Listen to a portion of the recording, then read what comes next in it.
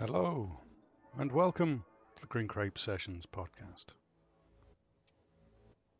Fair warning, tonight's episode is going to contain lots of triggers, lots of unpleasantness, and will not be enjoyable in the least.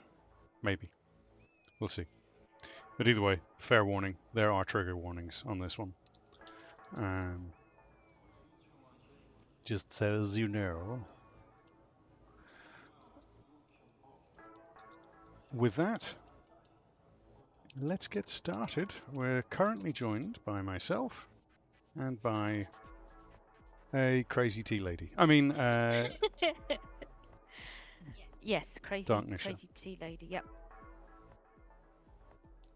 And I'm just trying to get everything. I'm sorry, I haven't done this in so long. Yes, this episode is hosted by me, not by choice, but rather out of necessity, due to the trigger warnings. So, you got to see my dashboard. I'm so awful right now. Anyway, without further ado, let's start with a joke to lighten the mood. An Englishman, an Irishman, and a Scotsman are driving across the desert in a car, and they are 3 days from the nearest civilization. The car crashes. They have no form of communication. The Scotsman says, "Well, we have to get somewhere. We have to go. We're going to have to walk." And the Irishman says, "Well, I suggest we grab some stuff from the car. You know, something that'll help us survive. Now, don't carry too much, but just grab something so we can survive the walk." And the Englishman says, "That's a jolly good idea, Mick. Yes, let's do that." So the Scotsman says, "Hey, I'll grab this big jug of water. That way, if we get hot, we can douse our clothes in the water. And if we're thirsty, we can drink from it." The Irishman says, "That's a good idea, Scott, but that'll be a heavy weight for you to carry. You sure you're okay with that?" "I'm a strong, strapping young man. I can carry a big jug of water." The Irishman says, all right. Well, I'm going to carry this umbrella. Big fucking umbrella that's in the back of the car. I'll carry that. Tart says, "Is there still room?" Oh, yeah. Yes, Tart, there is still room. No worries, Rock. Rockwell. No worries. The Irishman says, "Well, I'm going to carry this umbrella that we had in the back of the car." And the Scotsman says, and the Englishman like, "Oh, why are you carrying that?" I don't quite understand, Mick. Why are you carrying the umbrella?" "Well, you see, during the heat of the day, we can all stand underneath the umbrella. If I put it up, and then at night you can turn it upside down, and the condensation along the sides of the umbrella, if we put a tiny little hole in the tip, the very top of the umbrella, will drip water down the umbrella and drip into the water jug that you're carrying, Scotty." And the Scotsman says, "Oh, Mick, that's a sensible move. Let's do that. That's a good idea." And the Englishman says, "Oh, yes, jolly good show there, Mick. That's fantastic. I love it. Yes. And the Englishman, the Irishman, the Scotsman, the Irishman look at the Englishman and say, "So, what are you going to bring?" The Englishman says, "Well, I'm going to bring the car door." I'm like, "What? What? Why are you going to bring the car door?" The Englishman says, "Oh, if it gets hot, I can just roll the window down."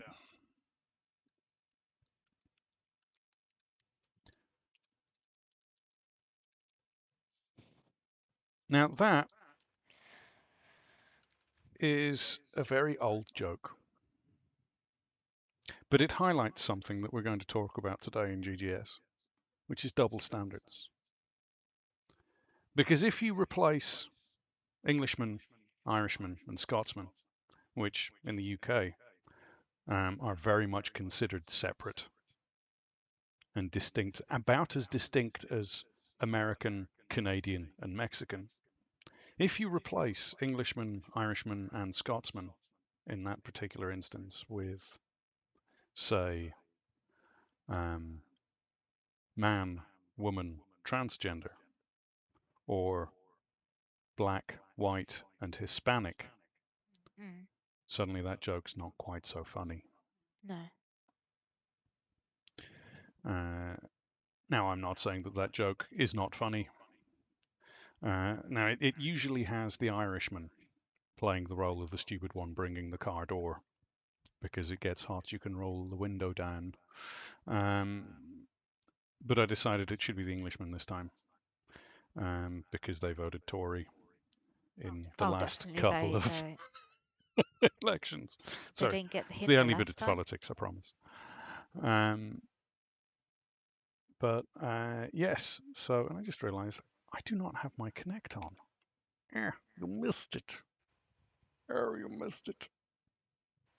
Let's see if it's going to pick up today. Discord, are you going to pick up the camera today? There's a strange little dot. What? Nope. Why, hello. Hello. It is Hello. not going to pick my camera up today. Why? Why are you such an douche, Discord? Because it saw the beauty that was Tart.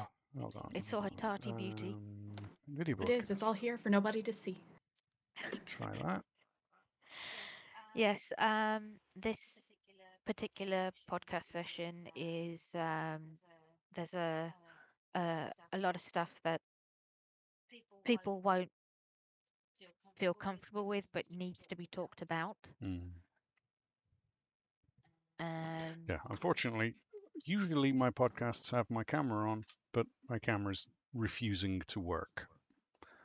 There is an OD. Ah. He is currently eating. Good. Enjoy your food, sir. Enjoy your food. Yes, no. The list of topics today include double standards, sexism, racism, creedism, and a couple of other adult topics, including one comparing and contrasting the differences between government's responses to drug addiction and alcoholism. So, if anyone is triggered by any of the above, I recommend you leave now. We also will have topics that other people can throw out. So, Miss Tart, if there is anything that you want to talk about, or you have any topics that you are passionate about that you would like to cover, and I do mean anything, feel free. Well, I would like to add in, because I know that I came in midway through your joke. Mm-hmm. And I was laughing at the end of it, and that's why I didn't want to come in again. And then you said this could be applied a lot of places, and I was like, oh shit, maybe I shouldn't have laughed as hard as I did at that car door thing. But but when you think about it, you could also go through and apply it with a blonde, a brunette, and a redhead. Oh yeah. Yeah. Oh yeah. And I can instantly see the blonde in the picture. Mm-hmm. The blonde being the one that does all the dumb stuff. That's how the jokes usually go. Yeah. Oh yeah. Yeah. Oh yeah. The double standards. I mean, it's okay to an Englishman and Irishman walk in, and a Scotsman walk into a bar. They all say "ouch." I mean the range of Englishmen, Irishmen, and Scotsman jokes we have here. I don't know if you get them in the US, but we get them a lot here. And the Irish is always the butt of the joke. I just said double standards work fine if you're the one not getting offended. Oh yeah. Well, yeah. There's a thing at the moment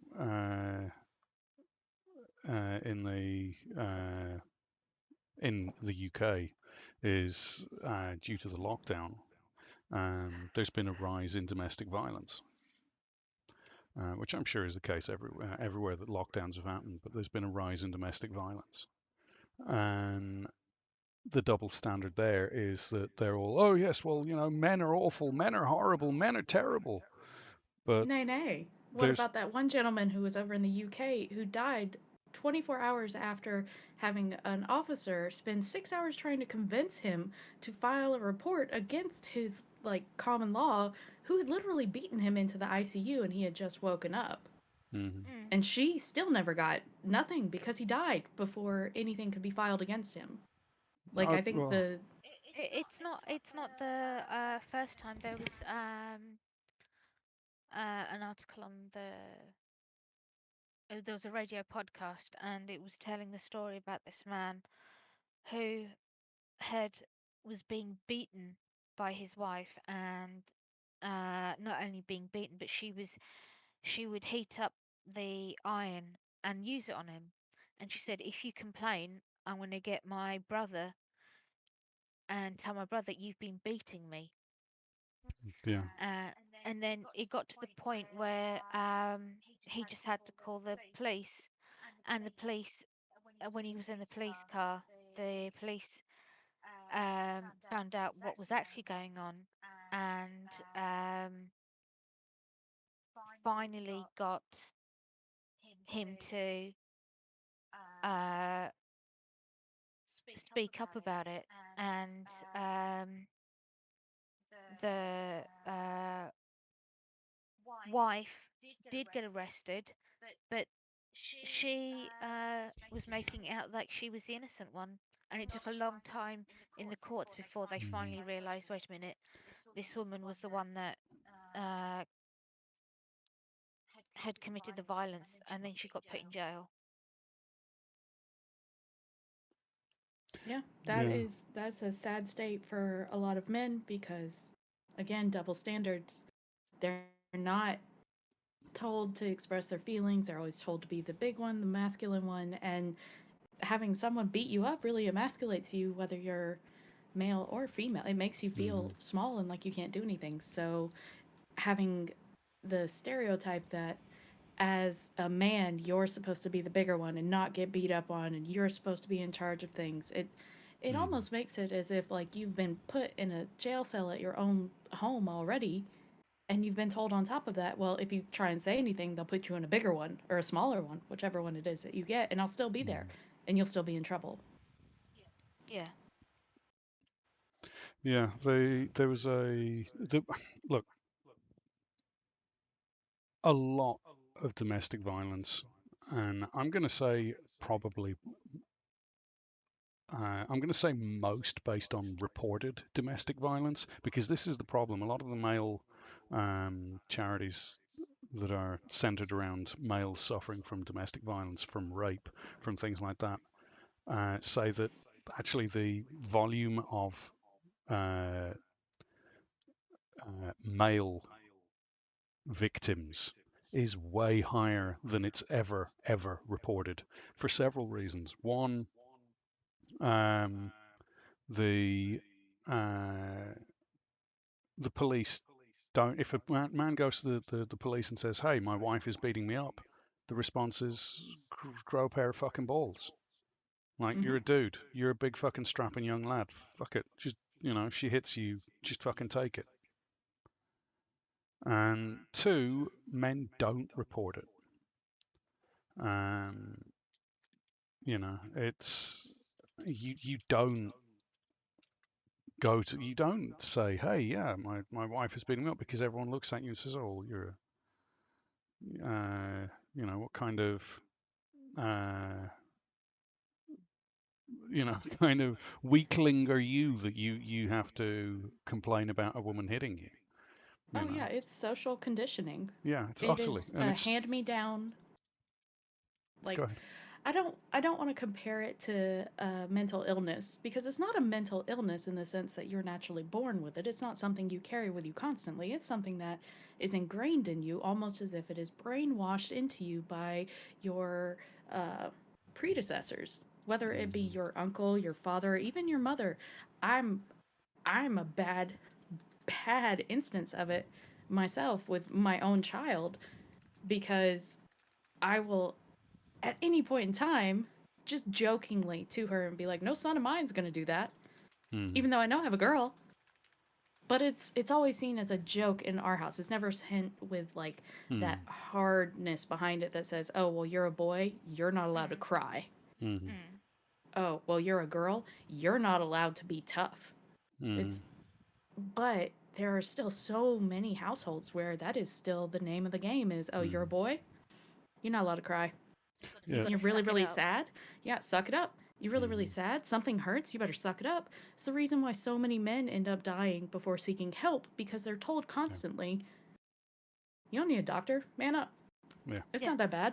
Walk it off. Male suicide is much higher than female suicide. Simply because men are told they're not allowed to have feelings. They're not allowed to feel down. Yeah, it's as OD says, suck it up, buttercup. There's Like, don't be a actually, bitch. You've got to do this. You've I got to know a push on lot of through. It's fine. You're a guys. man. But at the same time, we're not allowed to be men either. Like, if a man's fucking gets angry and goes, oh, for fuck's sake, it's like, oh, you're intimidating me. It's like, well, hold on, there's a double standard there. Either you Oh, want yeah. me to man up and not show my fucking emotions and accept this shit, or you want me to be more feminine and, and be more demure. Which is it? And the sad thing It's, is like, I want people to be people. yeah. I want to be able to say, I support a woman in her stance when she wants to go through and name her aggressor, Oh, yeah. name her the person who has done the terrible things to her. Mm-hmm. But at the same time, I have a super hard time supporting a movement that won't recognize the same type of, oh my God, not acceptable behavior because it's in the gender that they're saying is the one that's causing them damage. There's a politician over here put a suggestion that, oh, since men are so violent, men should have a curfew. They shouldn't be allowed out after 6 unaccompanied.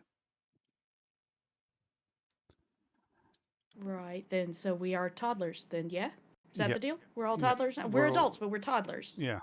And Okay. now she made the point because the police were saying, there is a rapist on the loose. We haven't caught him yet. Women, we recommend you don't go out alone. Right? And she's like, oh yes, well this is clearly a case of double standards. It's like men are raped as much as women, according to the charities that are involved in this, right? Yeah. But it's just expected that, oh well, you're a man, you can stand up for yourself. Women are told, oh well, if you're getting attacked, oh, cry for help. No, we're No. not told to cry for help. We're told to cry fire because Yeah. people are more likely to run towards a fire to try and save someone than they are to try to save someone being raped. And I found that. Yeah. I jaw dropped on the floor, straight up gobsmacked. I was like, no. What? How? Mm-hmm. How is this? That we're not told that here. We're told to cry for help. But that I'm sorry if someone said that, I'd punch them and say, no, you fucking for a start, you fight like a fucking demon. It does not matter who it is, male or female. If someone is attacking you, you fight fucking back if you can, or you fucking hit them somewhere and then run. And that's always obviously the very first and best things that they tell us as females who go anywhere. It's always ingrained from mother to daughter in social groups. If you think someone's following you, turn around and stare them right in the eye because that shows that you're not intimidated by them and they're looking for an easy target. It's like, okay, well, we've ruled out a portion of these people who have that mindset, and now we're running into those people who they see that as an act of insubordination against them, and that makes them even madder, and they're going to do what they're going to do at that point. Yeah. There's also people out there who are looking for any excuse to attack you. Oh yeah. Sassy, male or go ahead female. and enjoy your food. Enjoy your food, She madam. said she'll Enjoy. be in the panel once she's had some food and finished her Yeah. schoolwork. The uh, outdated idea that women are delicate and that men are strong. This whole idea of separating the sexes in the first place is utterly ridiculous. There is no biological reason in terms of how the brain processes things that a woman is different to a man in any way. In terms of your brain, male and female brains are the same. This whole thing of, oh, well, women can't read maps, oh, men can't multitask. I'm sorry, have you ever seen an air traffic controller? They literally have, it is one of the most difficult and demanding multitasking jobs on the planet. And yet, you have both male and female air traffic controllers, and they're both as good as each other. It also involves reading maps really fucking accurately, which, again, there's both male and female air traffic controllers. You know, Hmm. if women can't read maps, how come was it Earhart Mm. was able to navigate the world in a plane? Yes, she ended up losing her plane in the Bermuda Triangle. Um, there's been hundreds of men have lost their planes in the Bermuda Triangle. It's a fucking weird place where shit happens and planes just crash. There's nothing you can do about it. Um, Even today, there's planes lost today over the Bermuda Triangle.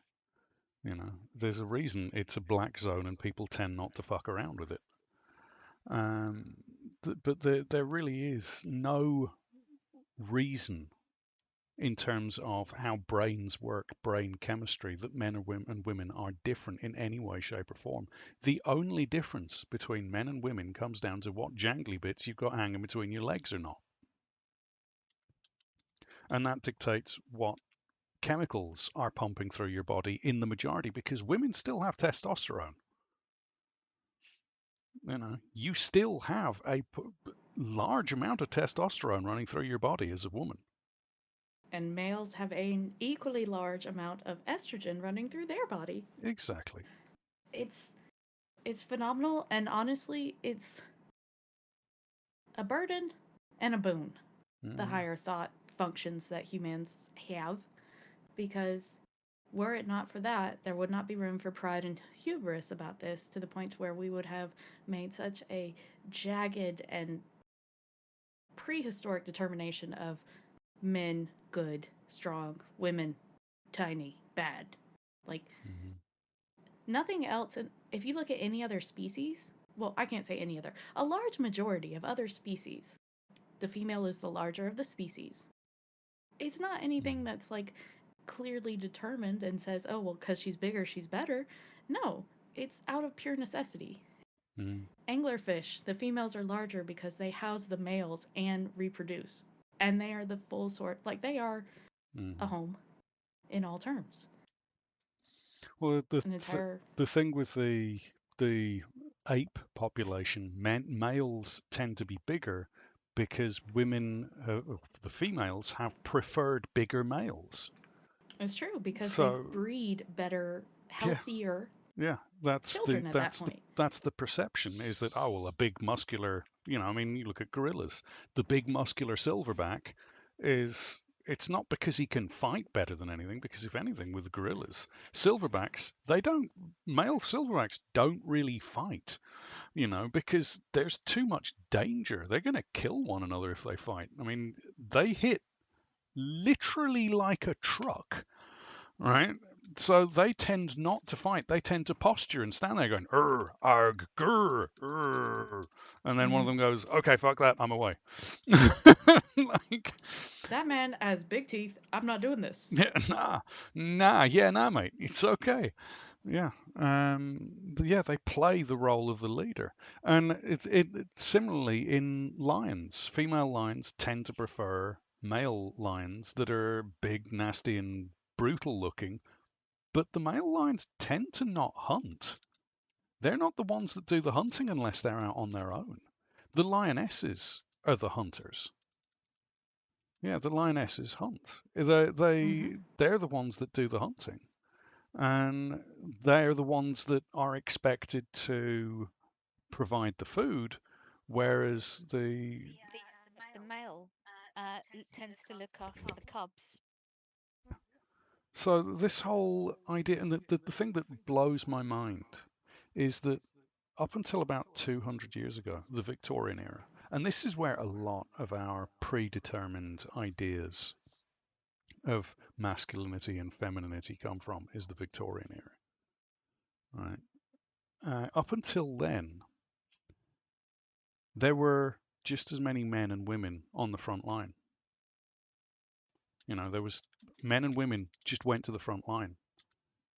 They both had equal roles on the front line. You had the Victorians swore blinds that, oh no, there's no such thing as a shield maiden. Women aren't warriors. They weren't the warriors with the Vikings. Bullshit. They were some of the nastiest and most brutal warriors. There was one shield maiden who, when a female Viking warrior is buried, if she was considered to be a particularly vicious and powerful warrior, she would be buried with a little figurine. And that figurine was supposed to denote that she was becoming a Valkyrie. Right? I mean, Valkyries are all female. Odin's most powerful warriors were female.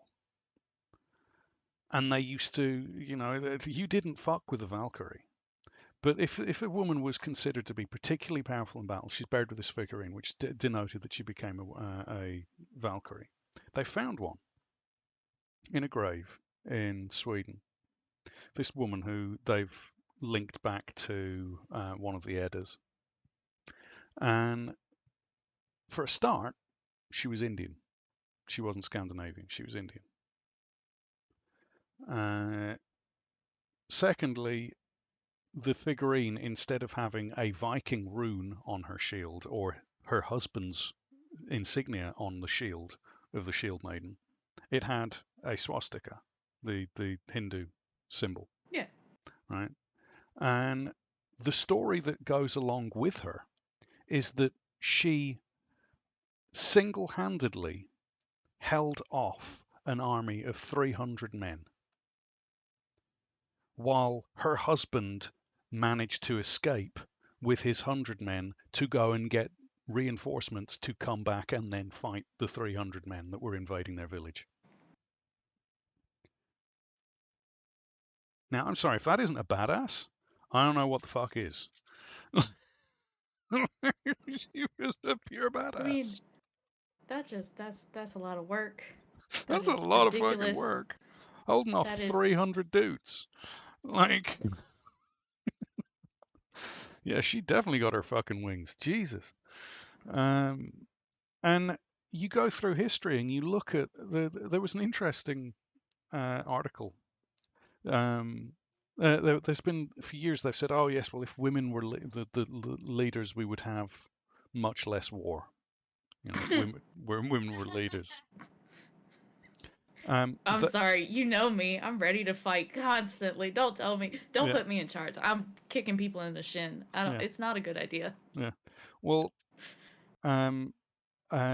they've gone back and done a little bit of research, and what they have found mathematically is that female rulers are 3 times more likely to instigate a war than male rulers.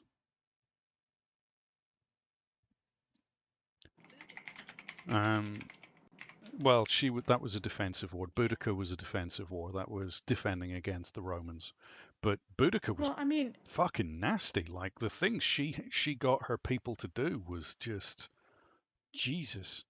If you look at it, you look at Mary, Queen of Scots. I mean, she was dubbed Bloody Mary for a reason. She didn't give up these wars. She fought them. She strategized. She told you when you were dumb, and she did what she needed to do. For anyone to assume that just because some who don the term of she, her, female, however they would like to be referenced, just because those individuals are gentle souls. A lot of us just hold this burning fire of hell because we're so short and we're so close to it. We're just. It's not that we want to be violent, it's just people say dumb stuff and we don't want to hear dumb stuff, and the quickest way to resolve dumb stuff is to be violent. I think that, I mean, yeah, a lot of that is they feel they have something to prove. The female leaders felt they had something to prove.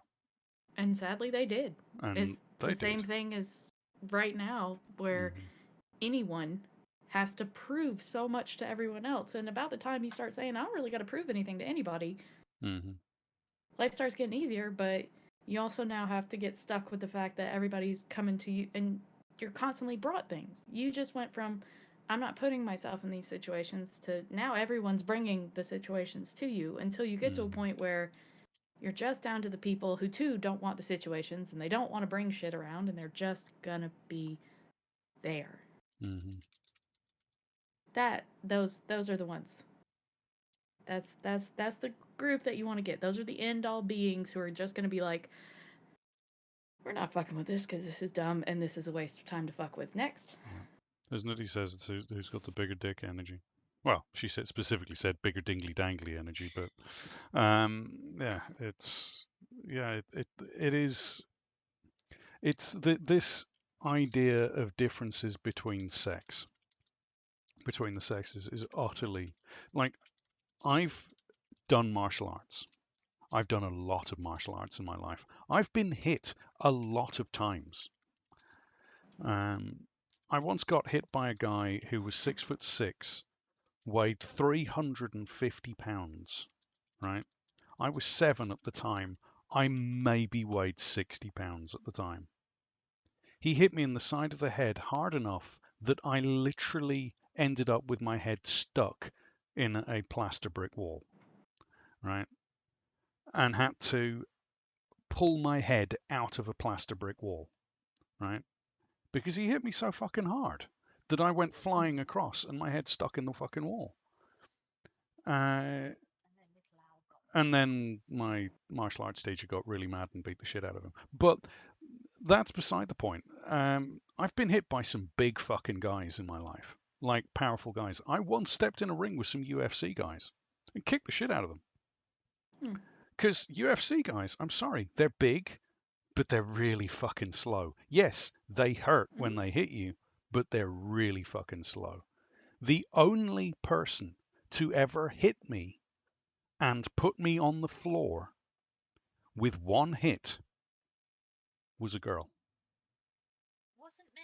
Wasn't Nitty. I was at school. I was 11, going on 12. There's a girl called Michelle McConnell. And I'd asked her out, and she'd said no. I'd said, okay. I moved on, right? As you do. And asked another girl out. Started hanging around this other girl.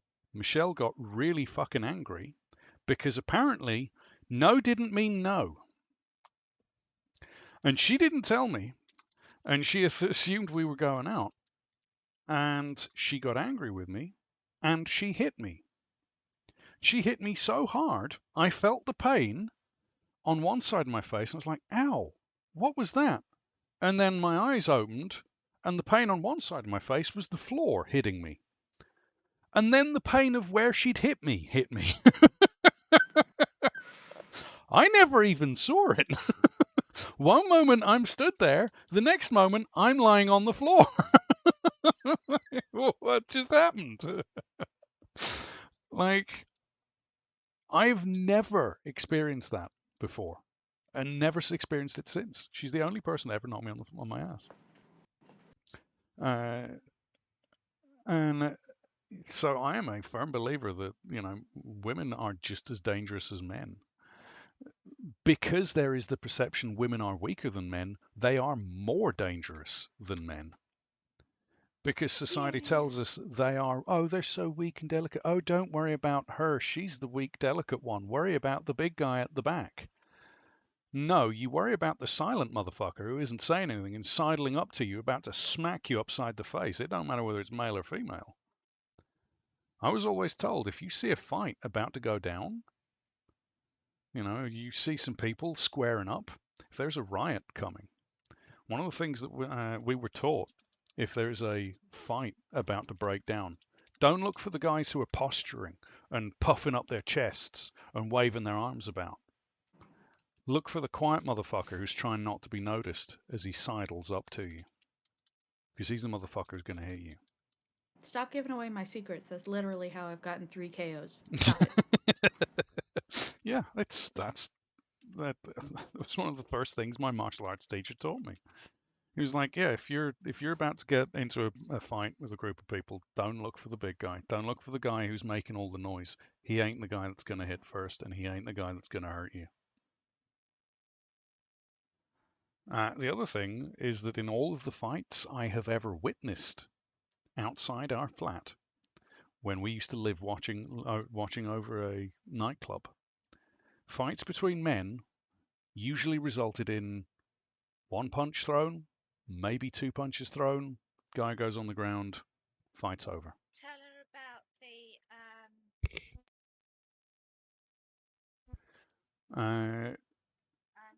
tell them about the story of when we were woken up. No, we were still awake and it was at night, and we heard shouting, the drunken shouts from this one girl and this guy. I will do. I'll tell that one. But I was going to say that the fights I've seen between women at nightclubs, like there was a girl got hit by another girl outside on the nightclub here, and she was spark out on the floor. One hit, bang, spark out. It didn't matter that she was spark out. The girl that hit her mounted on top of her, grabbed her by the hair, and started bashing her head into the ground. Right? Her friends pulled her off.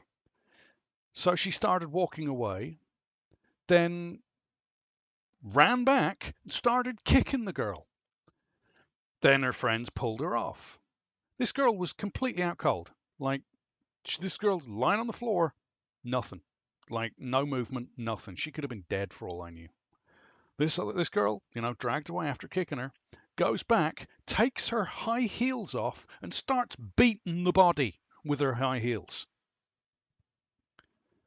And therein is, again, the difference between men and women. Not how the fights occurred, but the prelim that leads up to it. Because, as you've said, you took martial arts. You took a lot of those classes, which a lot of young girls' parents won't let them take. They let them take self-defense classes, but it's not the same.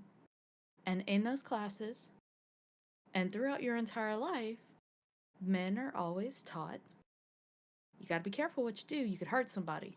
Once you get them down, that's it. They're done. If they're out, they're out. Leave it alone. You won. Women are taught, girls are taught constantly. You fight, and you don't stop. You go. You keep going. You keep going, and you keep going. You don't bottle you bottle your rage down, and then you finally unleash it on someone, and you go. You're never taught a stopping point for those things because it's looked down upon. It's frowned upon for girls and women to fight the same way that men fight because, it's such a manly, it's so brutish, it's so... No. I'm sorry, grabbing someone by the hair and literally swinging them round, that's just no. Sorry, I'd rather fight a man than a woman any day. Oh, yeah. Oh, trust me, I would 100% rather fight a man over half of the women that I have seen because they don't care what they do.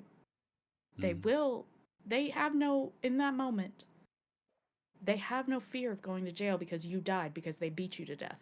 And that is the most scariest person to fight in the world, is somebody who doesn't realize that they're so angry at you because of whether it's substances or something else has got, they're mad at you because they're taking stuff out on you that they actually are mad at other people about. They're bottling it up and funneling it directly at you. And yes, there are moments when I know that there have been many fights between two men who have gone through and just had to have someone pull someone else off. Oh yeah. Even though like they had hit the end of it because that was a build up. It's Yeah. almost as if like The bottling those, of emotions is the yes, problem. it really is. It The really is. non-healthy outlet, and then you add alcohol or you add something else that aggravates your mental state, and then you have three other people who probably are not the best people for you to hang out with at a given time, but fuck, they're your friends, you gotta hang out with them. They're all like, she did this and you need to beat her ass, and how dare she say such a thing to you, and she was talking bad about you, and look how trashy she looked, she called you ugly, she talked about your mama, she talked about your baby cousin's earlobes, how dare she do that. And now all of a sudden you are ready to die. You're ready to kill this person and not care that you go to jail for it. Uh, in the both, I try to avoid fights, but like you were saying, with the girls, that they just suddenly just let it all out, um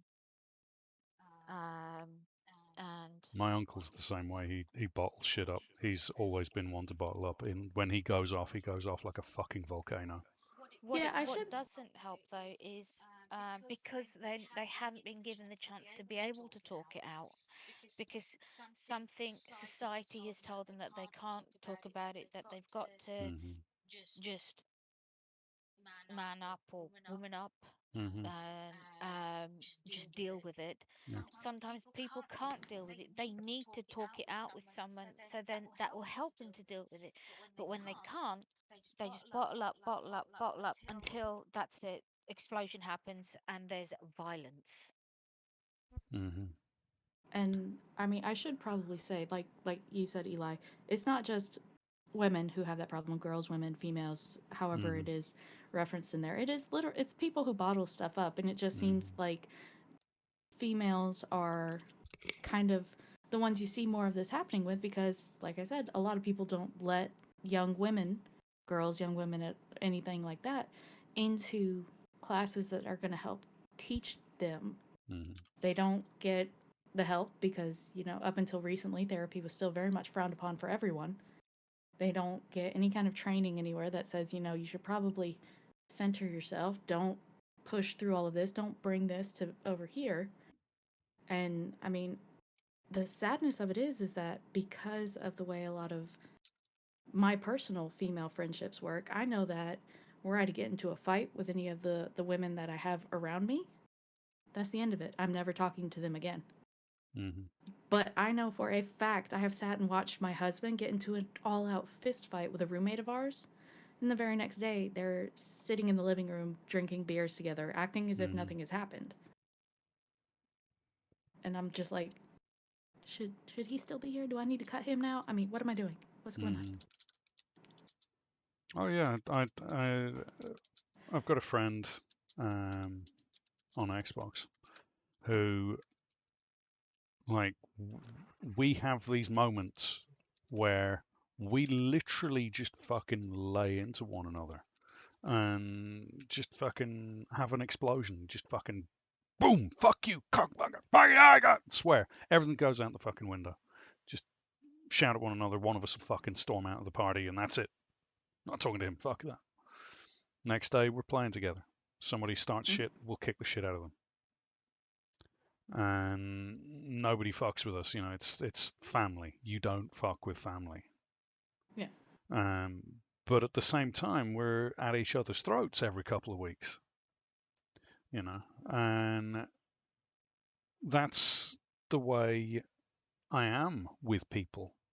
You know, I have these massive blowouts where I'll just sort of just vent because I know what it's like to bottle stuff up. This whole idea of bottling things up is why more girls, teenage girls, self-harm. Not suicide, but self-harm.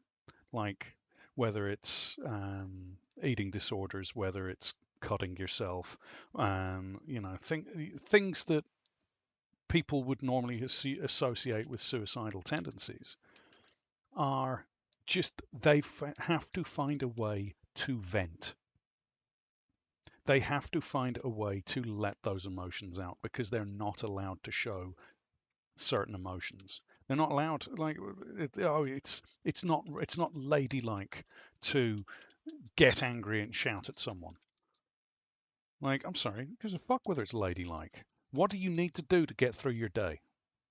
You do what you need to do to get through your day. If you're having a shitty day and somebody pisses you off, fucking shout them down.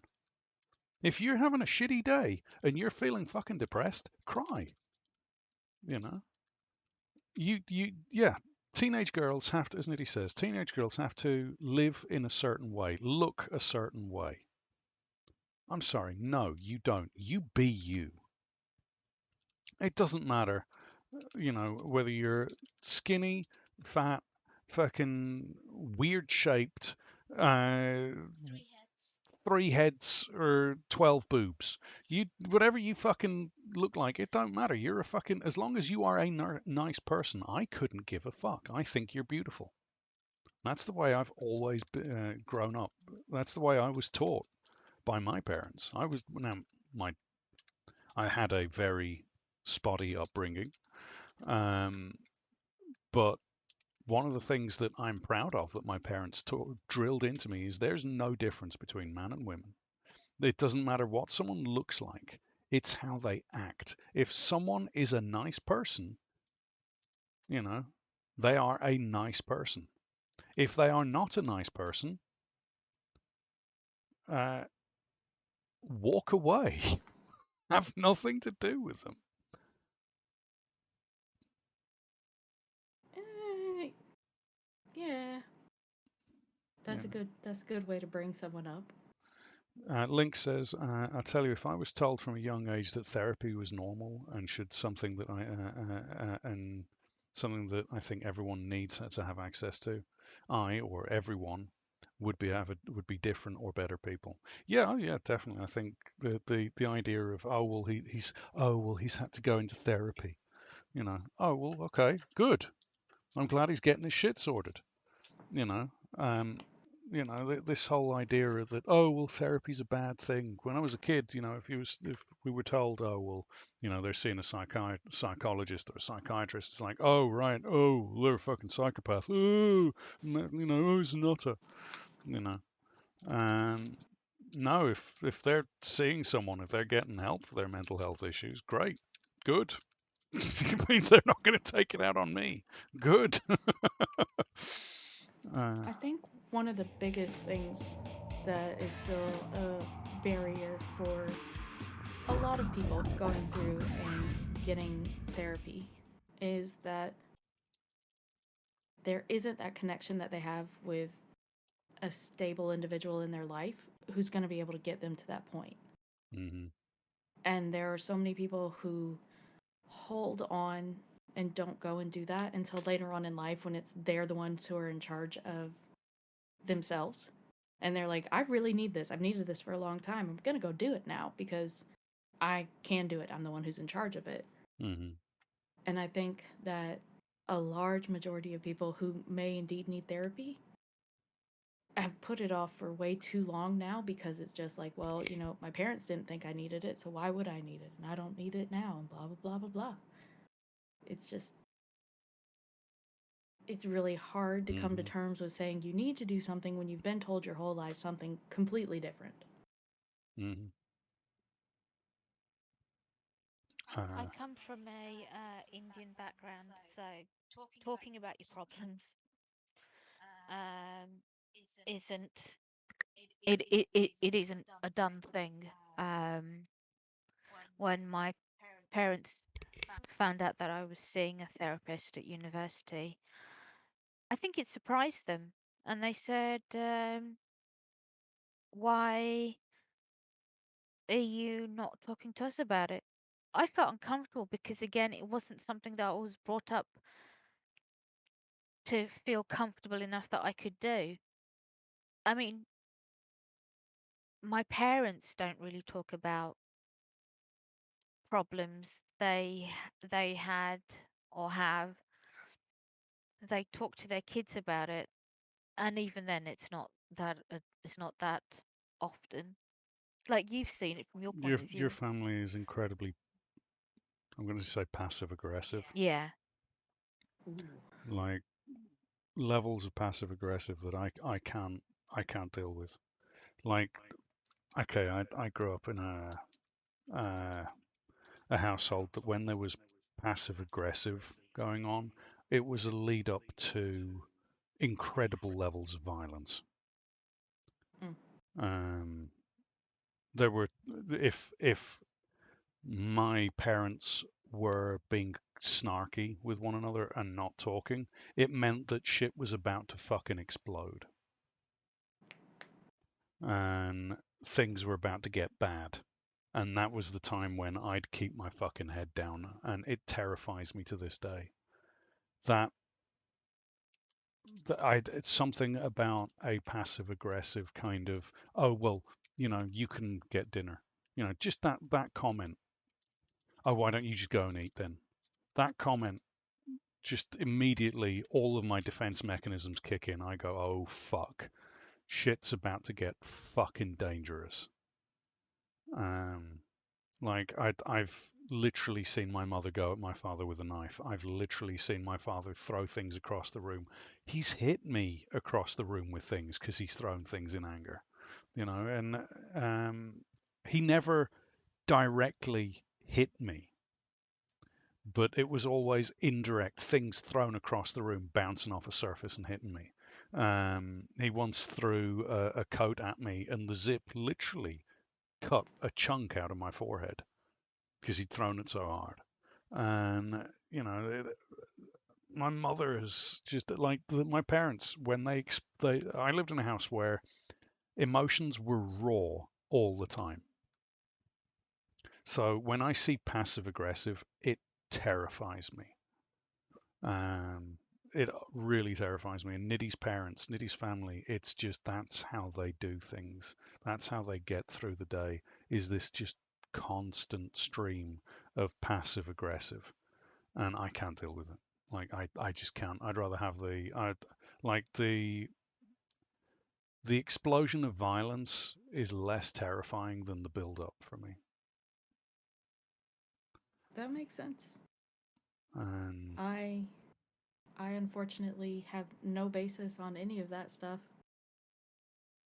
I want to say my comedy's good because I have a lot of trauma from the past, but it's not from childhood.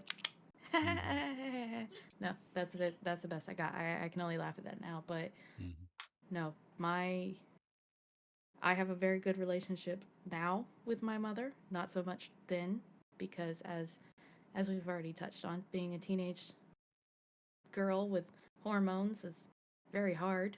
mhm, Being a teenage boy with hormones is just as equally hard, and nobody talks about that shit. But mhm, I digress. Growing up, it was not uncommon to be told, go out and pick your own switch. Get ready for this. I've been smacked in the face with a cordless phone for talking back. I mean, like, mhm. it was very commonplace where Oh you yeah. knew what could happen, but you did it anyway. But it was never, my mother and my stepdad never did that with each other. There would be moments where they would yell because whatever their argument was, it got real heated. Mhm, But he never touched her, and she never touched him. There were many instances where we lived in a very large neighborhood where, like, it may take a good 15 minutes to drive from the front to the back of the neighborhood, where she would stop a car at the very beginning of the neighborhood and tell him to get the fuck out of my car right now. And she would drive home and he would walk into the door 20 minutes later, or the next morning if he decided to call somebody and go off somewhere, so that they didn't still continue that interaction. They knew where their stop point was. mm. And as a child, I pushed my stop points, and that ended up with me getting hit with a multitude of things.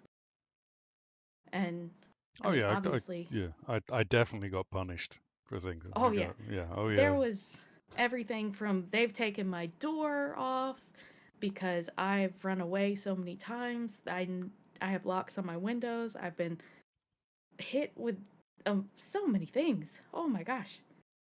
I've been hit by a 2x4, both by my parents and in a fight. Like, this is 2 separate occasions, but still 2x4s apparently like to hit me.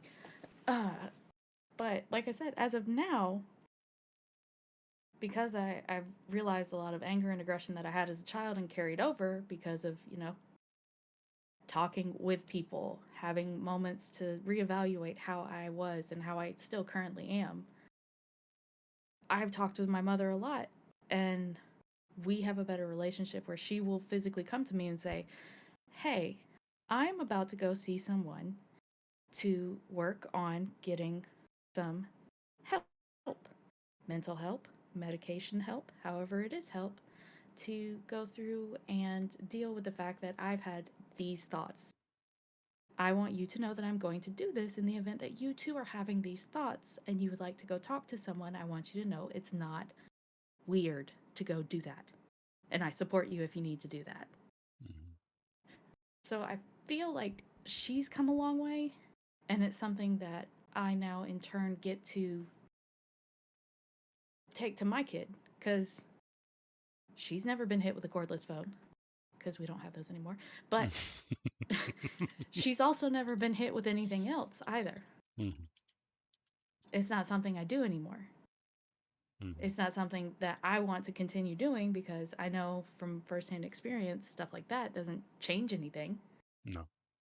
It is something that is now a constant everyday thought process when I'm talking with her, where it's not, please don't go instantly into raising your voice. Try and be that scary, calm mom. That's what I want. I want scary silence. I want to be that one that talks to you in those low, docile tones, and you're just like, oh shit, this is the calm before the storm. Mm-hmm. I am going to die. See, except never really dying. My parents, a lot of people say, oh, well, when my mum or my dad used my full name, I knew I was in trouble. My parents never used my full name. Like, if I was in trouble, it was just, come here. I was like, oh shit. I remember my mother reaching up and grabbing the phone book, going, right, come here. I'm like, oh fuck. Yeah, this is gonna hurt. I've never gotten that. She's always, it's always like, it's never been the full name, because I think my mother hates my name. Right. In truth, because my middle name is still something that my biologic father gave me. Right. And we don't speak to him anymore. He made me mad a long time ago, and now I don't talk to him. Because I hold a grudge like a motherfucker. Just throwing that one out there. And why not? Why not? Oh, well, my mother's side of the family and I, we are a family of, if you fuck up, and I mean really fuck up, you're done. There is no second chances. You don't come back in. You no longer talk to this family. We don't deal with all that, oh, well, maybe blood is thicker than water, we should talk to blah, blah. No, you fuck up, you're done.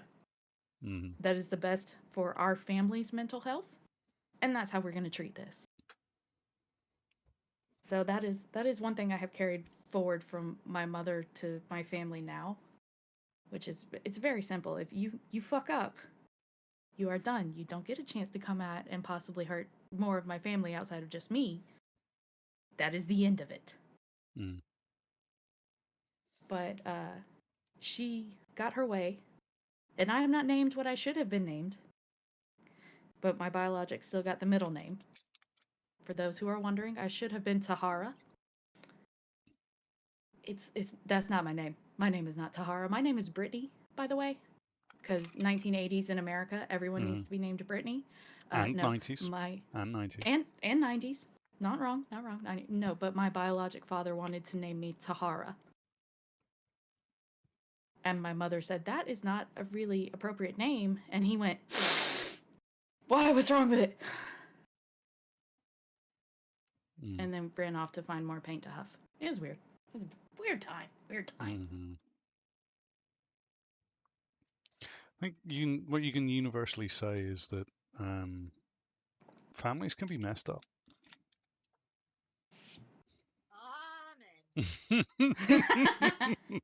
I think, Oh, and the sad no. part is that families being messed up lead into the extensive issues that are still here. Mhm. Because it is sad to the extent, because if you have a family member, uncle, cousin, sister, father, mother, whoever it is, and they're just like, I don't like them people, whoever them is, whoever you can insert into them, Mhm. that's now a family thing they're passing down to you, and you Yeah. have to actively fight against that so that you're not like the rest of your family.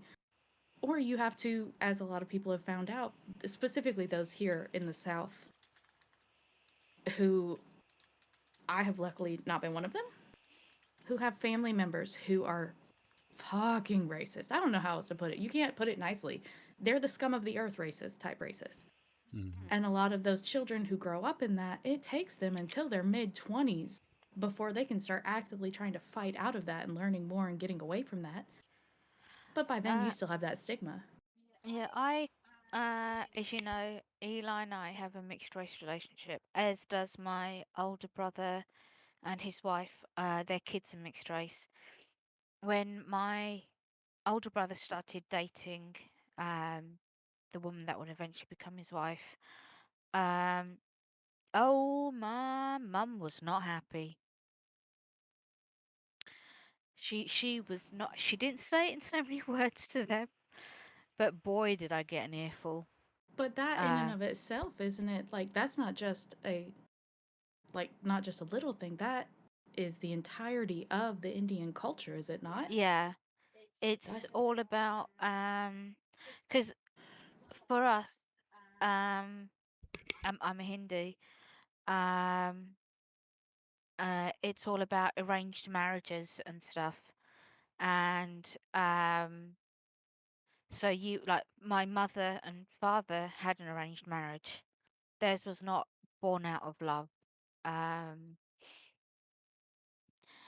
my older brother broke away from that and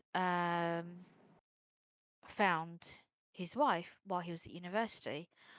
And it took a long time for my mother to get over the fact that this was happening. Um, I certainly, when I was growing up, I never told my parents if I had a boyfriend or anything like that because I knew exactly what they were going to say, and it would be twice as worse because I was the girl. And when I got together with Eli, bless his soul, he had to deal with so much vitriol from my mother. She would tell me, and of course, I'd get upset, and then Eli would ask, "What's wrong?" And I could never hide it from him. And he would have to listen to everything my mum said. And it's only now, after nearly 20 years of being together, that she started to warm up to him. By started to warm up, she no longer says that I'm the devil trying to poison her daughter with white stuff in her tea. but you're Um, still the My devil old though. housemates at Still the devil. university. You're still the devil, just not the one trying to poison her. You're just the devil, not the specific one trying to poison her. I see. I see. How this gets confusing because my nickname from my mother when I was still living at home was Demon Child and Ghost. Hmm. So try and explain that one then. Mm. Oh, Yeah. No, it's just rough. it's really interestingly this whole the whole reason for arranged marriages originally was to stop inbreeding. Mm. Which we should definitely do. Yeah, No which inbreeding, it's bad. inbreeding Uh, is bad. basically, Okay. what they would do, there are villages all over India, and you can't marry within certain villages that are near you, but you can marry from certain other numbered villages. So you say if you can't marry from someone from village 1, 3, and 4, you can marry from village 2, 5, and 6. But like Eli said, it was to encourage to the idea of not inbreeding. I mean, and it makes sense too because if you Mm. think about it, and this is on, I only know like the faintest amount about Indian culture, And sadly, the most I know about it is because of a previous boss I had, but his last name was Patel. And he explained it to I me. was a Patel. He explained it to me that that is not like it's not like a Smith or like a Johnson here in the U.S. That's literally Patel. It lets people know what area of the country you're from. Like that's just the name you get for Well, that the area. Patel actually came from the original Patidar, and Patidar means farmer. Patels are traditionally farming caste. Remember the Indian subcontinent, it Yeah, we have was caste system. very heavily into the caste system. Yeah, that was It's something I never understood. You only never marry recently. below your caste. Yeah, you never marry below your caste. Um, which they had the lowest of the caste was the Aboriginal, not Or as the in, or the untouchables. Untouchables. They were called Aboriginals or Untouchables.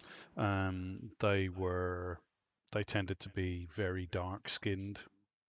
Mm. No, we're not talking about Australian Aboriginals. That was again a Victorian term. The but the untouchables or the Aboriginals in India, they were the lowest of the low, the people who basically cleaned out your shit, the people who you know. If a cow died, they would be the ones to deal with it.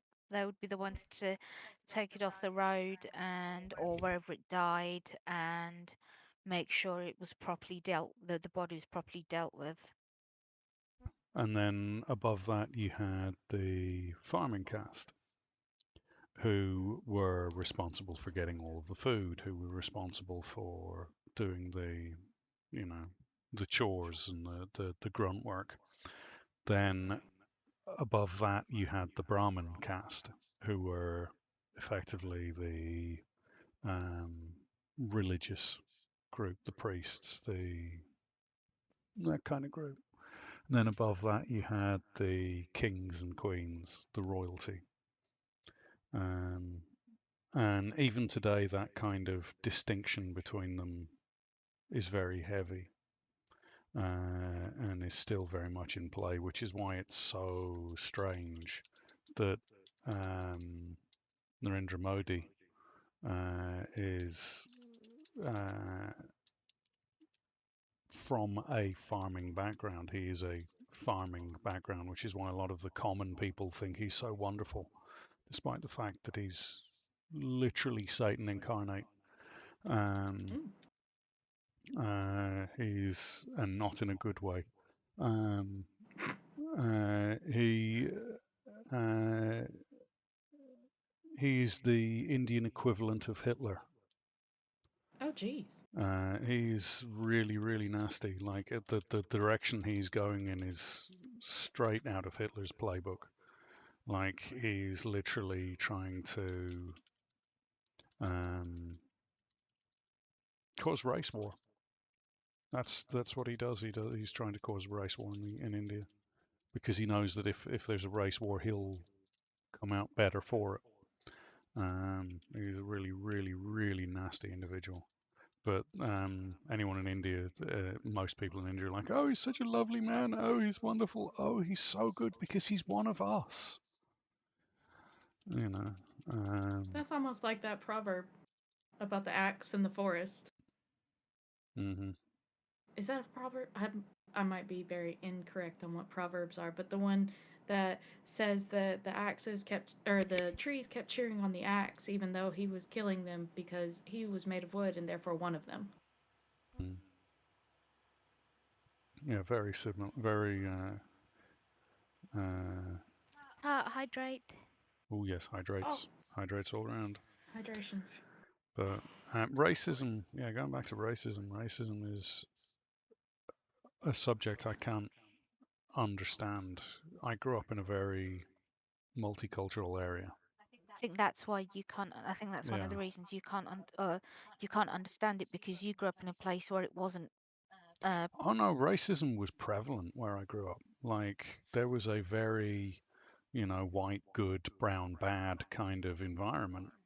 But I could never understand it because in my family it was not a thing. what I mean. In your family, Yeah. it wasn't a thing. You were shown that everybody is equal no matter what their skin color is, what they bleed. They are still a person. It was always the idea of, well, um, how does the person behave? What are they like? It doesn't matter what god they serve, or what color their skin is, or what country they're from. It's what kind of person are they? And that's how I was brought up.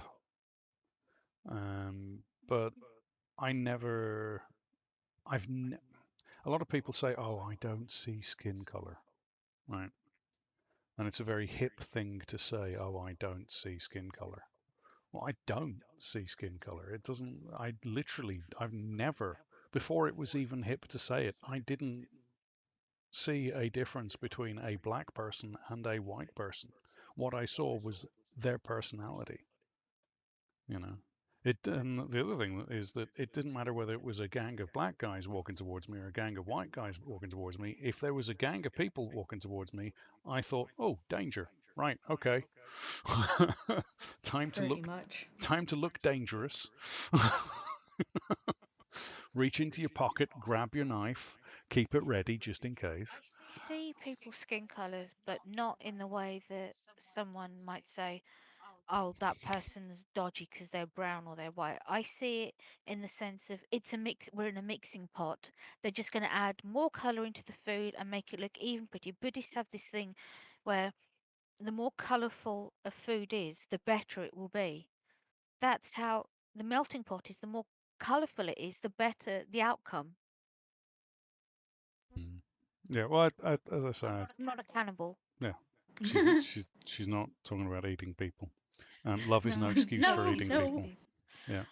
Well, I mean, there are some excuses, but we're not going to go into those. That's not Yeah. our podcast here. Different podcast, different podcast. Different podcast. Different form For of another, eating. for another GGS session. Yeah, that's GGS after hours.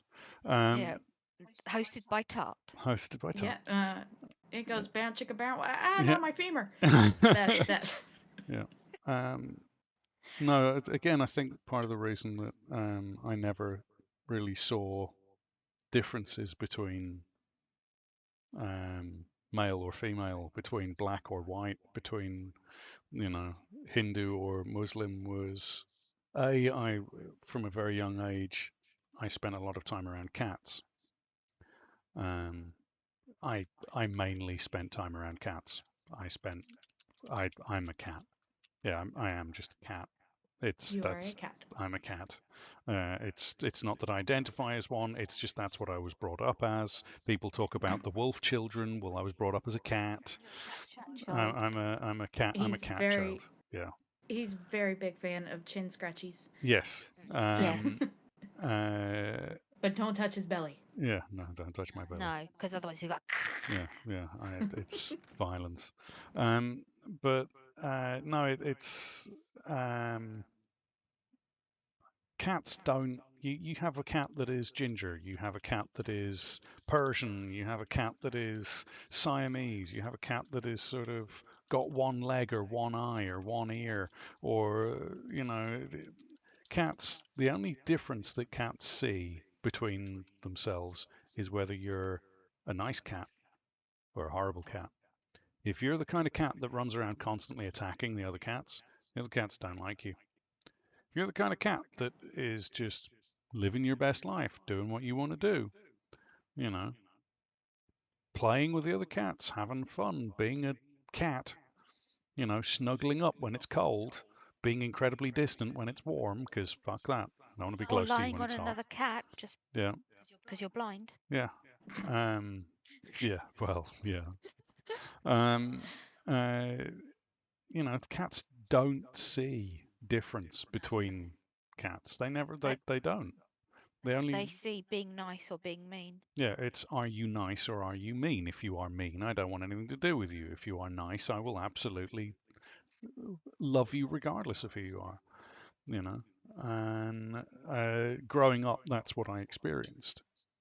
And what I was taught, how I was brought up. That was my experience growing up. So when I went to school, plus it helped that when I was a small child, I used to go from house to house, and my parents were friends with the local Jamaican family. My parents were friends with the local Vietnamese family, with the local Chinese family, with the local Hindu family, the local Muslim family. It was growing up, I was exposed to a lot of different cultures. And being exposed to those different cultures, all I saw was that we're all the same. Sure, the trimmings are different, but deep down, we're the same. We're all broken. We're all have our faults, but we're all equally beautiful, And so I have a very hard time with racism. I have a very, very hard time with racism because I might be a smart motherfucker in a lot of ways, but when it comes to racism, I'm a dumb motherfucker. I just don't understand it. I can't understand it. To me, it's like I can understand someone going, "Oh, I fucking cats. I hate cats. Oh, dogs. I fucking hate dogs." Yeah, that's a Yeah, I can complete. understand them saying it and being Yeah, wrong. yeah, they're wrong, but I can understand them saying it because it's a completely different species. But human is human, you know. Like I cannot understand it because it's just not something I was ever exposed to. But at the same time, I can understand that someone who's never been exposed to anything other than racism could have a very hard time realizing that racism is wrong. You know, we've actually got a friend in South Carolina who he used to. When we first met him, it was so hard being in a party with him because he would use the N word every other fucking word. Like I swear, I swear a lot. But the area he grew up in, it was the N this, N that, N this, N that, you know. And when he was angry, oh my God, the racist vitriol that would come out of him was just mind blowing. It used to just like hit me, and I was like, "Whoa, dude!" I would mute my mic and I'd just stare at look at Eli with this horrified look on my face, like this guy. So, yeah, How? how is this person a nice person? Like, I don't understand the sheer vitriol, the sheer vileness that's coming out of his mouth. Um, but as he's sort of gotten older, as he's spent more time around us, he's kind of uh, he's He's toned down. he's not even that like he's toned down. It's like he's a completely different person. It's like the person that was inside him Just before went the poof. prejudices were programmed in has managed to break out, and the prejudices have been um, yeah, he's in, well. You haven't really spoken to him that much, Od, but he is really, really protective of Niddy. And no, we're not on about jail because jailhouse is an old man. He's still very stuck in his prejudices, but he is incredibly protective of Niddy. Now we're talking about BHC. BHC was um, like you would not recognize um, BHC from when we first met him to now. Like the difference is so amazingly different. And I'm not going to say it was us that did it, but I like to hope that it was partially us that helped him kind of break out from what he was.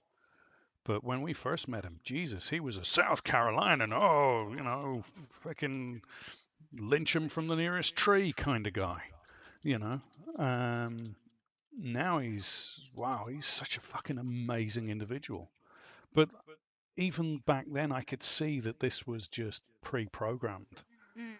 you know, like, and you could tell that from the way he interacted with people of color, you know. Um, when he knew someone was of African American descent or Indian descent. You know, he was really, he was like, oh wow, yeah, I really like this guy. This is a really cool guy. Oh yeah, I need to have fun and chat with them and be really happy chatting to them. I have also met people who were straight up racist, and it wasn't pre-programming. It is just a lack of understanding. One example was If you're on about Bayer, yeah. yeah, Oh, he was. He used to.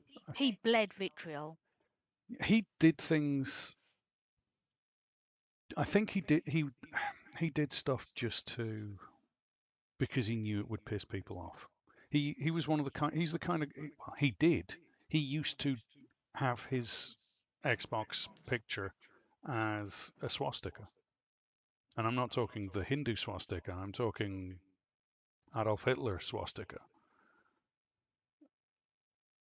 And it was so hard to talk to the guy, and we ended up cutting contact with him because it was just too much.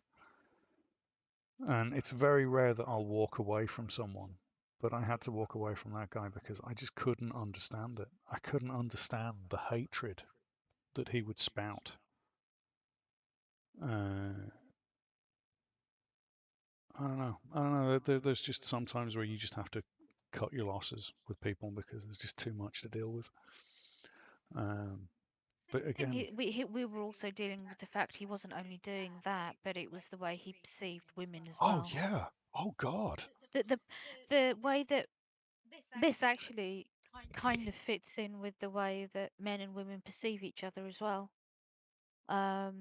He perceived them as a thing that you just had sex with and then left at the end of it, you know.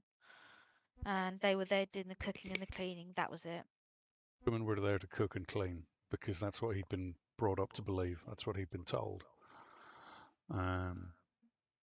And he was of the opinion that all women are bitches and evil. Oh,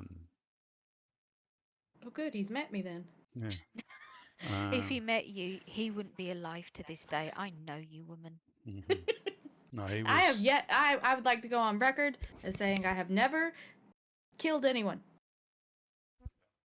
Never. I've never not killed anyone. I have. Don't pay attention to the pause, but I have never killed anyone. Mm-hmm. No.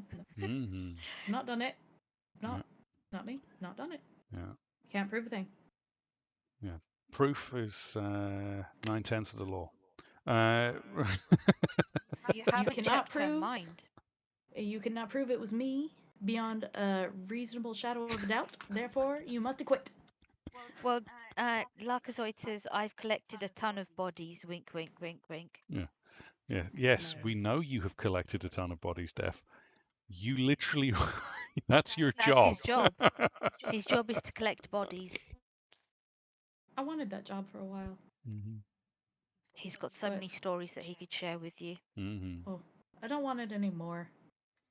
I'm fine with what I figured now. But I'm kind of in the same boat as Eli. I grew up in an area that obviously had a lot of prejudices, just in general, being from the south of the United States. Not quite South Carolina, but I'm a next door neighbor. Woo! So it's there.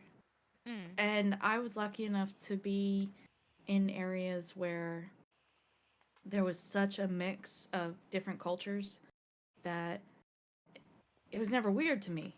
Like, I grew up dating anybody. Like, it didn't matter to me. My parents were never just like, you can't date them because of this. It was more or less just, please stop breaking things in the house. I'm tired of this. Don't make me beat you again. Those kind of things. But it was never a, you can't date him because he's black. So there was no, that was not to say that around us in areas, obviously there wasn't things said, but it was more like, you can't go out with them to where they're planning on going because that's too far away. That was more the thought process while I was growing up. Or it was, you can't go out with her because that's not a good area to go to if you're going to go with a girlfriend.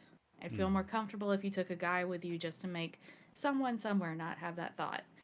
So there was a lot of bouncing between boyfriends and girlfriends throughout that time, that by the time I was 17 or so, it was literally like, I will fucking date anyone, do anything with any color. It doesn't matter. You guys don't have colors anymore. Your mama cook? I like your mama. Your mama cook? I'll do that. I'll go with you. I fucks with you now. Mm. Your dad cook? I don't care. I'm here for food. If you feed me, I'm not going anywhere. That's really what it Mm-hmm. boils down to. Is the Food. Glenda? Same. Is the Glenda thing? Food is the healing factor of the day, of life. Food is always an ever presence, but it boils down to the Glinda thing. It's like, are you a Mm, good witch or are you a bad witch? mm. If you're a good witch, I will do things to you with pieces of me and then go eat your mama's food like nothing happened. Mm-hmm. That's that's right. Operator Death got Lady Death because, it's his looks and his cooking. He cooks in an apron, has little underwear Mm-hmm. on behind the apron, just wiggles at her a little bit. Mm-hmm. I see it. I see it. Yeah. He does that on stream, actually. Oh yeah, I've seen that too. Yeah. But yeah, Nitty's right. It all comes down to food. You can't be racist if you like food. I think that's the case because when I was Can't be where I racist was if you like growing up in music. England, when I was a kid, me and my brother is at least 2 years younger than me, but we had the same group of friends growing up, and all of our friends used to come to our house, and they would sleep over for as long as they wanted, and my mum was constantly cooking um, Indian food, and they came for that. And if there was a sleepover to be at someone else's house, I couldn't go over. I mean, if it was a group of us, I couldn't go over unless my younger brother came with me, even though my mum knew all of them. However, if I was going to a girl's house for a sleepover, then my mum didn't have a problem. When I was at university and I was moving into accommodation, she turned one of the places down that I was thinking about moving into because the roommate was a guy, and I'd known this guy for quite a while. Yeah. Yeah. Mm. The perception of boys and girls is crazy. There's a saying in Northern Ireland: Protestant boys and Catholic girls. Right. What that means is that um, the ones that are likely to be particularly sexually active is the Protestant boys and the Catholic girls. Um, and if you have a Catholic girl, you have to treat her like a criminal because she's going to be going out fucking people. That's just how it was here.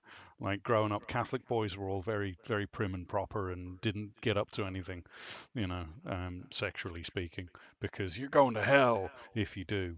And Protestant girls were very prim and proper and didn't get up to anything, but the Protestant boys and the Catholic girls, good lord, like that was the only real difference in Northern Ireland was We actually knew someone, Christine yeah. and Justin. Yeah, Christine and Justin. Justin was a Protestant boy, and Christine was a Catholic girl. Yeah, she ended up getting pregnant by him, and it's a terrible situation to be in. It's this, but Northern Ireland's a very weird place. It wasn't so much the oh well she's a girl. It was well okay she's a Catholic girl. You've got to keep an eye on her. They said to you when you arrived in Northern Ireland, "Are you a Buddhist Catholic or a Protestant, a Buddhist Protestant?" Yeah, the Catholic Buddhist or Oh Protestant yeah. Buddhist. But that was more to do with the political situation here. In fact, that was entirely to do with the political situation. They weren't asking, what religion are you? They don't give a fuck what your religion is. Nobody gives a fuck what your religion is. What people want to know here is which side of the fence do you fall on? Yeah, I've noticed that since I came here in 2003. My skin color and religion has raised no eyelids from anyone. In fact, the only thing that's they people have looked at me twice is people from my own culture because I'm with a white guy. Yeah, no, Northern Ireland's a weird place, but yeah, you've got two distinct areas in Northern Ireland. You've got what would be considered the loyalist areas, which are incredibly racist, and me and Nitty literally cannot walk through a loyalist area. Um, they'd hunt us down and burn our house down if they knew we were a mixed race couple. And then you've got the everywhere else where they just don't give a fuck. Um, they just don't care. It doesn't matter. It's like whatever. Are you a nice person or are you not? Are you a good witch or a bad witch? Yeah, exactly. We just don't care. Um, that said, um, depending on what your political affiliation is incredibly um, divisive here, far more than in the US. Like you guys think about the differences between Republicans and Democrats in the US. Time to get a drink.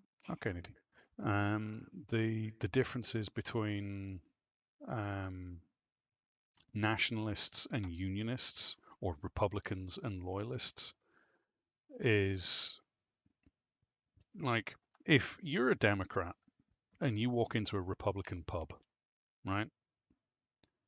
You're not going to get lynched. You're not going to get shot. You're not going to get the crap beaten out of you. They won't follow you home and then kill your family. In Northern Ireland, that has happened here. Like, political differences are divisive here, to say the very, very least. Um, and that's the thing that is surprising about Northern Ireland is that it's not so much the racial tensions as the political tensions. And it's such a weird place to live, Northern Ireland, because it is such a beautiful country and there's such amazing people here. But at the same time, we've got such weird ugliness as well. You know, but it's the same. I hear the same about Texas. There's some amazing people in Texas. There's some amazing people in America, but there's also some incredible ugliness there. Um, Dropping the tone a moment, have you heard about the shooting in Indianapolis? Was it I Indianapolis? just saw it. Yeah. Uh, A yeah. friend of ours' work colleague was one of the ones injured at Oh, uh, the facility. So that's not good. I'm just praying it was. It's an awful thing to say, but I'm praying that it was just someone who was having a very bad day and decided to go postal. Pardon the awful pun. And it wasn't something to do with race or religion. Um, it's still awful that it happened, and I feel absolutely awful for the relatives of anyone that's affected by it, including the guy that did it. His relatives are going to be devastated because, you know, he's murdered 8 people, possibly more if they don't survive, touch wood they do, and then killed himself. Uh, and this is a guy that last year they arrested for having a weapon, and um, he shouldn't have had a weapon. So how he got a weapon and went and did that is a question that we'll need asking, and it's an unpleasant question. But Unfortunately, you can get a weapon easy. well, yeah, that even here, guns are illegal here, and you Mm. can get a weapon. I can literally leave this flat, and in 5 minutes, I can have a fully automatic weapon. It's not that. It's a weird thing because everyone's like, oh, we need higher regulations and heavier this and heavier that for the states. But if you look at it, like you just said, Eli, even over in Ireland, where you have guns being illegal, it's like, yes, it's illegal, but you know what else is illegal? Cocaine, heroin. Uh, there's a multitude of drugs that are illegal, yet they are still here and we can still get them. Mm. there are a multitude of guns that are either illegal or not to be purchased by individuals because it is literally illegal for them to own them because they have been in prison, they don't have a permit for it, it's just not something, and yet they still get a hold of them. Mm. This I hate that it sounds like it, but it's a very big case of bad people are going to do bad things. Mm-hmm. Now, whether that individual was bad because he couldn't get the help that he desperately needed, and this was all that was left to him, Mm-hmm. or he was bad because he thought he had a valid reason to do what it was. Like you He said, was an there's more. ex-employee. Yeah, we know he was an ex-employee of FedEx. Yeah. I'm an Um, ex-employee of a lot of places. I've never in my mhm. life wanted to turn around and go back to them just to shoot people. I never want to Yeah. go near them Mhm. again. That is Mm. just I would actively avoid the place. A place that I worked years ago, it was just a little shop, and absolutely hated it there. Now, if I, it's in a franchise, so now if I ever see a shop that belongs to that particular franchise, I will actively walk away from it. exactly like Yeah. there are a multitude of things as that I personally, as someone who does not need the type of help that that individual probably needed, I don't see an issue with going, okay, I'm done with you and I'm walking away. But because this person needed help and was unable to get it, but was easily able to get a gun, Mm-hmm. therein is the bigger issue is that the help that's needed. Isn't Yeah, there? it's easy to get drugs that are illegal, but that's because the people who should be paying and should be helping to make sure that they're getting the help they want to get away from these drugs, it's not there. It's so underfunded, nobody can get the help they need. Oh, Mm. you don't want us to purchase assault rifles and items like that. That is understandable. But at the same time, you now have us feeling as if there's no way to protect ourselves because it's police are only out to do bad things, or you can only protect Mm-hmm. yourself, or now we have individuals who can get other items and go into places where you're not allowed to have the gun. Nobody at FedEx is allowed to have a gun. That's a federal. I Mm-hmm. don't think it works the same way as the post office, like the USPS, which is federal, and you're not allowed to carry guns on federal grounds unless you are licensed to do so with like the state. But FedEx is a business. You don't bring guns into businesses. You don't. You Mm-hmm. just don't do that. I mean, we're not. I don't think that Indianapolis is anything near to as gun crazy as we are in Texas or in Georgia or anywhere like that. You don't just walk around with a gun on you. That's something we do in the South, but we also have a dumbass law in a city not 15 minutes from my house that says every home is legally required to own a gun for every adult member who can legally have one. Mm-hmm. It's still a law. It's been a law for forever. It's not going away. It's still a law that people just kind of are like, haha, that's a silly law. Well, And then everybody gets a fucking gun. there's a very good argument um, against this idea of gun control. Right? Oh well, if we take the guns away, there won't be the crime. Well, Northern Ireland, um, yeah, gun control is a double-edged sword, as Operator Death says. It is an incredibly double-edged sword because yes, um, I mean, to be honest, look at Sweden, right? Sweden has more guns per head of population than the US, but their gun crime is less than 0.1% of America's gun crime. Canada has more guns per head of population than the US. Canada has more guns per head of population than Texas, Mm, right? And yet their yeah. gun crime is less than 1% of the United States gun crime. Yeah, no, it's very very clear that It's not the what the guns that's the United problem. States. Yeah, no, it's a very united, like it's a very America's thought process behind it, which is if we being the government control it, you should be fine. But it has been something that has shown time and time again that the level of control the government is seeking is more from like a PowerPoint and a monetary standpoint than it is for the good of a nation anywhere. Now, if you could go through and tell everybody within the United States that you are more than welcome to go through and purchase whichever kind of gun you would like within obvious understandings. You can't buy military grade rocket launchers because reasons, Hmm. very valid reasons. It's the same reasons why Nitty and I both can't have big flamethrowers. We gotta do tiny ones. Hmm. It's because we'll Yeah. blow shit up. But It's very true. Yeah.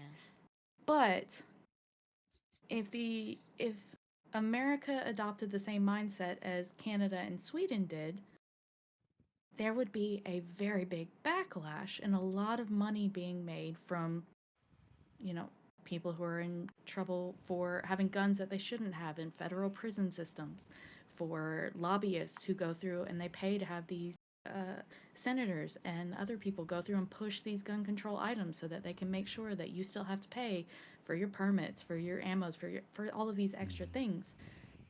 Well, America has come down to being a very again, capitalist, money driven. Like, we are a money hungry country, which we have no right to be as hungry for this as we are in these the instances. the one of the biggest differences between Canada and the US and Sweden and the US and the UK and the US is how the news portrays things. In the US, you have a very partisan news system. You've got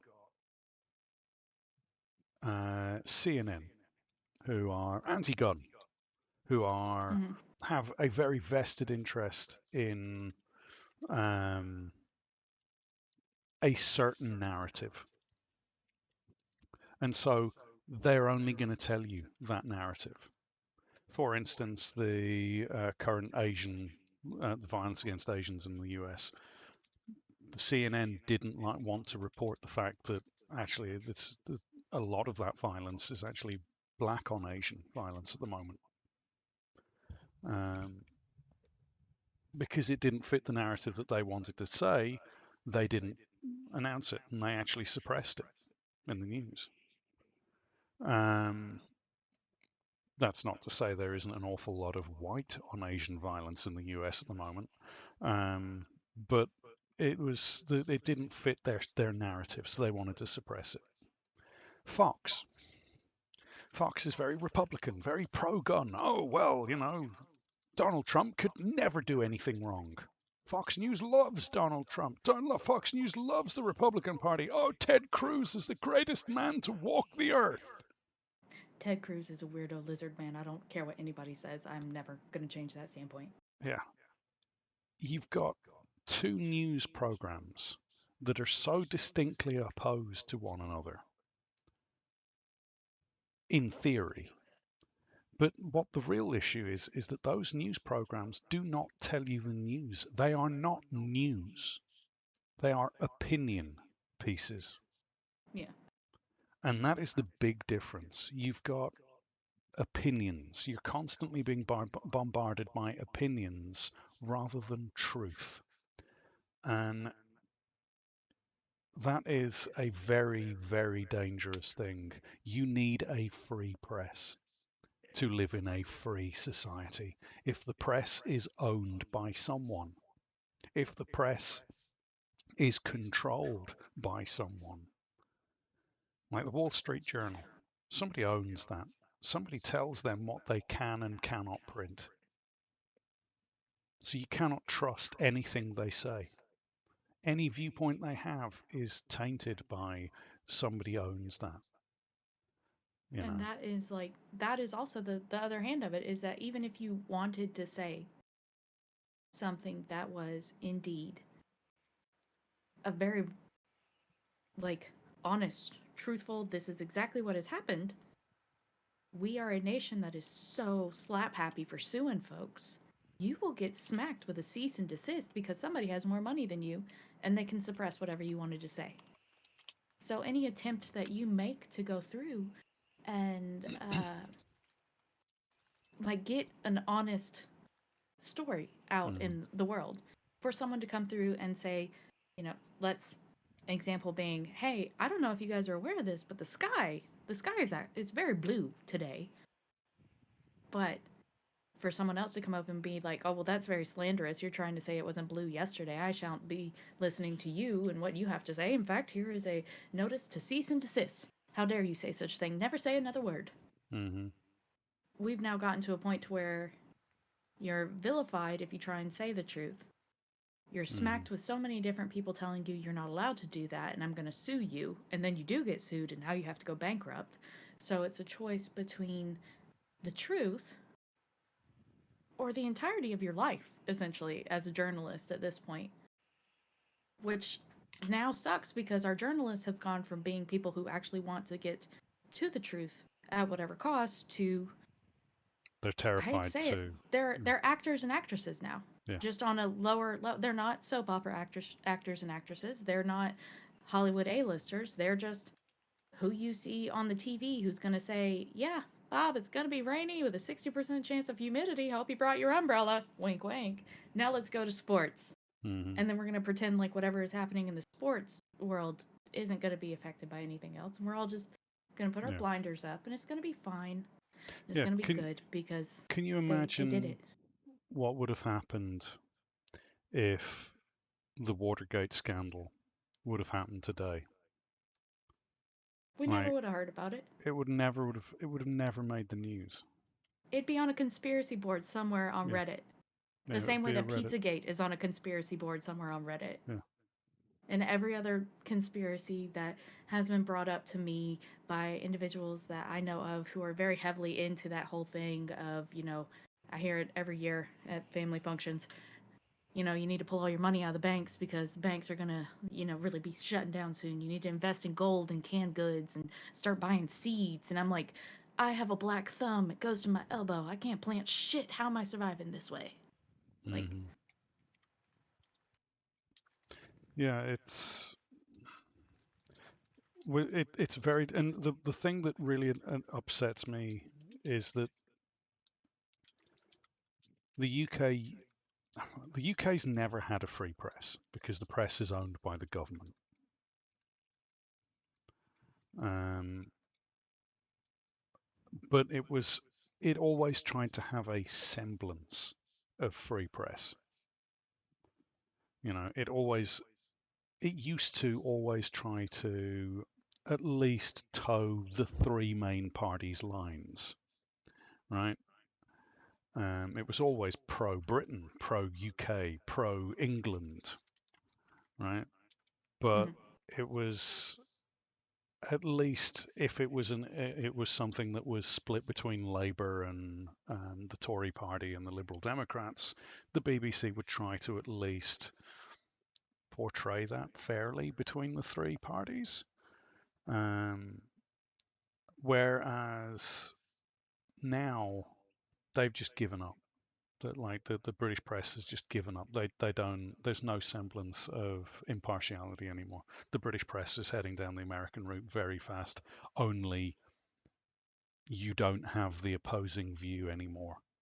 It's Rupert Murdoch and the government, and that's the news. If you want the truth, you cannot have a press that is owned by anyone. Press should be beholden to no one but the people. And therein is the problem because the people do not have the amount of funds needed to stand Hmm. up to the level of corporations that will shut the press down. Hmm. Now, we have the numbers. We can clearly go against them, Hmm. but in a very riotous way. That's not the best idea. Let's not do that. But still, the corporations intertwining within the government Yeah, is like a hydra. This yeah. is a terrible situation where even if we were to go through and cut off the head of anyone who was trying to suppress the press in general from telling a factual story that has occurred that we as humans have a right to know, have a need to Hmm. know, to understand from every angle something so that we're not sitting here going, oh, well, this one thing was said over here, but this other one was said over here, and now I don't know what's factual anymore. It's never going to happen. You're going to stop one corporation and another one's going to come over and just cover that up again because, hey, they did it before. I mean, we can make money off doing this now. I mean, look at the tobacco industry. Mm-hmm. How long has it taken for everybody to try and get paperwork and research put out to say that, that company knew from the beginning the way that they were doing things was going to cause damage down the line, but they did it anyway because they were getting money, and that's the important thing is the money. Mm-hmm.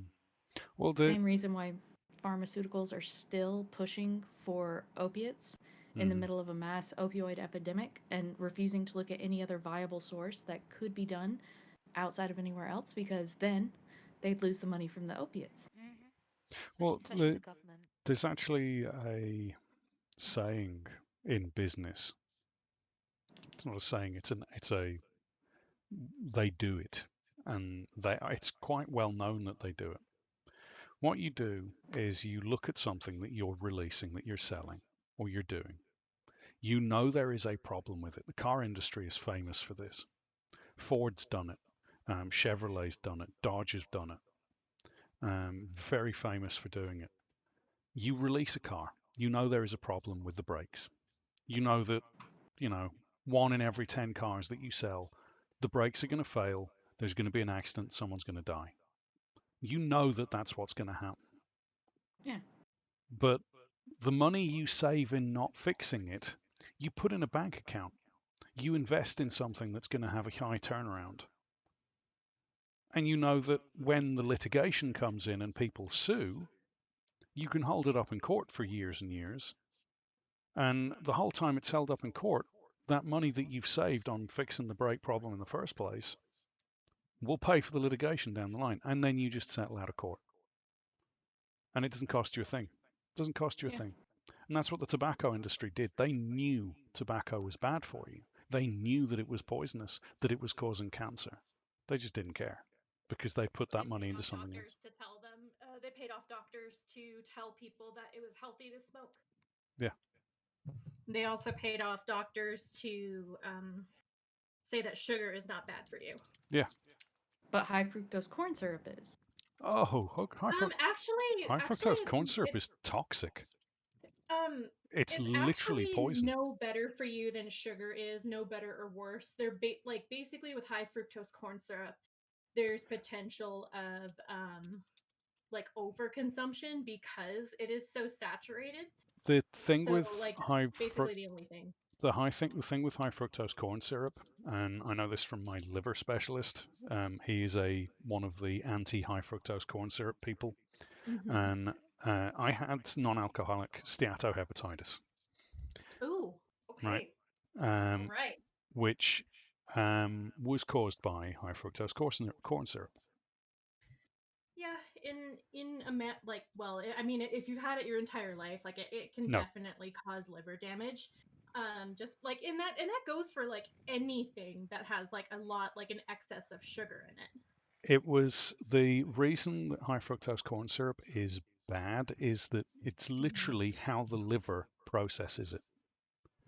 High fructose step actually. What it does is the liver goes and it starts processing it, and when it starts turning the fructose into sucrose, which is and glucose, which is what the body can use, there's this bit left over that the liver can't do anything with, and it just sits in the liver, and the liver goes, well, I can't do anything with this, and it just happens to be extremely poisonous, literally toxic. If you eat what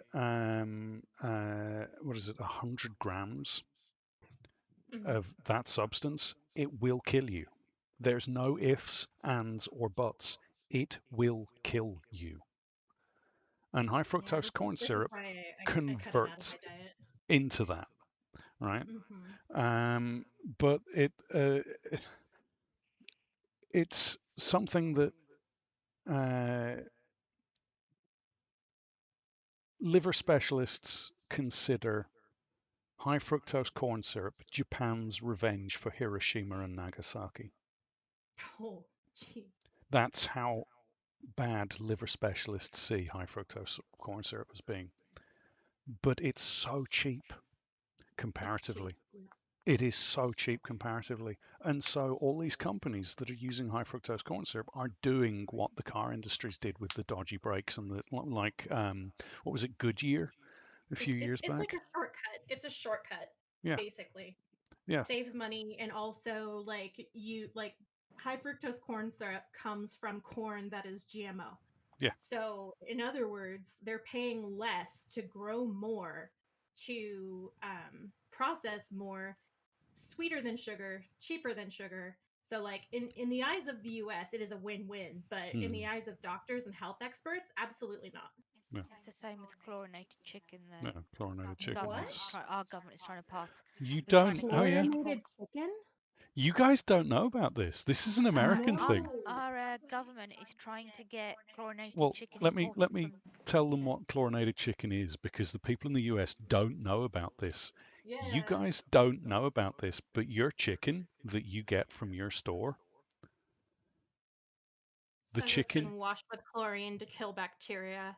the chicken is produced in such awful conditions that chickens in the US are riddled with disease. They're Yikes. riddled with cancers. They're riddled with all these awful, terrible sores all over their bodies, right? And Hmm. so the only way that it is possible to eat your chicken is they have to, while the chicken is alive going in to be killed, they dunk them into a bath of chlorine.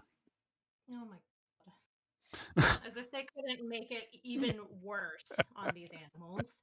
They spend their lives in cages, Yeah, laying eggs until they can't anymore, and then they kill them, but not before they dunk them in a tub of chlorine. yeah, no, before they dunk them in Fantastic. chlorine. Yeah.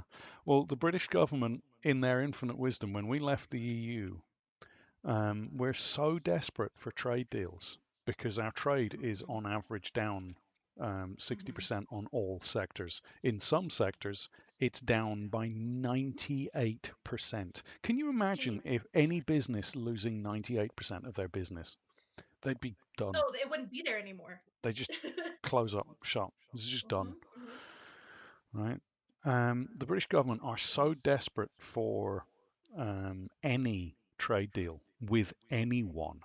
This is why they're turning a blind eye to China and some of the things that China's doing at the moment. They're on paper, they're out loud, they're going, "Oh yes, oh we denounce China for their behaviour against the Uyghurs and all this sort of thing." But actually, we you do whatever you want. Can we have a trade deal? Oh, Um, Jesus. and that's literally what they're doing. But they turn around to the American government and said, "Hey, yeah, the EU won't allow chlorinated chicken into the EU, um, but we're desperate for a trade deal. We'll take whatever you give us." Wow. That's awful. To the point where the British government earlier this year passed a law because the way Britain works, the way the UK works, is that everything has to be based on laws, right? Hmm. On precedent, on Hmm. uh, how things are done, legally speaking, right? The British Right. government earlier this year passed a law stating that humans are the only sentient beings, Oh my meaning god. meaning that animal cruelty is no longer a punishable offence in the UK. So, Oh my like when we god. had the issue with our cat, Uh-huh. uh, the police couldn't do The anything about it. police, when Oh my my parents went to the god. police and said, "We think one of our cats has been shot," the police said, "Cats are not sentient beings. There's nothing Oh, we fuck can do." them. Fuck that. And the only It's reason they passed that was to allow chlorinated chicken into the country ridiculous. from the Wow. US. Well, yeah, Literally. because like that's considered animal cruelty. So they're like, oh, Yeah. cool, it's just not a law anymore. Now we can do it. Yeah. Yeah. God, Literally. That's the only reason they passed that law was so that they could get that chlorinated fires me chicken up in. so much. So, yeah. The That's disgusting thing messed up. is that most Americans don't realize that about their chicken. No, no, I didn't even know that. Yeah. And I study nutrition. Yeah. I didn't even know that. That's crazy. Yeah. That's insane. And cows. there's a very similar thing with cows as well, with beef in the US. Oh yes, the price of beef is also going way, way up as of right now, and it's mhm, because I want to say it's because like chicken is just easier to process generally because they're smaller, they use less food and water each year, et cetera, et mhm, cetera. But like the price of beef is just skyrocketing, so that's why all these places are changing their prices. mhm. Um, and that's why like companies are like trying to like move to like serving chicken instead of beef or something like that so they can save money. So it's interesting. Yeah, it it's a very unfortunate situation to be in, that Hmm. humanity, um, 200 years ago, there was no such thing as meat for every meal. You'd maybe have meat once, maybe twice a week Hmm. if you were wealthy. In the Uh, US, it's basically meat with every meal, and yeah, meat being the it star of didn't every meal too. it didn't used to be. That's the thing. Like It's literally not two. supposed to be. Yeah, it's not supposed to be. Meat's not supposed to be what you eat for every No, meal. It's not healthy to no, eat meat every single meal. Sure, it's no, it's tasty, not.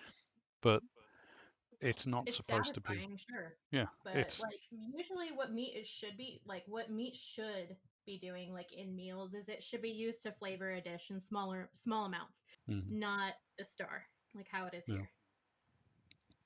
but yeah, it's interesting. Um, what is it? They found that the average Texas girl has Hmm. more male testosterone Hmm. and growth hormones running through their Yep. system um, than anyone else in the world. Yeah, because of beef consumption. Yeah, it's 'cause much So higher beef funny. consumption. Yeah, Yep. but that's the other thing that they passed in the UK. That was another part with we weren't allowed to have hormone treated meat. That's good. You weren't allowed to give your animals hormones to Hmm. make them grow fast because that's considered animal cruelty as well. Of course, that Hmm. is now out the window because animal cruelty is not a thing. I mean, over here they don't care. They do the hormones and everything just to increase like milk production, to increase like body mass, to up like say fat percentage in females, stuff like that. Like or and just to like drive the market price up. That's basically what the hormones do is they like basically they view it as they're saving money because they're getting more out of this than like without the hormones. And it's really unfortunate because like I actually know of a couple people that like had like such like hormone poisoning from this and they were actually showing like some pretty nasty symptoms. It was really weird. Mm. I'm just gonna make a coffee. Okay, Nidhi, thank you. Yeah, food is a very emotive subject Hmm. at the moment. And one of the things that really fucking gets my goat is these fucking people that say, oh, well, yes, well, I have almond milk because it's so much better for the environment. No, it's not. Ugh. Like, No, I have almond milk because if I drink regular milk, I'm clearing a room. Like, yeah, y'all are not hanging out with me anymore. We're not friends anymore. I might have just hit you with like a chemical weapon at that yeah. point. Well, I I'm a, drink like soy, yeah, milk's and that's really only if milk is called for. Otherwise, I still don't drink it. Like in Well, good. general, You I shouldn't. don't. I I, don't like any of it. I don't. I'm not a fan. Like dairy products that I enjoy: cheese, Hmm. cheesecake. good lord, we're getting a raid from Paul's. Hello. No, I've found recently. I love cheese. I'm Mm, still fucking myself up over cheese. I don't care. It continues to fuck me up every time I eat it. I don't care. I'm gonna keep eating it. It's gonna be the death of me. I know it, but hmm that's That's that's because literally. that's because Basically, like a really solid, compact block of meat juice. So it's tons of saturated fat, which is like that's the bad fat. So I mean that's the solid fat at room temperature. Mm-hmm. So like Yeah. yeah, that's basically what cheese is. It's just a dense version of milk. Yeah, I'm okay with that. Yeah, it's nuts. And people really shouldn't be even drinking dairy or consuming dairy because we're not meant to. Our bodies aren't equipped with the enzymes to do it for a lifetime. Oh, Only I when we definitely need am not equipped for it anymore. it. I actually don't eat that much dairy anymore, but mainly because like my nutrition classes like scared me away from dairy because of all the hormones and all the shit that they put in dairy and the pasteurization. So like even there's not even like beneficial bacteria anymore. So it's just we don't buy milk very often anymore. The only time I ever buy milk is when I know that we're going to need it for like dessert or like a recipe of some kind. But I will not drink it on its own unless like I ate something super spicy and need relief right away. Oh no, everybody saw I did my super spicy stream, and that was done with warned you. yogurt. There was no milk. There was no milk and no almond milk. It was yogurt, local honey, and peanut butter were the only things I had. Cause Ice cream. I don't like ice cream. I prefer yogurt. Like if I do a frozen thing like that, I prefer frozen yogurt over Same. anything else. But like I had my gallbladder removed because of so many issues before. So I know continually eating the things that I eat are no good for me. It's just bad all around. I have hard enough time processing stuff as is, but I will die on the hill of eating cheese. I don't care. Cheddar Of all cheese the is things. life. So it just makes it so that it's harder for your system to digest fats because the gallbladder, Yes. of course, holds bile, and what bile does is emulsifies fats so that it can be sucked up into your bloodstream. So without the bile, you're not getting your fats absorbed or at least processed. So that can result in definitely some upset tummies and all that fun stuff. But what they don't tell you is that you can still have the fats. You just you don't do it like you used to do. Like I can eat avocados one day. Oh yeah. I cannot eat avocados the way I used to, where I used to have half avocado one day and the other half another day, and then I'd use that to like add in on a sandwich, or maybe I'd just have some toast and like add it in. No, if I have avocados 2 days in a row, Jesus comes down from whatever mythical place he's ever been from and tells me point blank, "Oh, you fucked up, baby. You fucked up." Oh, but it's funny. One of the things they don't tell you about milk and cheese is lactose is addictive. I can see that. It causes endorphins to be released when you eat it. Yeah, Well, I mean, that's why I get lactose is a free. sugar, so Why else would deep fried cheese be so damn delicious? Mm-hmm. your body says calories, yes. Mm-hmm.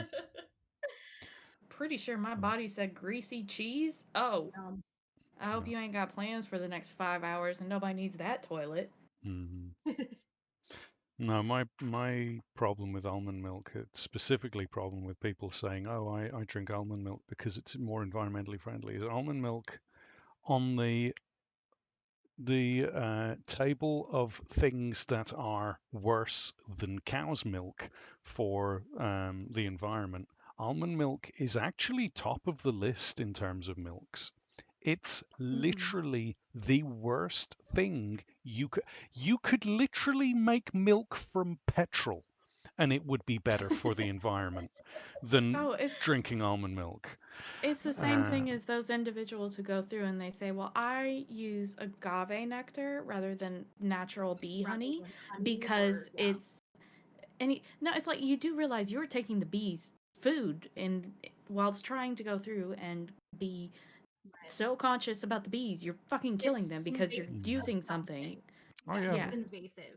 that's actually one of the reasons that almond milk is so bad is the damage it does to bees. It's 6 billion bees a year die just from almond milk. That Nazi fuckface CEO of Nestle blows his load to almonds. Oh my god, like it's way to... Yeah. I agree. I tell you right now, they need to leave the agave alone Mm-hmm. Yeah. because Mama needs her tequila and they need to stop trying to take it to turn it into some fake honey. Mm. Just get the real honey. I Yeah, love, there's like, I don't nothing wrong with honey. understand. Nothing wrong I with tried honey. oat milk at your suggestion, Eli, and it's wonderful. But frankly, like I can't find any that isn't already sweetened, though. That's the problem. Yeah. That you have to Can just make you, it yourself. I was about to say, can Yeah. you not do the same like this? Because I can make almond milk here at my house. Mm-hmm. And it's obviously me not purchasing from anywhere else. And the fact that I drink almond milk like once every 3, maybe 6 months, I don't do milk. Crazy Again, lady I come don't through. I don't need that. I don't need that shit. Just like I can make it here. That's what I like doing. I can make so many things here that I don't need big corporations to do. And it's so much better. Oh yeah, and like Rock and I make a lot of things from scratch that we could easily buy, but we prefer to make it from scratch because we like me especially, I am so conscious about what I put in my body that like I can't do processed anything because like I just like all the additives and all of the like that stuff interferes with like your metabolism. So like I want my metabolism to function as smoothly as possible. So I try to give it basically the most fresh scratch made things instead of processed. Mm-hmm. No, this current fascination we've got with processed food is I hate it. so bad. Like, I mean, Tart, I'm sure you can agree. Ready meals are lit. I mean, like, I'm not a Christian, but I am a firm believer that ready meals are the work of Satan. Like, they are foul. There's no flavor. There's no taste to it. I've never come across a ready meal that you stick in the microwave and you heat up and you pull out and you eat and you go, oh yeah, that tastes so good. It tastes I like have. Awful. I found one, but it's not Mhm. an actual. It's an apple pie, but you can't judge the apple pie. No, apple pie's It's a apple pie. pie. Yeah, it's pie. That's Apple different. pie out of the frozen pies are good, Look, but apple pie is a vegetable. Hmm. it's true. Hmm. It's so true. It's like a pot pie, except it's apples. You can't get mad at that one. It has like Sorry, 300% but of your daily serving of fruit inside. I'm sorry, but apple pie is a vegetable. You can't come after me You about know that in pies. the Pies are US, the that only it's considered a vegetable. Pies are essential. Pies are like pies are cheese. necessary. Yeah, pies Pies are like People cheese. I will die on that mountain. pies with cheese. Oh my God. Oh yeah. Apple pie with a nice melted slice of like good aged cheddar. So good. That's something. I'm more apple pie and custard. I'm more just a bowl of custard. That's Just give me a bowl of too. custard. I I do put like extra custard. cinnamon on mine. See, I am not heavy on cinnamon or Love it. nutmeg in my personal. I don't like cinnamon like that. Like, it's so deep ingrained. I don't like cinnamon gum. I don't like cinnamon whiskey. I don't go near It's cinnamon. very Like, strong. Yes. it's just it's extremely strong. But They warm your those body if they're considered to be an anti-inflammatory. Cinnamon I don't also want it. cinnamon also has the same effect on your body as speed. That might be Yeah. why I don't like it. Yeah. And also, if you consume nutmeg in large amounts, it's a hallucinogen. Oh yeah. It's not a pleasant one either. So No, don't. no. It's bad. No, do I not. do like nutmeg on egg custard tarts. That does Incidentally, make sense though. Not you Nope. tart. Throw some nutmeg on me. Have at it. I am an egg custard all the way. yeah. Okay, I will Yum. throw it at you Yeah. then. See, that proof that we are The even more proof we're related. one of the problems with nutmeg is that one of the chemicals in nutmeg is it causes you to feel thirsty. So while you're hallucinating, you become very thirsty, and you start drinking water. But it also causes your cells in your body to not form an equilibrium with the blood in your body, so they will just absorb water. They won't then give it back out when it's needed. And there was a guy in England ate This a would mean nutmeg. that it interferes with your kidneys. Oh, it can That's what like that would suggest. it causes your entire your body, just all the cells in your body to swell up. This guy Okay, so in your body, that means your body produces the antidiuretic hormone. Or I'm Yeah. sorry, it stops producing the antidiuretic hormone. Yeah. So the diuretic causes you to retain fluid.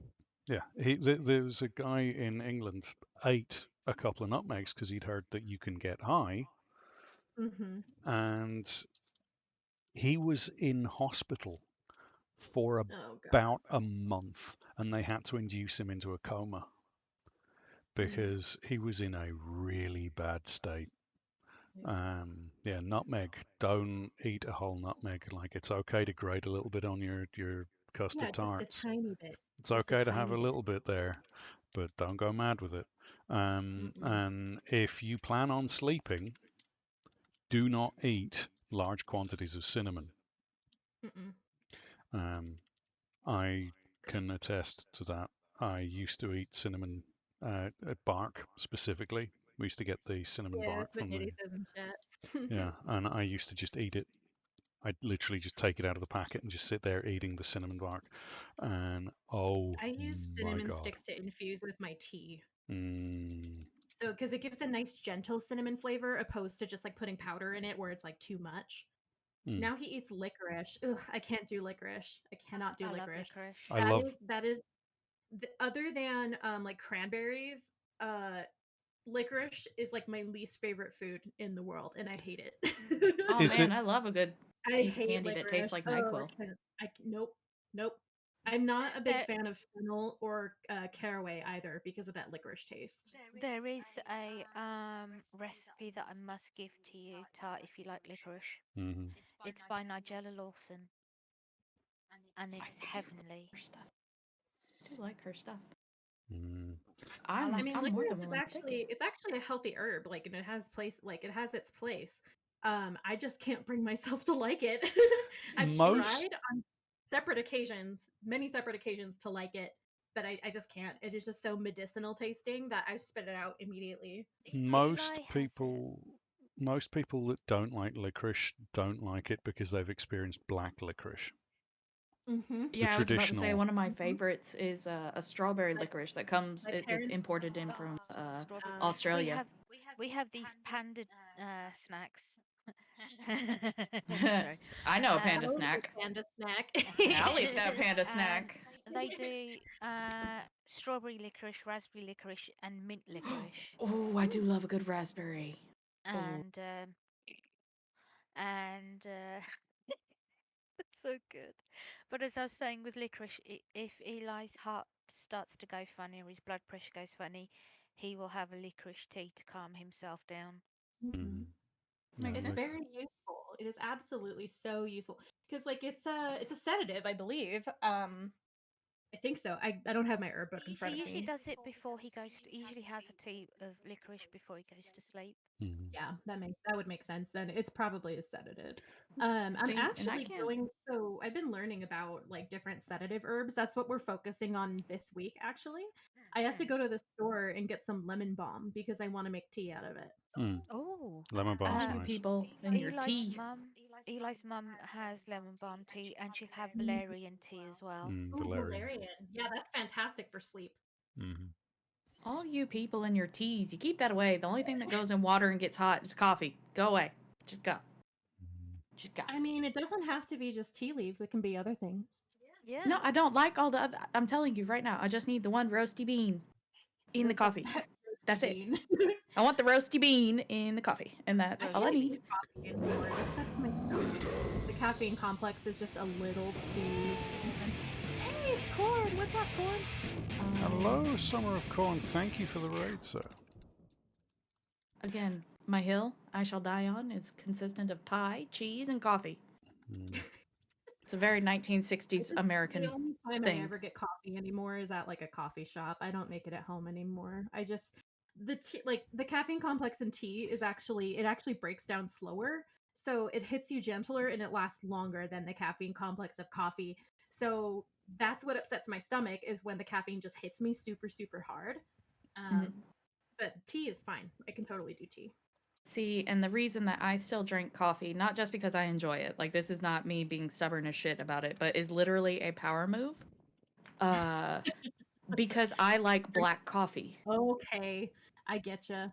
No, it's not, and it's not a power move towards anybody in general. But No. like at the beginning of all of this, it was like very much a male versus female, race versus all of this other stuff, Oh, yeah, and I was like in my current actual real life job, I work in construction, so a female in construction is in a boys' club. kind of I'm like a I'm outskirts at best. I still go to production meetings with vendors I've worked with now going on 5 years who won't shake my hand but will shake my boss's hand because he is a man.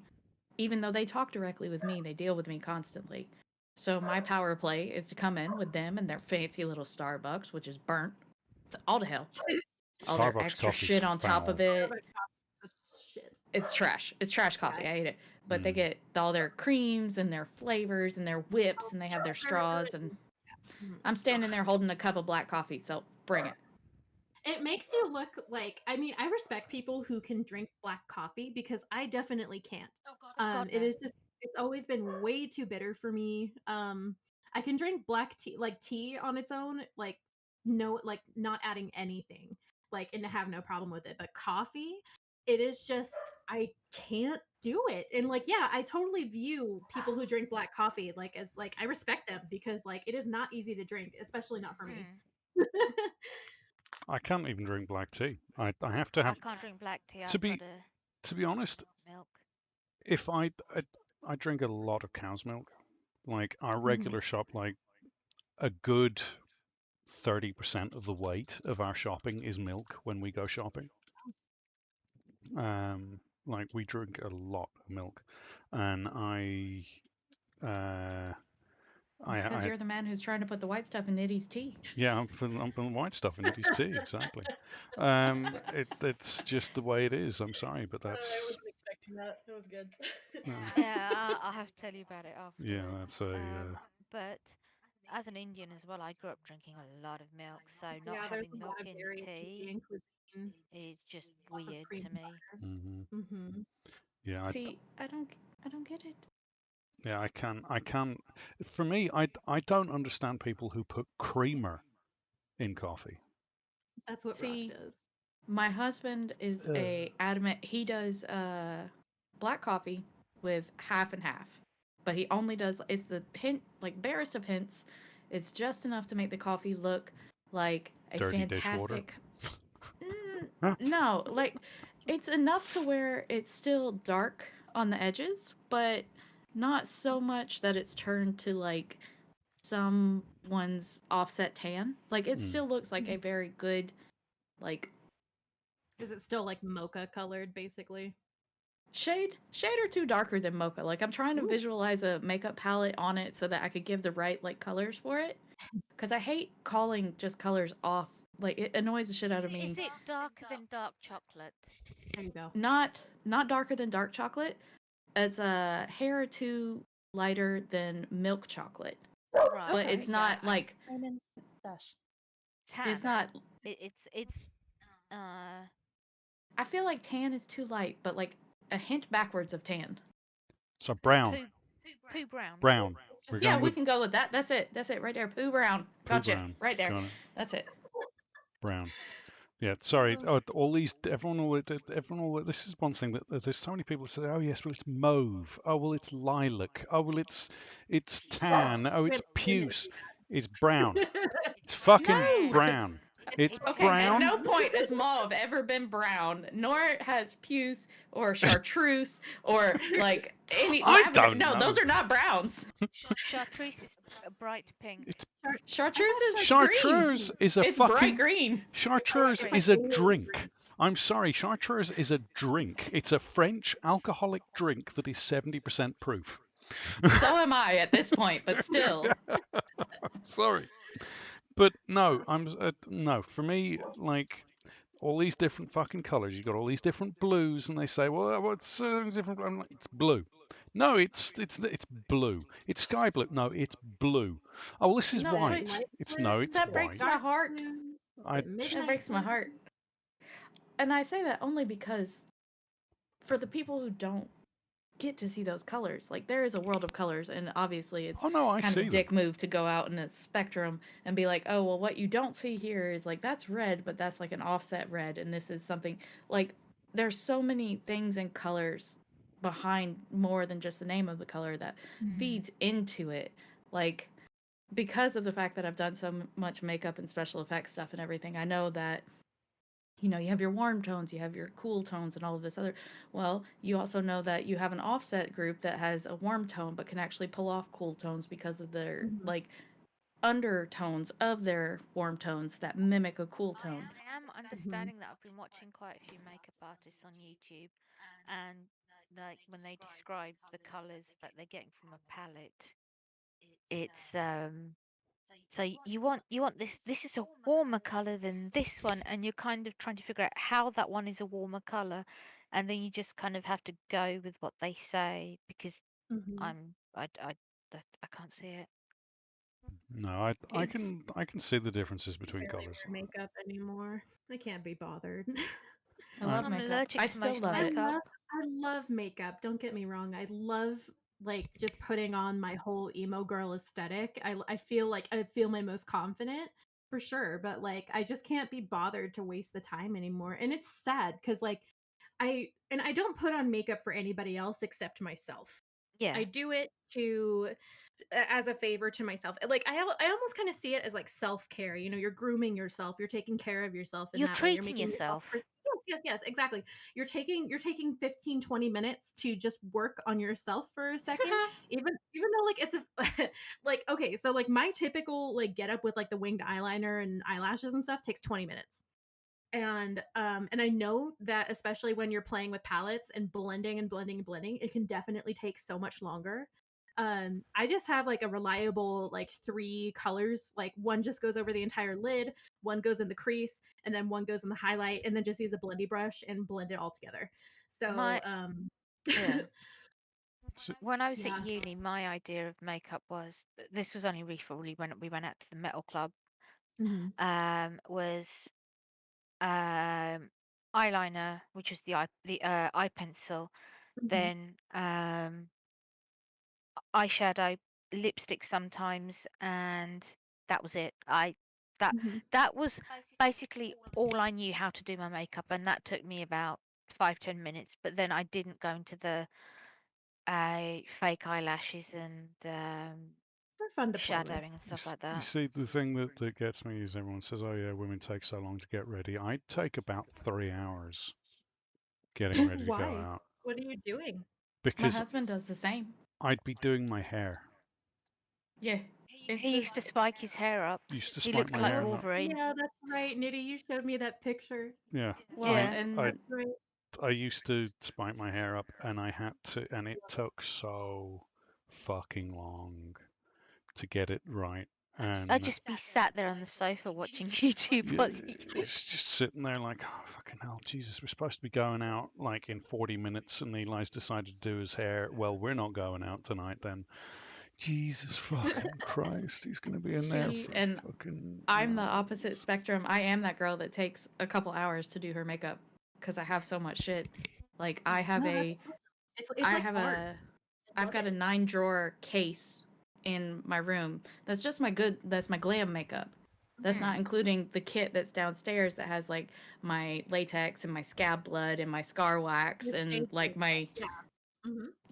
like all of my alcohol palettes and stuff. And so me taking 2 hours to get ready is fine in my husband's eyes because he also takes a similar amount of time, but it's because his idea of getting ready to go out is he likes to go out in slacks and a waistcoat and a matching jacket, and then he Hmm. matches his Wow. tie and his shirt to his hat to his socks. He's got You his shoes. He enjoys looking like that, and I tell you what, I enjoy looking at him like that because dead ass though.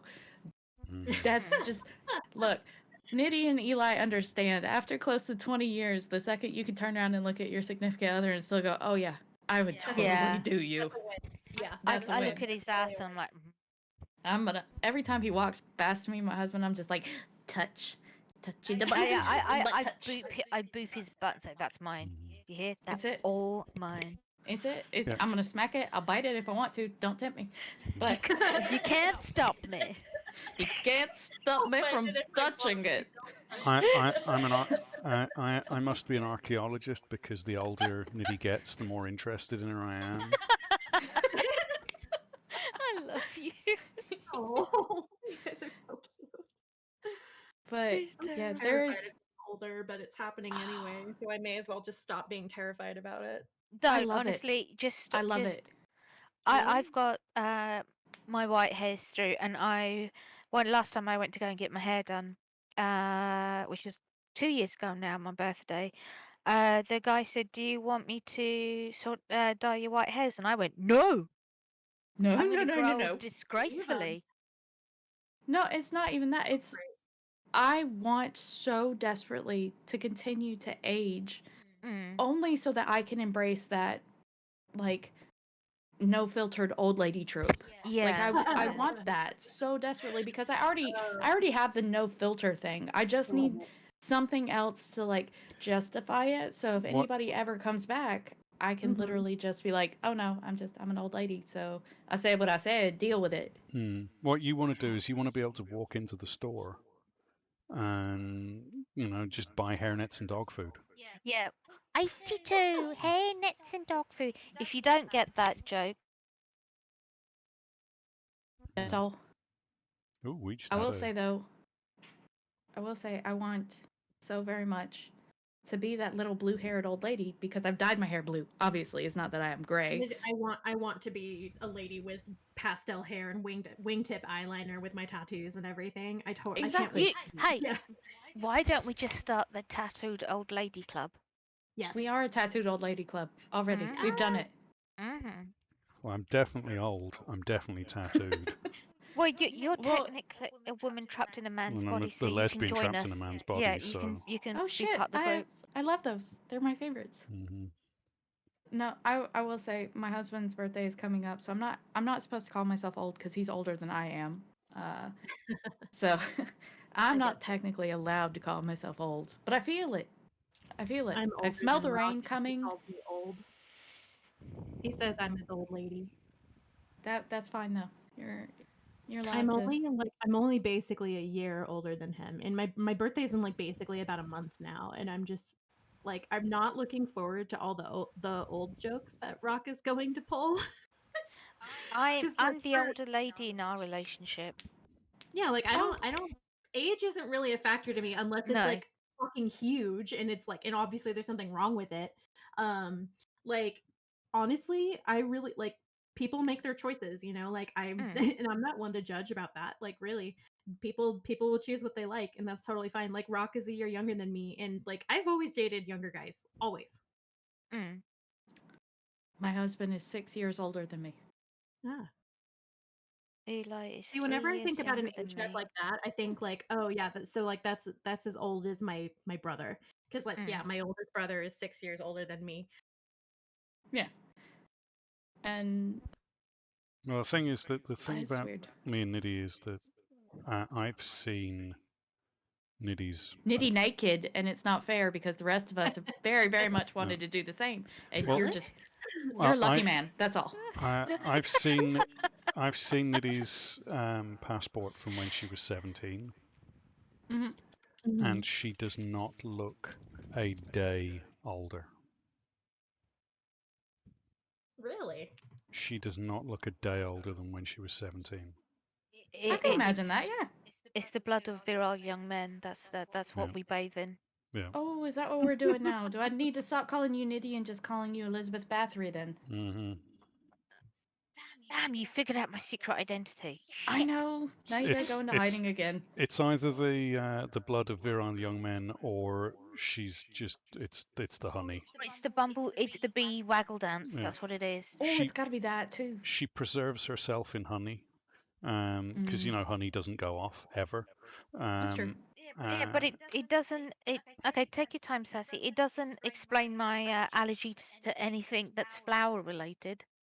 Well, it does, because if you're constantly covering yourself in honey, and flower. It's like flowers are like the pure version of honey. It's what honey comes from. So And vomit. and bee Flowers vomit. and vomit. Yep, flower vomit. So you're not very good around vomit either. So I really am not. no, I can't. Yeah, there are a few things in this world that smell doesn't bother me. Vomit is not one. Vomit and dog shit. I can't stand the smell of vomit or dog shit. Just It's not that I can't stand it. It's just I don't have an issue with it. uh, I'm the cleaner in the household, obviously. So my child, there was vomit. I've actually had her in my lap before when I didn't realize that she wasn't feeling too good, and I was eating cheesecake and she wanted some, and so I gave her some. Then I continued to eat my cheesecake, and about the time I set my plate down, she vomits all on both of us, and I like catch half of it in my hands, and I'm like, if I'd known that, I wouldn't have wasted the cheesecake on you. But okay, let's get you going. That's no, those are not my issues. I'm the But kind of person that if someone vomits, I find it very, very difficult not to join in. Like, no, I've held people's hair while they vomited on my feet. yeah, I've done that with Niddy when she's been very, very drunk. I've held her hair, but Which is why I don't drink anymore, because I don't like it. I don't like the feeling it gives me. I just have a very hard time dealing with vomit. Vomit is just one of those things. It's something about the smell of it. Like if I vomit myself, I will vomit again, not because I need to vomit again, but because I've smelled my own vomit. It's like, oh no, nope, it's gonna happen again. Can't do vomit. Very few things that I can't handle, but vomit is definitely one. I will tell you, my thing I don't do is body hair. There's I don't know if you ever saw the movie, but Along Came Polly. It's a Ben Stiller and Jennifer Aniston movie from early 2000s. There is a scene in there where Ben Stiller is playing basketball at a park and a guy goes, no, I can't describe it anymore. That's the end of it. No, I almost vomited. Let's not that. No, we're not doing that. It's a bad movie. It's a terrible movie. Nobody should watch it, especially not that one part that I wasn't gonna. No, body hair. Body hair will physically make me vomit. That movie doesn't exist. Yeah. For me, I don't really have too much of a problem with body hair, unless it looks like someone's got Don King in a headlock. That's rough. I'm sorry, but if you look like you've got Don King in a headlock, you need to trim. Like, please. I will not even tell anybody. I am not going to be the person to tell someone else that they need to do anything with their hair. I do what I want with my body hair. All I am saying is that please respect that I don't like it, that people touch me in general, and this was pre-pandemic. I don't like being touched. There are reasons behind that we won't go into now. Same. And I do not like body hair. So please do not touch me, especially if you have large amounts of body hair, but more so just please don't touch me. I used to like giving hugs and getting hugs. Now it's got to the point where only Eli's allowed to hug me. If anyone else hugs me, I actually panic. I full on panic mode. I'll hug you gently, Nitty, don't worry. I will air hug from a distance. I'm definitely looking forward to sassy hugs. And Tart, I will always give you air hugs from a distance. Even though I don't hug much. Like the reason why I don't hug much is because my mother would hug me so hard, it was like suffocating. So like I avoided hugs just because. Whoa, that's a lot of hearts. Night, Frankie. Anyway, but like yeah, like my mother's like a lot of the reasons why I don't like to be touched, but she would always, like, to make it worse, she would always like make fun of me in front of family members, being like, haha, Sassy doesn't like to be touched, let's hug her, and like a big group hug, and I just have like a panic attack, just sitting there having a panic attack, and I'm like, okay, a bunch of people are touching me now, cool, okay. Yeah, that would freak me the hell out. I hate it. I'm not a fan of group hugs, because that's like, I mean, I like one-on-one hugs and like short ones, like little pat on the back and stuff, like, but I'm not big, like I will only do like bear hugs probably for Rock, because I know that he gives really good bear hugs. See, I want so desperately for that to be the reason why I don't like being touched. As We all terrible have as that reasons. sounds. We all have our reasons. Like Mine always and started out. they're all valid. Yeah, mine was always the you should just give them a hug to be nice, you know? It's the nice thing to do. And that nice No. thing turned into one too many times of something else. And now there's, you don't touch. You don't, there's no touchy for me now. Can I We don't beat touch. all of them up for you? Yeah, I'll beat them up.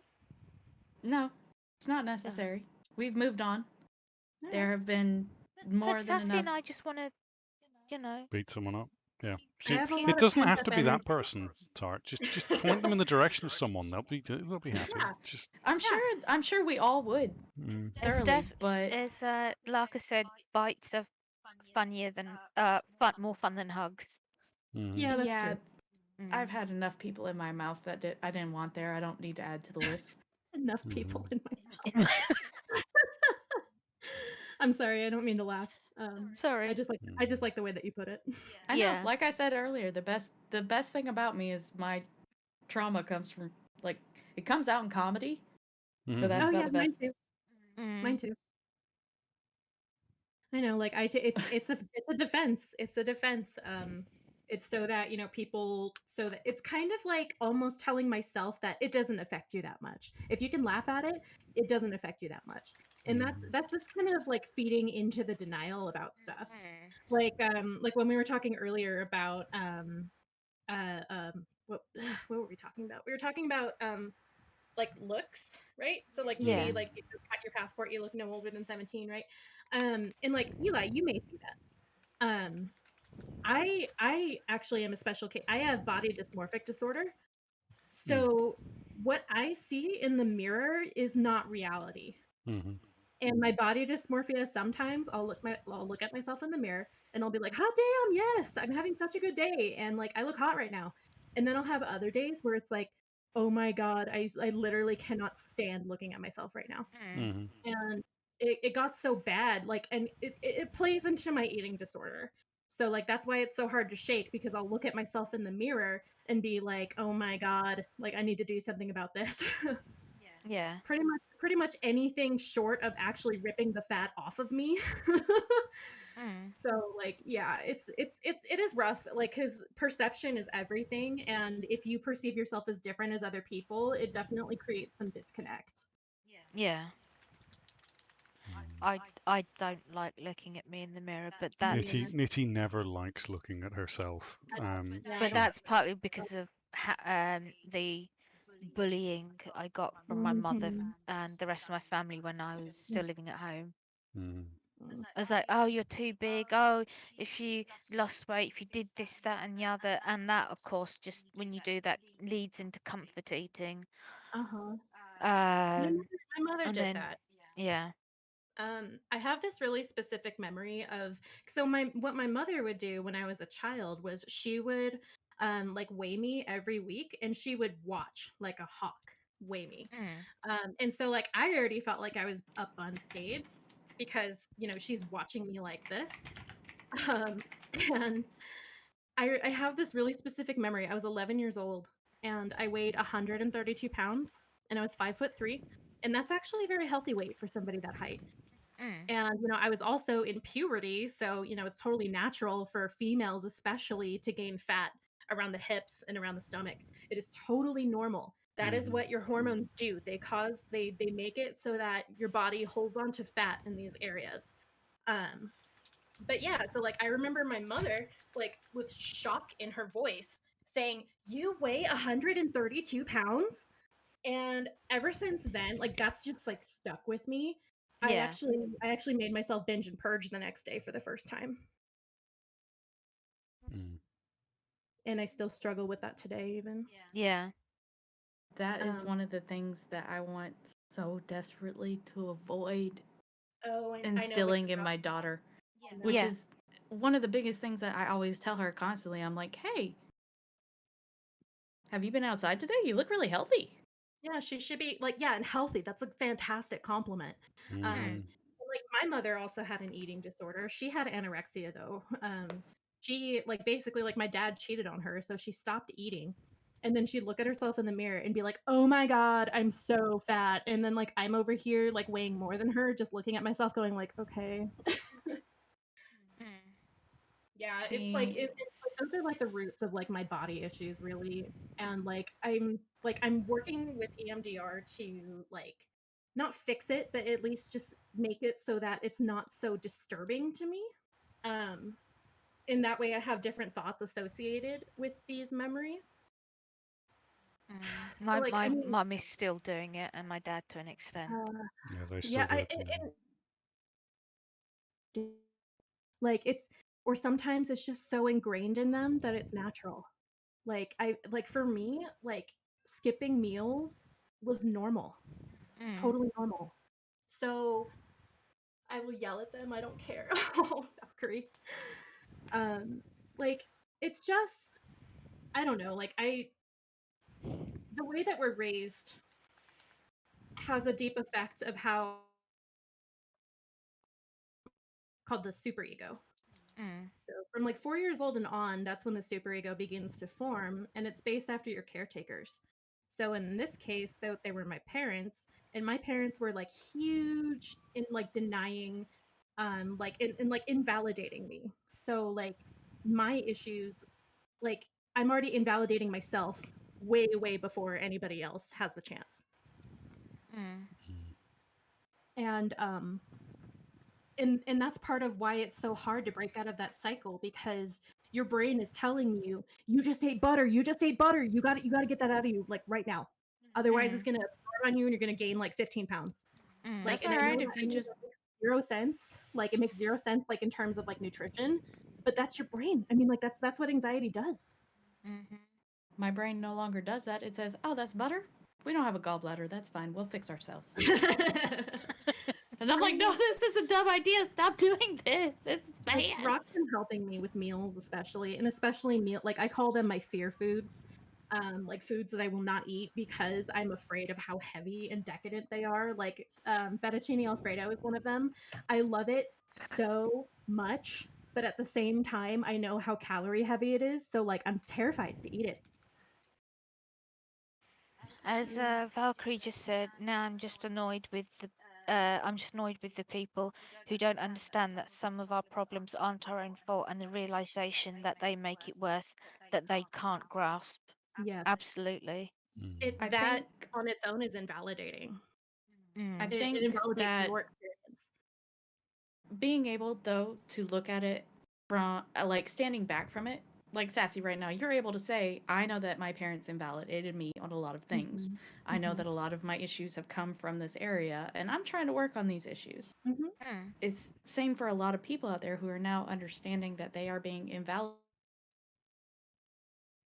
around them, or were given like a different thought process that occurred with it. You have those of us who are now trying to break cycles, like Sassy, you and I are probably, well, I can't say you and I are probably from we're from the American household where it's, oh, I put food on your plate, you're going to sit down and eat all of it before you get up from the table. Yep. That is, no, that's not the rule in my house. My house now is eat until you're full. What are you eating right now? I just want to make sure you're eating. Are you hungry? Do you want to eat? If you don't want to eat, you don't have to eat right now. Your body's not going to be hungry the same time as mine. I get that. I've pushed it on my daughter hundreds of times, and it's saying it like that. It seems really weird, but I'm like, "What you eating over there? Pretzels? Cool beans. Just make sure you get water." And I walk off because she's eating. I'm not gonna be upset with what you're eating. My parents they'd always look at like if I loaded my plate up or something like that, and even it would just be like a normal serving of spaghetti or something. Like my parents would do like small servings, and so when I have a normal serving, they're like, "Are you gonna eat all that?" And I'm like, yeah, Fuck yeah, yeah." Fuck yeah, And I like, am. and so they eat like every fucking meal. Like I'm not even exaggerating. Like they like even like my cereal in the morning, my mother would be like, "Should you be eating that?" And I'm just like, "Oh my god, shut the fuck up." Because like she just could not mind her own business with like what I ate, even as an adult. Like I'll still like look at this plate of food and be like, that's a lot of food. And like judge myself for it, even though there's nobody here judging me. So like that's like the aftermath of what this does to you. My family have come from a need. If anyone comes to your house, it's all about food, and you keep feeding them until they're Mhm. full, and then when they go, you give them food to take with you. You know, when they and that, Oh fuck, and we are related. yeah, Yeah, that's what we you're do too. you're Whenever a we have sun people bleached over, we feed Indian. them. That's what it is. That's what I do. Um, but but whenever it came to me eating, I would always get looked at by uh family members or friends like, oh, they didn't verbally say it, but they said it with their eyes, like, "Are you going to eat this much? Mhm. Are you Like you can sure?" see the And judgment. then a friend of my parents who's helped them around the house with some of their building stuffs, um, Mhm. turned round to me when we were having lunch and said, you know, even I don't eat that amount of food. I mean, you shouldn't eat that amount of food. I mean, it's just this, and Mhm. I just wanted to I just wanted to run and cry. That's so The sad. only You know, time I have ever been it's told part of maybe you life. shouldn't eat that much Uh-huh. was a whole pan of brownies that my mom had made for other people. I probably shouldn't have eaten all those brownies. They did make me sick. She was right. I shouldn't have done it. But It happens. that's some fucking bullshit and you should have shanked them. I'm not condoning I wish violence. I I'm did, just saying violence is the way we should probably do it. but I still remember it to this day. And there are times when Eli has to basically force me to eat because I won't Mhm. eat because that There's Ross memory makes just sure come. I eat 3 meals a Yeah, day now. I'm very sorry if any of you ever come to eat with me because I'm literally going to ask you, hey, I'm going to get a second dessert. Do you want a second dessert? I'm not. Do you want a second Eli dessert will with me? say Because I'll do it yes. without it. Eli's a very healthy eater. I will Well, I eat mean, two I'm not if a plates other and people then are two doing it, I'm desserts. more inclined to do it. I'm not a healthy eater. I still eat the way I was brought up, which is I grew up in a very poor household. So we went for long periods of time where we didn't have any food at all, like Mhm. 3 weeks at a time, where you just It was wouldn't like that eat. at my house too, Eli. And you go through this period where you don't eat anything, at all, and then suddenly money comes in, so you go and buy a lot of food, and of course you're starving, Mhm. so you eat it all. So you eat all of it, yeah. Shocking. And I shark, and so I go through long periods of time where I won't eat anything, and I just sit there and I'll just not eat anything. You're Yeah. doing better than It's what I'm awful. doing better Yeah, now, but that wreaks that's havoc on your body. because I have to do better now because I've got to look out for your my diabetes health, and your yeah, my health. diabetes and So stuff. we have to eat Mhm. on a regular basis, but there'll be times where we're eating and I'm just like, I'm not hungry. I'm just not. I'm just eating because I have to. That was Um, me at dinner today.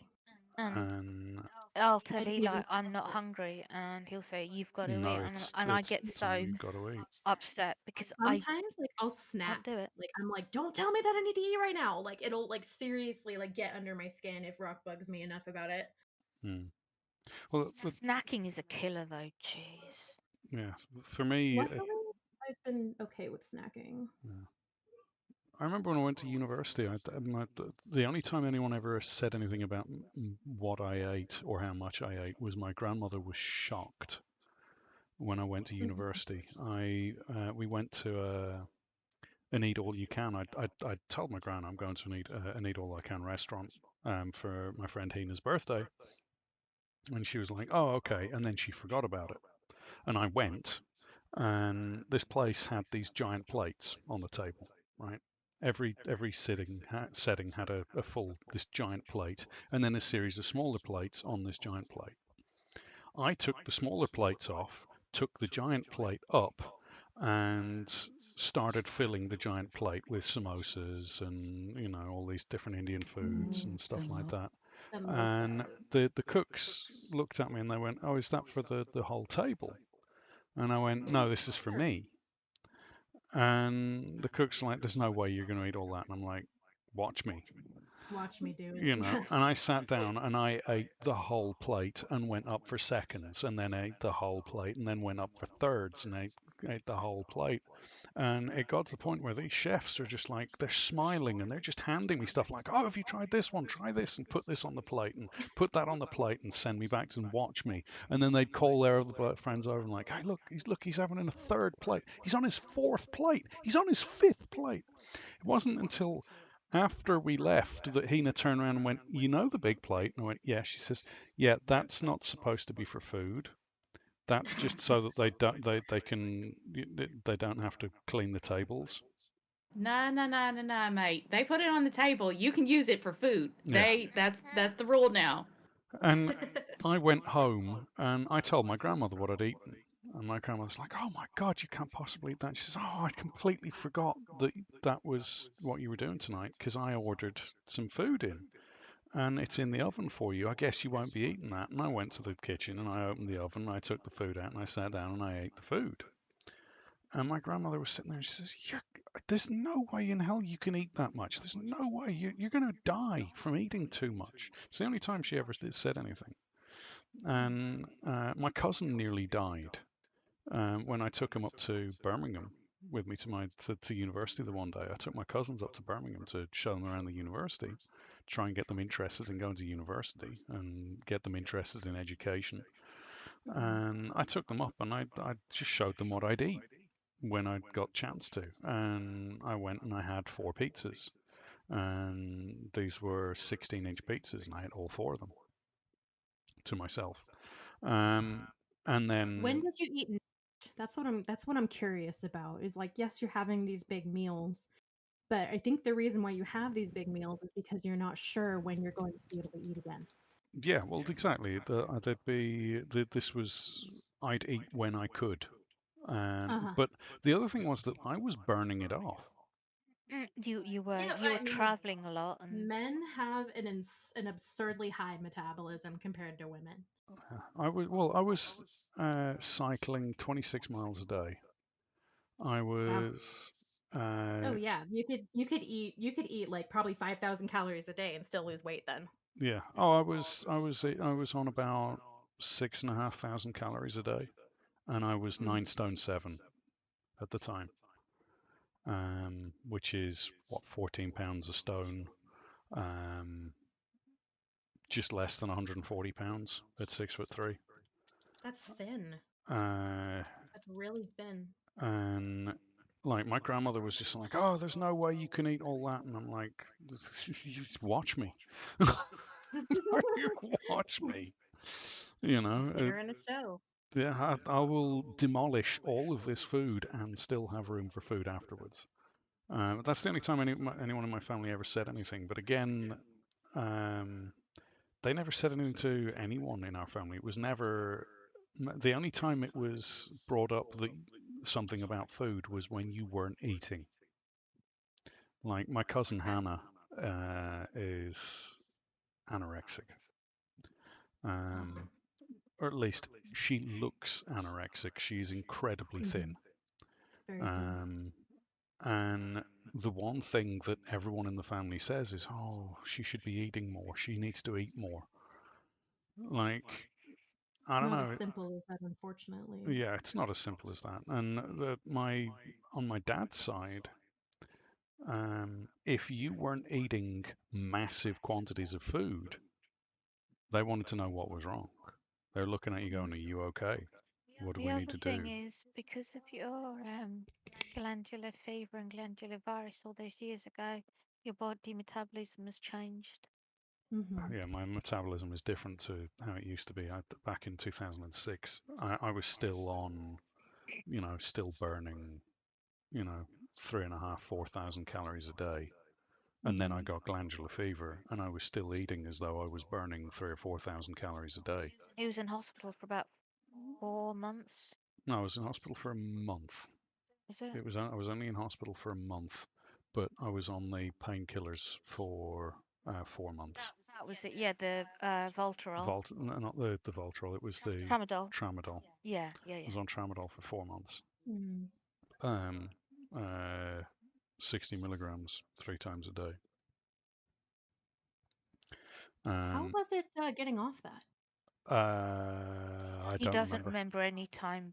He doesn't remember it's 4 months of his life while he was on that. He doesn't remember. Yeah, it's gone. Wow.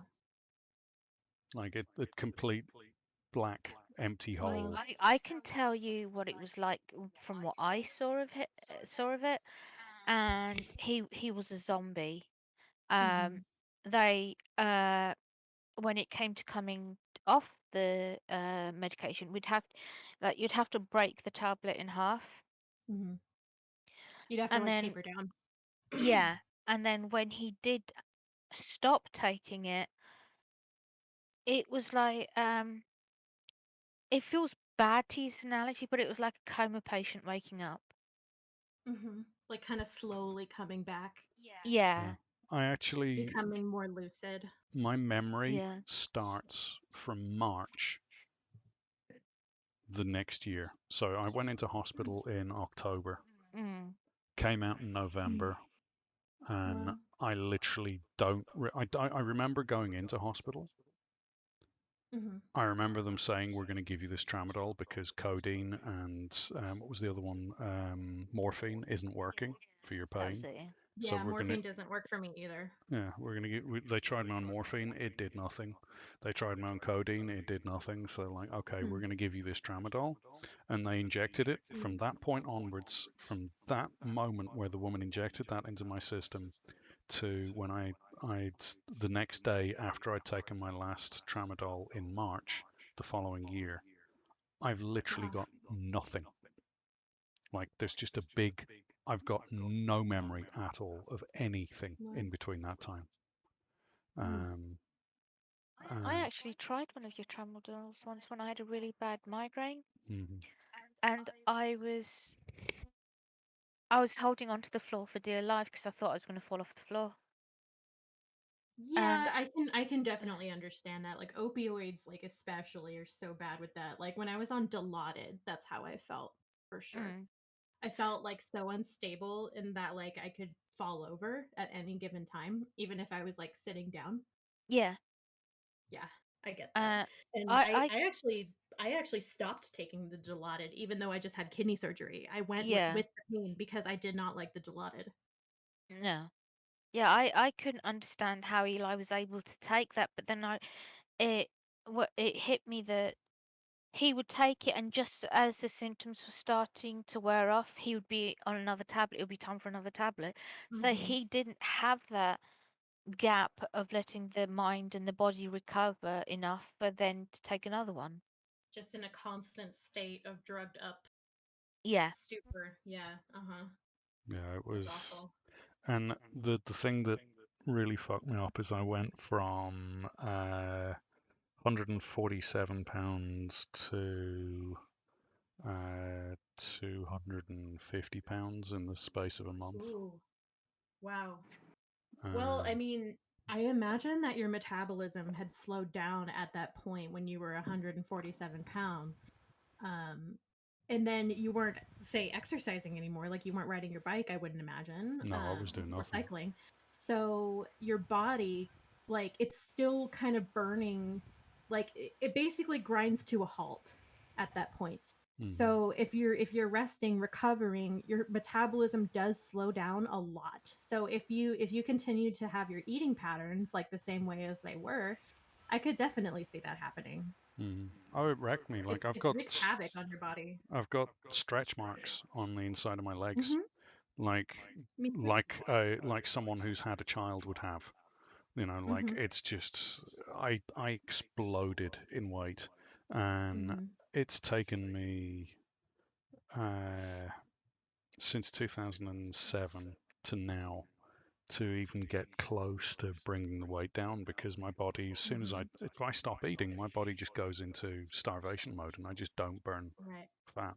I just sit Yeah. there and I don't burn. My Your metabolism metabolism stops. stops. Yeah. Hmm. The other thing that hasn't helped is when he was that ill, his body hasn't fully recovered still. So he will start exercising, but then within 10 to 15 minutes he has to stop because Hmm. his body's absolutely exhausted. Yeah. Yeah, It's his it body doesn't have the endurance anymore. yeah. No. It's really weird.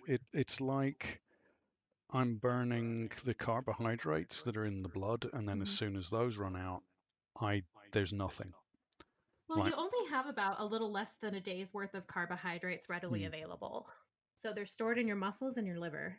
yeah, it takes me, if I do 10 minutes of exercise, it will take me 3, 4 days to recover until I'm able to move around. But if I then do exercise again, when I start doing the exercise, I'm as tired as I was the last time I stopped doing exercise.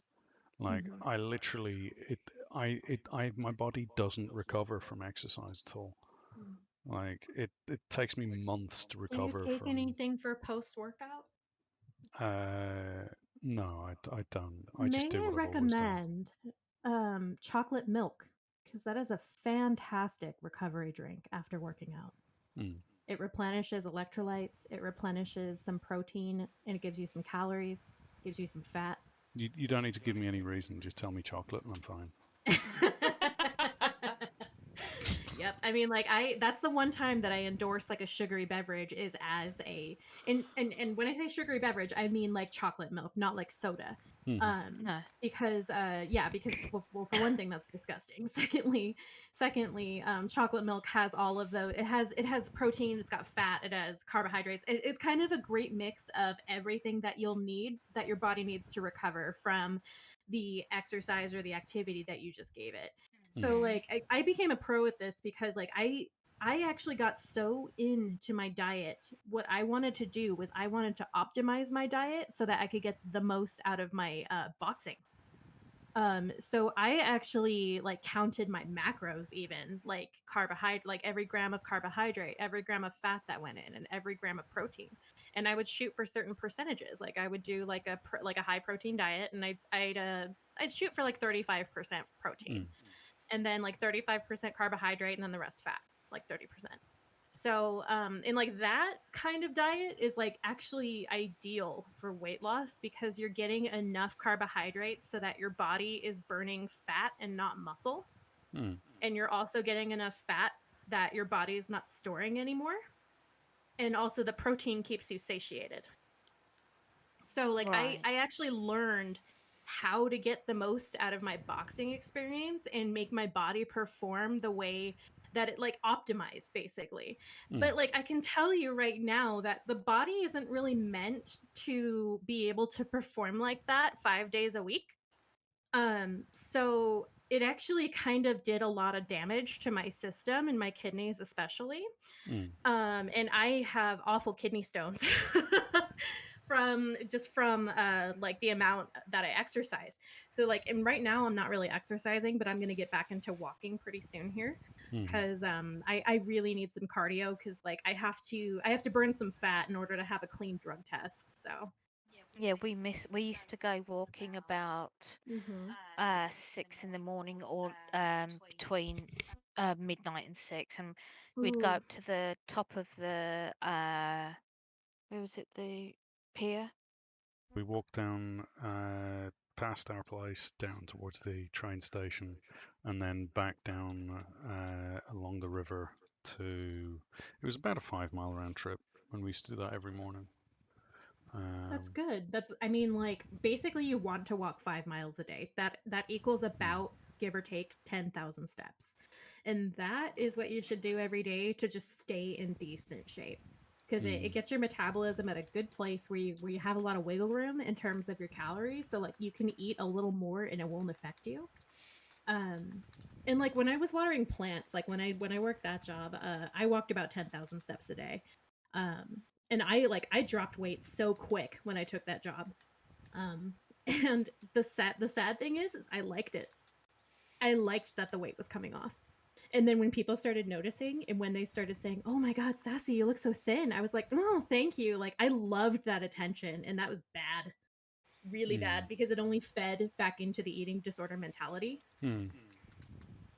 Mm. It's interesting. But like Again, I also know that I have to exercise and eat well in order to function. So like it is mm, definite it's a delicate It's a like battle. yeah, it's yeah, uh-huh. it feeds back into the whole start of this podcast today of double standards as well, because when a Oh guy, yes, women especially. yeah, when a guy is seen to be eating a lot, it's always a hungry lad. Oh, we better give him some food. Or he's a growing boy or He's a something growing like that. boy, but That's the line they Mhm. tend to use. He's a growing yeah, lad. Yep. he's a growing Mhm. lad. It's like, well, so I too am a she, growing lad.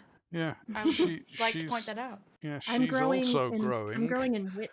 That Yeah, counts. yeah. Well, I mean, it doesn't matter when you're a teenager, when you're growing up and you're going through When you're your a teenager, when you're you're a growing. child, you're fucking growing. You should be allowed Oh to no, eat whatever the fuck your never. body feels Yeah, like you need to eat. never put somebody on a diet under 18. No, Never, Because ever puberty do that. takes a lot of energy. it's fucking Yeah. right. It does. Jesus. Just like as a teenager, your metabolism is through the roof because you are Mm. using every Mhm. bit of food that you put back into growth. Oh Mm. shit! I remember I had a friend of mine at school, Barney, and he swore blind that um, you know anything I ate he got fat from. Um, he said, if you eat a Snickers bar, I put on 10 pounds. This is bullshit. How come you can eat 3 family meals from fucking KFC, but I can't eat a fucking chocolate Metabolism. bar? And Everybody's body is different. everybody's body's different. It's you eat what you feel you need to eat. Listen to your body. Yeah, your body will tell you what you need to eat. Like if you suddenly get a weird craving for banana, you know, Your body wants it. your Yeah. banana wants your body wants the potassium. It wants that radioactive kick. When I need Yeah. potassium, I crave spinach. Mm. That's what I crave. I can't listen to my body because my body is. Well, your body. The problem is that Listening. So you've got for your you and me, mind Nitty, it's is talking harder to over. listen Yeah, to our Yeah. bodies because we have a disconnect. yeah. There's a Yeah, and it's disconnect easy as between. hell to listen to mine because mine just wants cocaine, hookers, and tequila. So it's like super easy. Super easy. Also, peanut butter. Peanut butter is delicious. Yes. When I'm high, I cannot put peanut butter down. I love it. And it's because I don't eat fat in my diet. Or I try to avoid it as much as I can. So when I'm high and it actually stimulates my appetite, I'm actually like, oh, like yeah, peanut butter sounds fantastic right now because it's got all that fat in it. It's real like, and I'm not sure if I told you guys this yet, but so I lost my job offer, right? I read about that. Yes. So I lost my job offer because they said that it would be fine if my drug test showed positive for marijuana, which it did, which I already warned them about. I said, hey, just so you know, you're going to see this on the drug test. Like, I can't change it. Cause like, they're always like, yeah, like within 24 hours, go do the drug test. And I'm just like, well, just so you know, this is going to happen. And the dude was like, oh yeah, it's totally fine. Like, we don't care about that. And I was like, okay, cool. Like someone's willing to overlook it. Awesome. So when the drug test comes back and shows positive, then they say we are revoking your job offer. And I was like, excuse me? This person said that this wouldn't happen. And they said, well, the job offer is conditional upon blah, blah, blah. And I was like, oh my God, you're not even answering my actual question. You're just giving me a script. Like so I was furious. And so like, I have to quit. I have to quit the thing that stimulates my appetite and makes me eat. I have to quit the thing that can stop a panic attack within 20 minutes. I have to quit the thing that keeps my mood stable. So like it's medicinal grade. It's not for recreation. It is medicinal strictly. Yeah, you've And got the I would proof. You've never got go a to work doctor. high. Yeah, you've got a I would doctor certificate thing. yeah, I have a medical card and That's it it, is medical for card. and they're for certain qualifying conditions. And I happen to have one of those qualifying conditions. And like, as long as you're being treated for those conditions, then you can keep renewing the card as much as you want. So, and they don't care about that at all. Nope. So, I even gave them every bit of documentation that I had. And they said, well, too bad, it's still federally illegal. And I was like, wow, okay, so this guy just flat out lied to me. That's cool. And wasted 3 hours of my precious time with that hiring process. So like, and so I have to quit. Like I can tell you, I really don't want to, but like, I really don't want to, but I don't have any other choice. So Yeah, like, I mean, I'm sure you guys can even hear it in my voice that like I sound less calm because like I don't have it in my well, like it's still in my system because it's stored in fat, you know, so that's why I got to burn some fat. But You I'm not, definitely of course, I'm sound not high. stressed. You Yeah, sound more I sound stressed than different. you usually do when Hmm. you're stressed, if that makes sense. Hmm. Yeah, it's because I don't have something to lessen that effect right now. Closest I have would be CBD, which is like, you know, derived from hemp, which is okay, but like it's still not the same effect as THC, at least not for me. mm, So, and like it's unfortunate that I have to forgo something that I truly, truly need because this drug is being criminalized for absolutely no reason.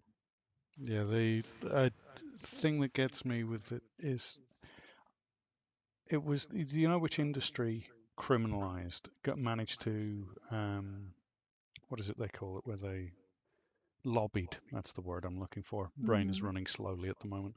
The company, the industry that lobbied the American government to and the British government to get cannabis made illegal in the first place was the cotton industry, for Hmm. no other reason than the hemp industry could Hmm. produce Oh, yes. fabric much faster Because and hemp much is so cheaper. useful. Yeah, Yeah. hemp is incredibly useful, incredibly It has so versatile. many uses. Yeah. And the cotton industry was really fucking pissed off with it because they were losing money because the hemp industry, Hmm. they could produce fabric much quicker than the cotton industry could.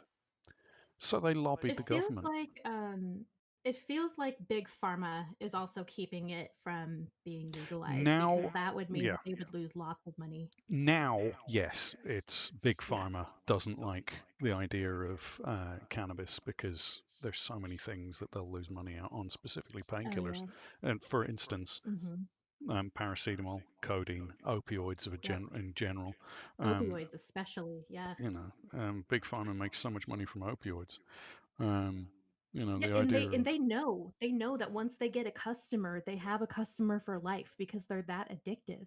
And hmm. like that's the reason why the drug crisis is even so bad is because of big Mm. This is, pharma and how they just give out opioids like they're fucking free, but like they're candy. this is the thing I don't understand. Like here, How is that okay? How is that okay? How is alcohol okay? But how is weed not okay? yeah, but the thing with the opioid crisis in the US is that you guys always talk about, you know, oh yeah, we're codeine, oh it's so addictive, and you take codeine all the time, and oh man, yeah, once you're on Hmm. codeine, you're stuck on codeine.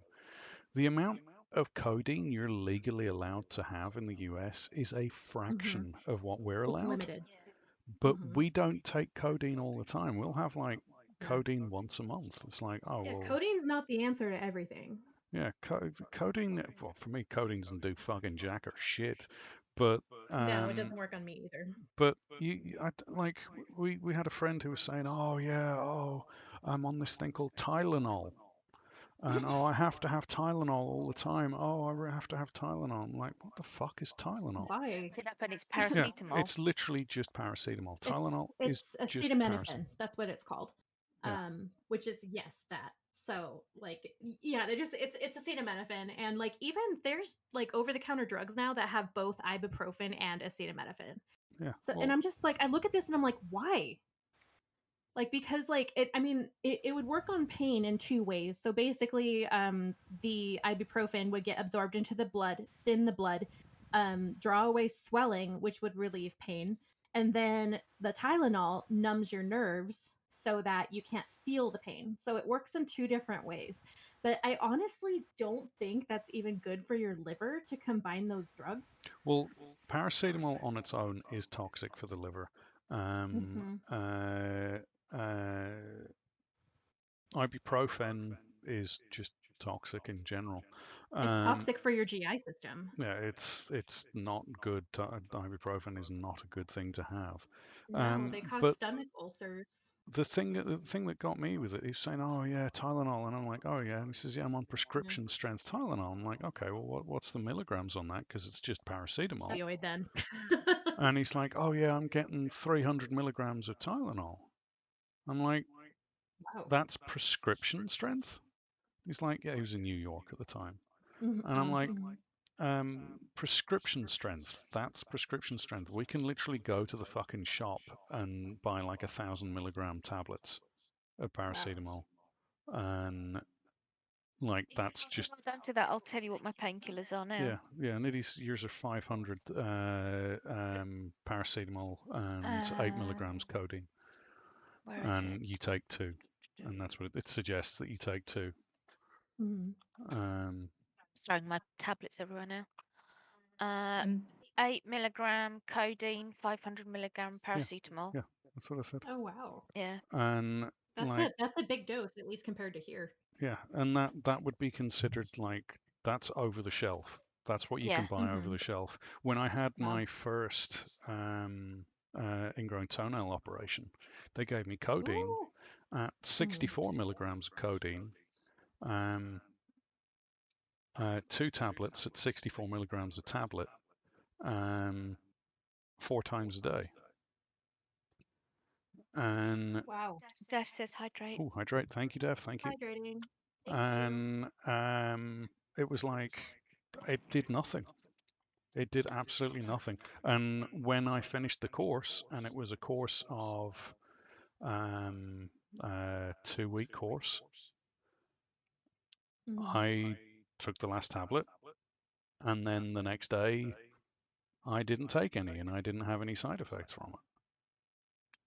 No withdrawal symptoms at all. No withdrawal symptoms, and Wow. that's why I don't understand how there's this.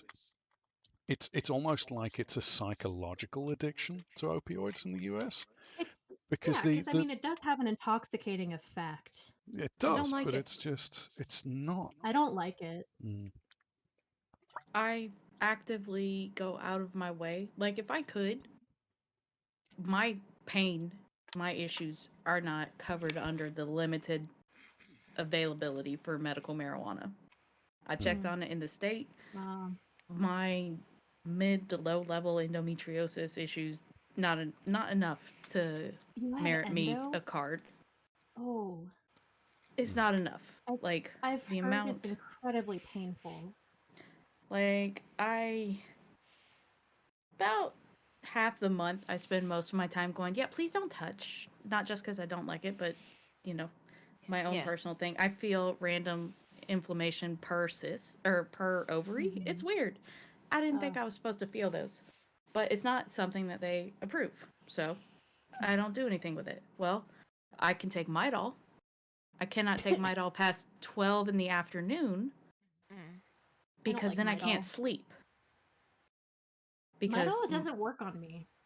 it's an over-the-counter muscle relaxant. That's the best I'm going to get, because otherwise I go to a doctor and say, I have a lot of pain. And they say, well, here's some Tylenol. And I'm like, I don't want Tylenol. I don't want any of this shit. I just want a diagnosis that's going to get me to the medical marijuana, because I know from recreational use that it helps. It is one of the only things that has helped me. And I don't get constipated from it. I don't have to monitor it and make sure I take it at least 7 hours before I plan on going to sleep, because it's going to keep me up. I have no issues with it being a recurring item that I need desperately. It's not one of those things. Also, I don't have that issue with any of the painkillers that I've ever been prescribed after oral surgery or any other kind of surgery. Can you go? Is it possible to go to another doctor and speak to them, or No, it's a state I thing can for go them. to I can okay. I can go to as many doctors as I want. I will pay double if not triple to go to somebody who's not my primary care physician via my insurance, and they can all tell me GYN for that. it's a possibility, but they have my PCP listed as they still need to refer you. That's the thing. Yeah. And if I try and go without a referral, I have to pay triple the cost. Right. And then they don't take insurance, and they don't. I totally. Yeah. And that is the lovely healthcare systems of America, where you pay triple everything and then get addicted to a drug that you can get cheaper if you buy it in the form of heroin or in some other. You get it cheaper than paying out the ass for oxys, but at the same time, now you're addicted to heroin. Yeah. It's not any better. Do you know the cure for heroin? A different fucking drug. Which is also addictive. It's very addictive, like that, and that in of itself, if that doesn't sum up America, I don't know what does. We have the availability of something that. Plus people mix that drug. What is it? Methadone. Yeah, Yeah, methadone. Methadone. Yep. So they mix methadone with Xanax, and it apparently gives a heroin like high. So it's actually not helping anybody. Yeah, it Nope. doesn't do anything. Not at all. This is the It's a perpetuating issue. yeah, they have a they did an experiment in Portugal where they basically just said, you know what, we're not just gonna decriminalize drugs, we're gonna legalize all drugs, I remember hearing about that. just all of them. Yeah. But we're going to have it so that you need to go to a special facility if you're going to take some of the harder drugs.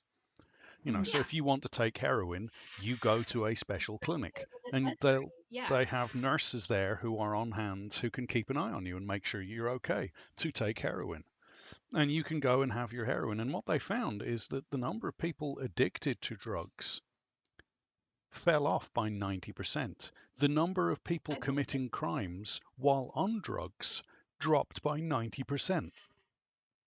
The number of people who went and got into drugs dropped off drastically.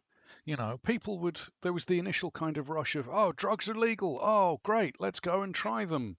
And then after that, it just petered out to, oh, The well, appeal wears off. Like it's not taboo anymore. it's not It's more taboo. boring. Yeah.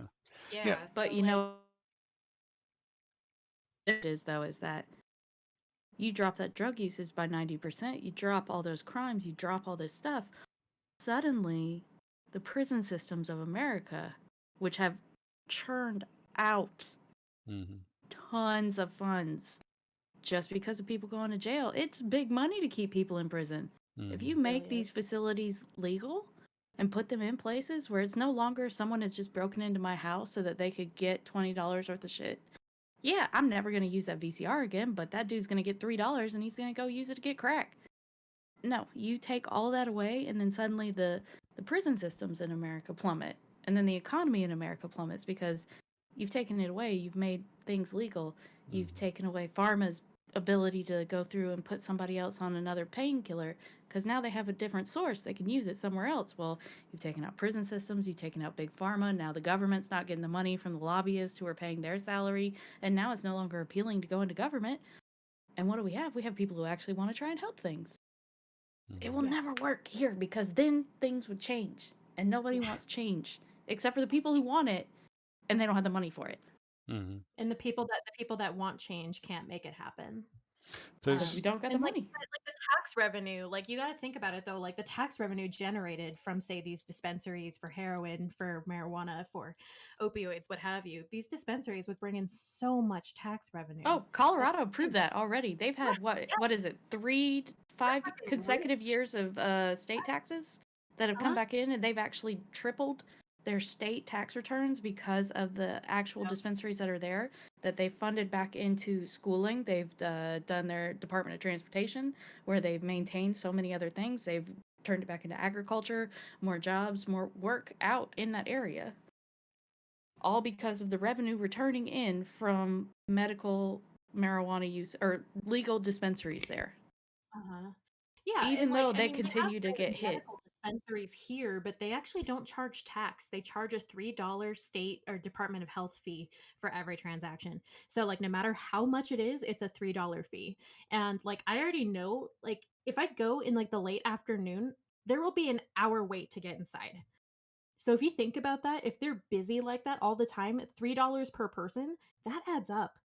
It really does. It well, really does. And then yeah. you know about when you remember when I'm sure you guys remember when the governor was Arnie was the governor in California, right? mhm. When he was the governor, right now, this is from a Republican governor, right? He was a Republican. He still is a Republican, even though on paper he really isn't. Yep, your governor, Laka. He plunged California into a massive amount of debt by investing in renewable technology and putting in the groundwork to legalize cannabis in California, right? Mm-hmm. And it bankrupted California. It was a financial I remember. disaster. You remember there was the I stories of lived in California when that happened. yeah. You remember the bin men not collecting the bins because they weren't getting Yeah. paid. Yep. You know, like Stuff was piling up. stuff was piling up, and it Things was were not bad. being maintained. But within then he lost, but he was voted out, and someone else came in. Mm-hmm. But they kept the policies in place of the renewable technology. They kept the policies in place, the groundwork for the legalization of cannabis. And California now makes more money than the next 3 states put together. I believe it. Well, if everybody, and by everybody I mean those individuals who are in business to make money in the US, if they look at the US, as shitty as this is going to sound, please don't come at me for this, but if they look at the US as a business, any business is going to go into the red for a year or two. That is just common business sense. Everybody knows in the restaurant industry, your first 3 years in business, you're in the red. Mhm. You don't actually start accruing actual funding to be able to put back into the business in more than just we need to keep this running until about your 4th or 5th year. Yeah. If America is run so much as a business, we could, as a nation, treat it the same. Yeah, it would suck if everybody in the entire continental US of the North America parts, it would suck if we all hit that red year 2 years in a row. But hey, we've just dealt with COVID. I feel like we hit red years. Yeah. Now is the fucking time to Now's go the through. time to build it up. Yes. The problem with the US at the moment is that you guys have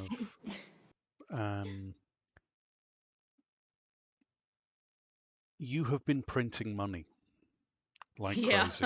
We have. Yeah, I Oh know. Just my dear fuck, do we? Printing paper money. Inflation is a big issue. Yeah. The thing is that because of the pandemic, because of the artificial, people aren't spending as much as normal. Mm-hmm. Your inflation hasn't hit yet. It's going to be a year, 2 years. Once this pandemic is over, your economy is either going to completely collapse and you're going to be in Argentina positions of inflation, or your government's just going to is going to have to do something serious. Because, Mm-hmm. and it shocked me when Donald Trump was elected president. They said to him, you know, there's this debt crisis looming in the US. What are you going to do about it? His response was, I won't be president when it hits. I don't care. Oh my God. And I'm Yeah, not, that sounds that about right. wasn't, That sounds about right. Yeah. that wasn't me paraphrasing. That was literally word for word his response. I will not be president when it happens. I don't care. Oh my God.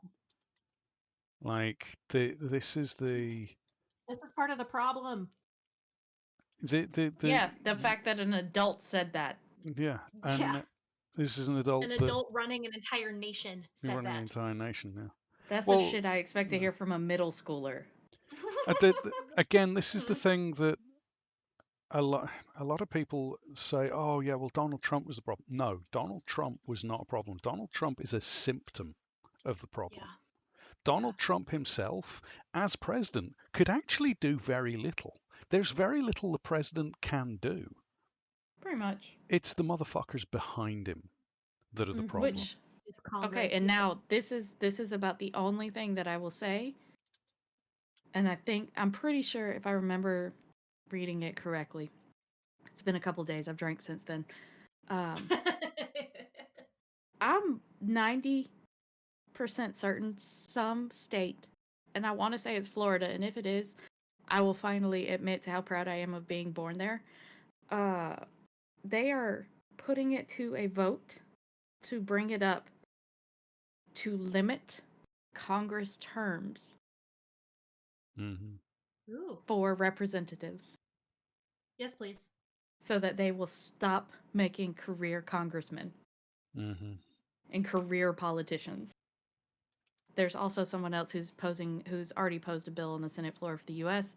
to make a across-the-board maximum a $50 charge for diabetes medication. That one's on the floor too. I don't know where that's going, but I know it's there. Yeah. Well, that was one of the things that Beto O'Rourke wanted to do in Texas.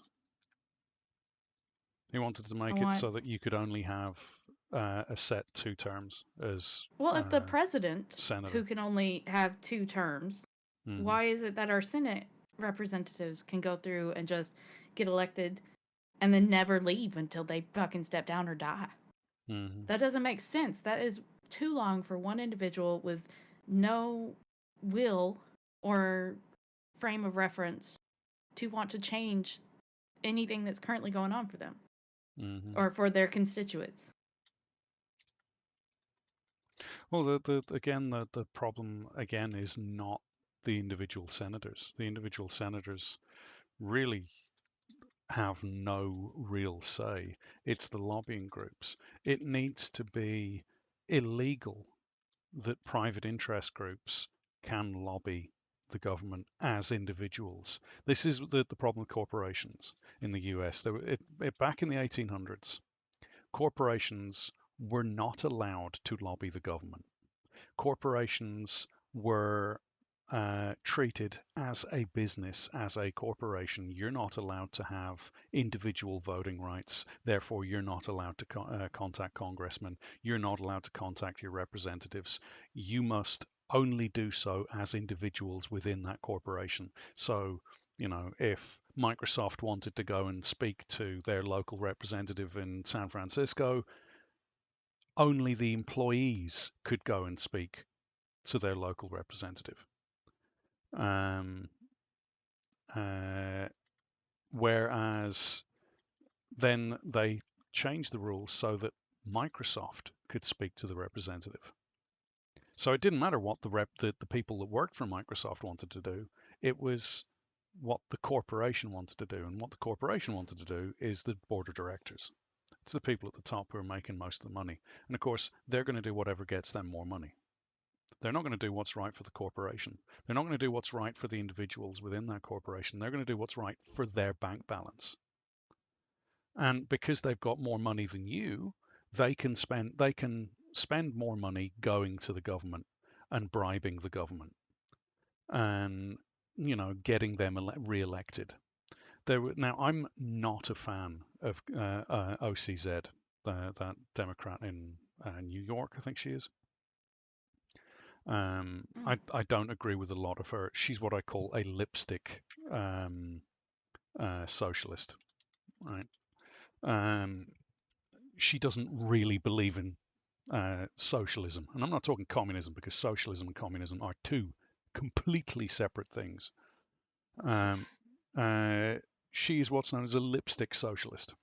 Now, yes, some of the things she says are absolutely right, but what she believes and what she does are completely different.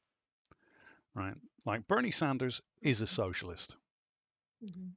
OCZ is not. Cortez is not. She's a lipstick socialist, and I don't like her at all. I don't trust her. She's got too many vested interests. There's too many private interests there, right?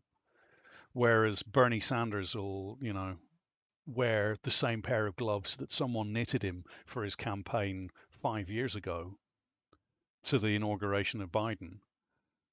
Cortez goes there wearing a fucking Gucci outfit. You know what I mean? Like, there's too many private interests there. She's not a socialist. She is a capitalist.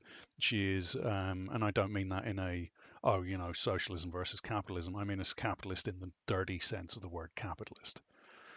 Just like Ted Cruz is, Therein is that other double standard. Yeah, there's the double standard. Not just that. It's that nobody wants to look at Bernie because he's the old white dude. Yeah. The nation is full of old white dudes. Everybody wants no more old white dudes. Yeah. But AOC, she's not old.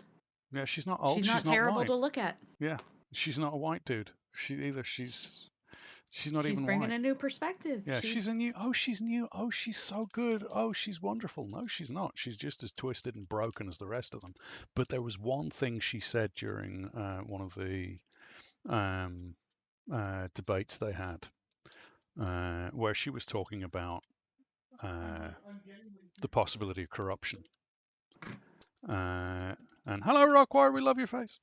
I know. Drunk I Rock had in to the kinda go background. down I'm the just like, mic. I'm trying to be serious here. Damn it, Rock. Yeah. Drunk Smite in the background. Yeah. She went to this hearing where they were talking about stuff, and she says, "Okay, I want to pose a hypothetical situation. Um, I am a bad person. Okay, Mm-hmm. I have very criminal leanings. I have connections with criminal underground or with corporations that are doing criminal things, but there is no proof. I can stand for election." And I said, "Well, yes, if there's no proof that you have done anything wrong, then you can absolutely stand for election." He says, "Okay, that's the way it should be, innocent until proven guilty." Okay, I'm allowed, while I'm standing for election, to get funding from anywhere that's willing to fund me. They're like, "Yes." He says, "Okay, so this dodgy corporation comes along who have a vested interest in getting a law passed, pays a huge sum of money to me so that I can get elected on the understanding that I will vote a certain way for them." And they said, "Right, okay." He says, "Now, is that illegal?" And they're like, "No, it's not." Like, okay. So I can have this vested interest group pay me a huge sum of money so that I get elected. I get elected. I can then go into one of these private sessions and vote according to this private interest group who are bad people, so that I get more money from this vested interest group, and I make a lot of money. I'm but effectively doing something that's not for the people, by the people. This is for me, by corporations, and there's nothing to stop me doing that. And they said, "No, there's nothing to stop you doing that." She says, "Okay, what if the people that are backing me are owning the news media as well? Is there anything to stop me having an entire the blanket news coverage of only me, so that none of my opponents can get in, and I can continue to commit these criminal acts while in office, and there's nothing to stop me from doing that?" Absolutely, that can go ahead. It's like, yeah, there's something wrong with our system, and That's messed up. that is incredibly messed up. Like, this is going back again to the idea that, you know, the media should not be owned by anyone. It should be owned by the people for the people. As Ben Franklin once said, government should be afraid of the people, not people afraid of the government. And unfortunately, in the US, the UK, France, Germany, the entire Western world, and China, and Russia, and North Korea, the governments are no longer afraid of the people. The people are afraid of governments. And newspapers and news broadcasters are all now owned by a small group of people. So you get this constant feed of, "Oh, look how wonderful you could be if you got rich. Look at Kim Kardashian. Isn't she just the model of everything you should be like?" Famous because her daddy was a lawyer. Yeah, famous because she's rich. Like, there were people donating money to her fucking sister so that she could become the first female billionaire. Oh my god. No, first female self-made Yeah, billionaire. first that was the female title that she self-made. was. Yeah, That I'm was the sorry. title that she was looking for. Was Yeah. the But first that's not self-made female billionaire. Yeah. Wasn't self-made if other people are donating money to you, and Right. you That already defeats the had a fuckload of money from your daddy anyway. Yeah. Like, that's when people say, "Oh yeah, Elon Musk is a self-made billionaire." No, He comes from a rich fucking family. He had 500 million when his dad died because his dad left him 500 million. He was already halfway there. Like, he's not a self-made fucking billionaire. You know, there's absolutely even fucking Bill Gates was wealthy as fuck before he became wealthy as fuck. Right? Yeah. This is the lie that's perpetuated. This lie of trickle down. Oh, if the rich do well, everyone else will because the money will trickle down the pyramid to everyone below them. It's called a pyramid scheme. It's bullshit. Yep. It doesn't work. And that's the way the economy is at the moment. That's the way the economy works. And for it to change would mean an utter collapse in everything we hold dear. So we let it happen because we're terrified of the alternative. Mm-hmm. Now, I'm not saying communism is the answer, because it clearly isn't. Because communism descends into Animal Farm. 4 legs good, 2 legs bad.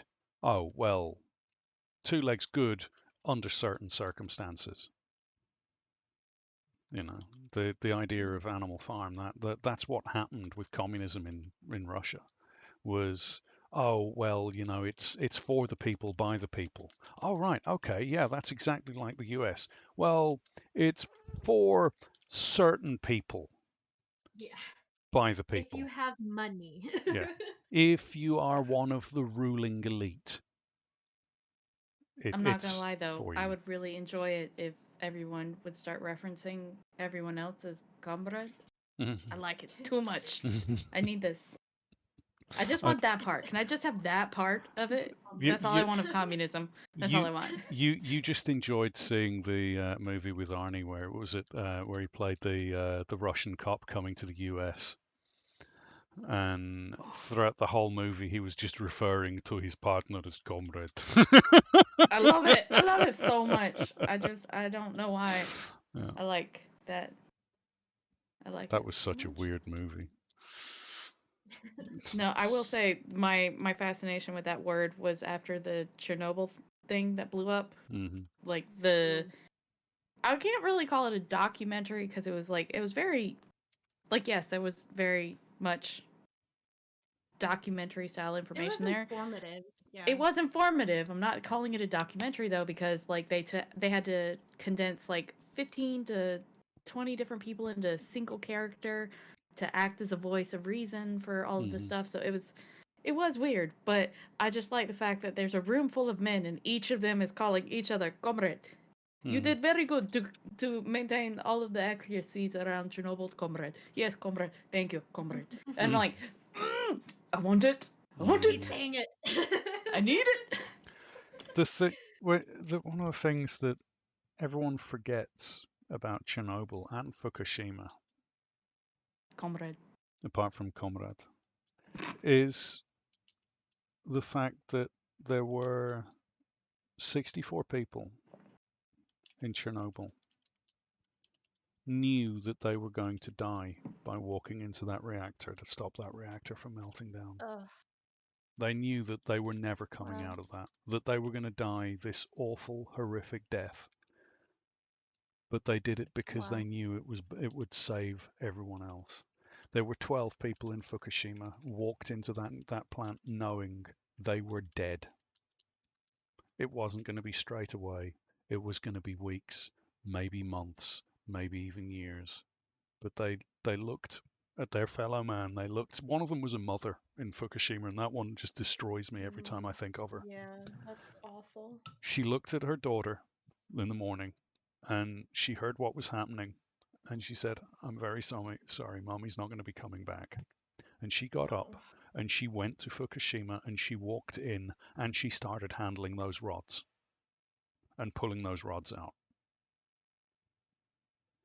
Like, Why are we looking at Kim Kardashian going, oh, isn't she wonderful? This is what we should be like. And not looking at that Stupid. fucking woman and saying, this Yeah. is a goddamn badass motherfucker. She literally knew her life was over, but she went and fucking did it anyway because it was the right thing to do. And this is the problem with our society. Because the Yeah. right thing is dirty. The right thing It's is a fucking horrible to look at. popularity contest. Nobody wants to accept reality for what it Yeah. is. People Nobody just like wants to distract look at it. themselves. Yeah, nobody likes looking at these heavy topics. Nobody likes and that's kind of what bothers me is like and that's why I try to talk about them so much and get people talking about them because they're never talked about. Like and yeah, Kim Kardashian, I don't give a fuck what she ever did or how much money she has. I will never ever respect her. No. It's just a popularity contest, and that is so fucking stupid.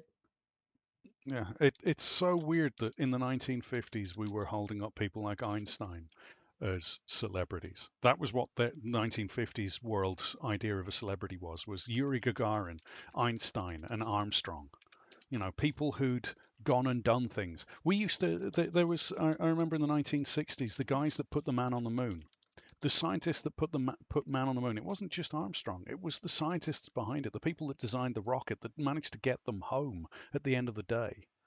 You know, during Apollo 11, the people that managed to get those people home were doing tours of schools, and people were, oh, this is amazing. You helped bring this astronaut back. Oh, you're amazing. Oh, you're fucking awesome. Oh, what a smart person. Oh, what an incredible person you are. And now you've got, you know, people that look at Dr. Fauci. Oh, well, he's obviously spouting some fucking left-wing bullshit that we should wear masks. I know.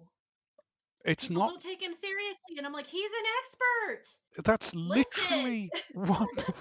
Like, oh He's our my god. lifeline.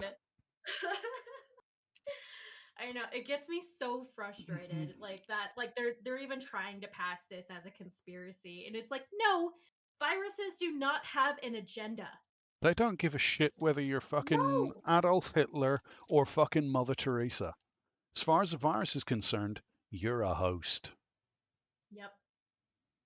Everybody is a host. Mm-hmm. Also, I don't like Mother Teresa while we're on the subject. I'm just throwing that out. No, Okay. no.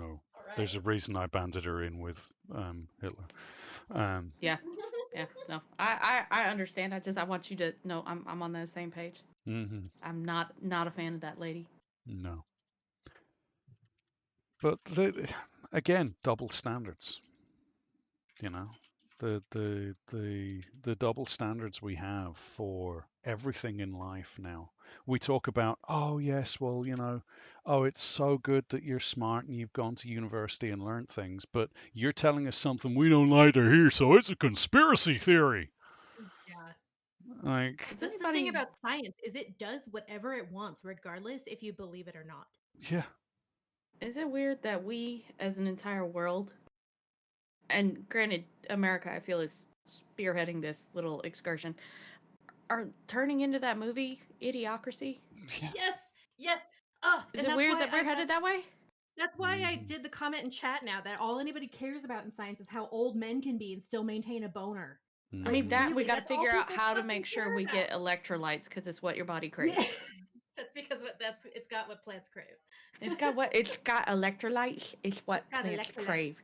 It's Brondo, the thirst mutilator. I love that movie though. Is that sad? Like I hate that they movie. kinda- It's supposed they to be kinda nailed satire. it. I It's know. supposed to They be kinda nailed satire, it. and now I'm like, God damn it! It's a This is documentary. it's a documentary of our I know. downfall. Ugh.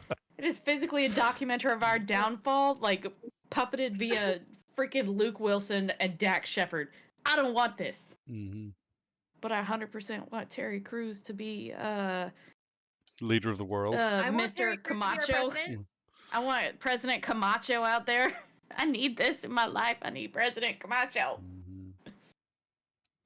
Yeah, no, it's a damning indictment of humanity that we're very fast reaching the same point as an old Roger Waters song where he says the problem is humanity has amused itself to death. And that's what we're doing. We're doing whatever amuses us. What would be amusing? Oh well, like this current fad of people pissing in their own eyes. Why? Why are you dripping urine into your eyes? It's called urine What? therapy. Thank you very much. And it was prescribed to me by the same lady who sold me this fantastic bunch of healing crystals. And if I put this one right here to my head, it heals my headache. And if I put this one right here to my arm, it heals my arm ache. And if I put this one up my ass, suddenly I'm not so pretentious. Yeah, there was a an old con trick in the UK that was done a few years back, mid 90s. It was a con. What you did is you had a key in your pocket, right? You know the ones where they've got the little hole at the top to put on the key ring, right? Mhm. What you'd Yeah. do is you'd go into a coffee shop, you'd sit with your hand in your pocket, pushing your finger against the hole on the key, right? And keeping it there and keeping it there until when you took your finger away, it would stay with the little lump and the imprint of the key was there. What you do is you'd sit there like that and you'd walk up to the counter and you'd say, "Oh, can I order a coffee?" Right? And they'd say, "Yeah, sure." And then you'd reach across and your finger would just touch the machine where they brewed the coffee. And you'd go, oh, I've burnt my finger." And they'd go, "Oh no, what the fuck happened?" And you'd show them and it would look like a blister. And they'd be like, "Oh shit. Oh no, that's awful." And you go, "Oh, don't worry about it. I've got some stuff that'll fix that." You'd reach into your pocket and you'd pull out this white powder. And you'd rub your finger in the white powder. And you'd rub it for a while and then you'd take your finger out and it's magically better. Right? Oh my God. That white Scam. powder was salt. Hmm. And then they'd say, "Oh, well, what the fuck's that?" You say, "Oh, it's this special powder that they sell that we discovered." Tiny little healing crystals. It's these tiny little healing crystals that we discovered when we were on a excursion in Indonesia, and modern science doesn't want to tell you about it, but it'll heal everything. Like every injury you've got, it'll heal it. You know, and There's no such thing as a panacea. and people will be like, "Oh, that's amazing. Oh, where can I get some of those?" You say, "Oh, yeah. I just happen to have a load of them here. I could sell you some of this powder. It's only £50 for half a kilogram, and that will do you for like at least like a year." And so people would buy it. And People are like that here with weight loss aids. yeah, Oh yeah. Oh my God. And oils. Oh Jesus, the oils. Like, oh yeah, it is awful. Like the quote unquote weight loss supplements. People are like, "Oh my God, yeah!" Like on the TV, they're like, "Yeah, I use hydroxycut and I lost like 25 pounds," and it's like, yeah, like there's tiny. I too can do speed. Like this is not a. Why are you testing me? Why are you coming at me like that? I too can do drugs. I think it has ephedrine in it. As Nidhi said, do you guys remember White Watchers used to have worm eggs in it? Oh, that's rough. That's rough. Tapeworm? Tapeworm. Yeah. Yeah. That's the easiest way for. Not good for you. Yeah, no, you will lose weight like a motherfucker. 100%. Yes, because that's how you do it. No. It's so horrifying. Not to mention all of the diseases that these worms can give you. Talking about one of the reasons why I got into nutrition, so I can, for one thing, I can tell my parents that they're fucking wrong, and secondly, so that I could debunk all of that shit. Yeah. Here's one that is really interesting with some of the gut worms. I think it's either hookworms or tapeworms. It's one of the ones that connects to your intestine and then lives off the blood in your intestine. I think that's a tapeworm. Yeah. if you had, there was a kid in Southern Ireland had a deadly allergic reaction to peanuts, right? Like the level of reaction that they had to have an EpiPen with them at all times, right? Yeah.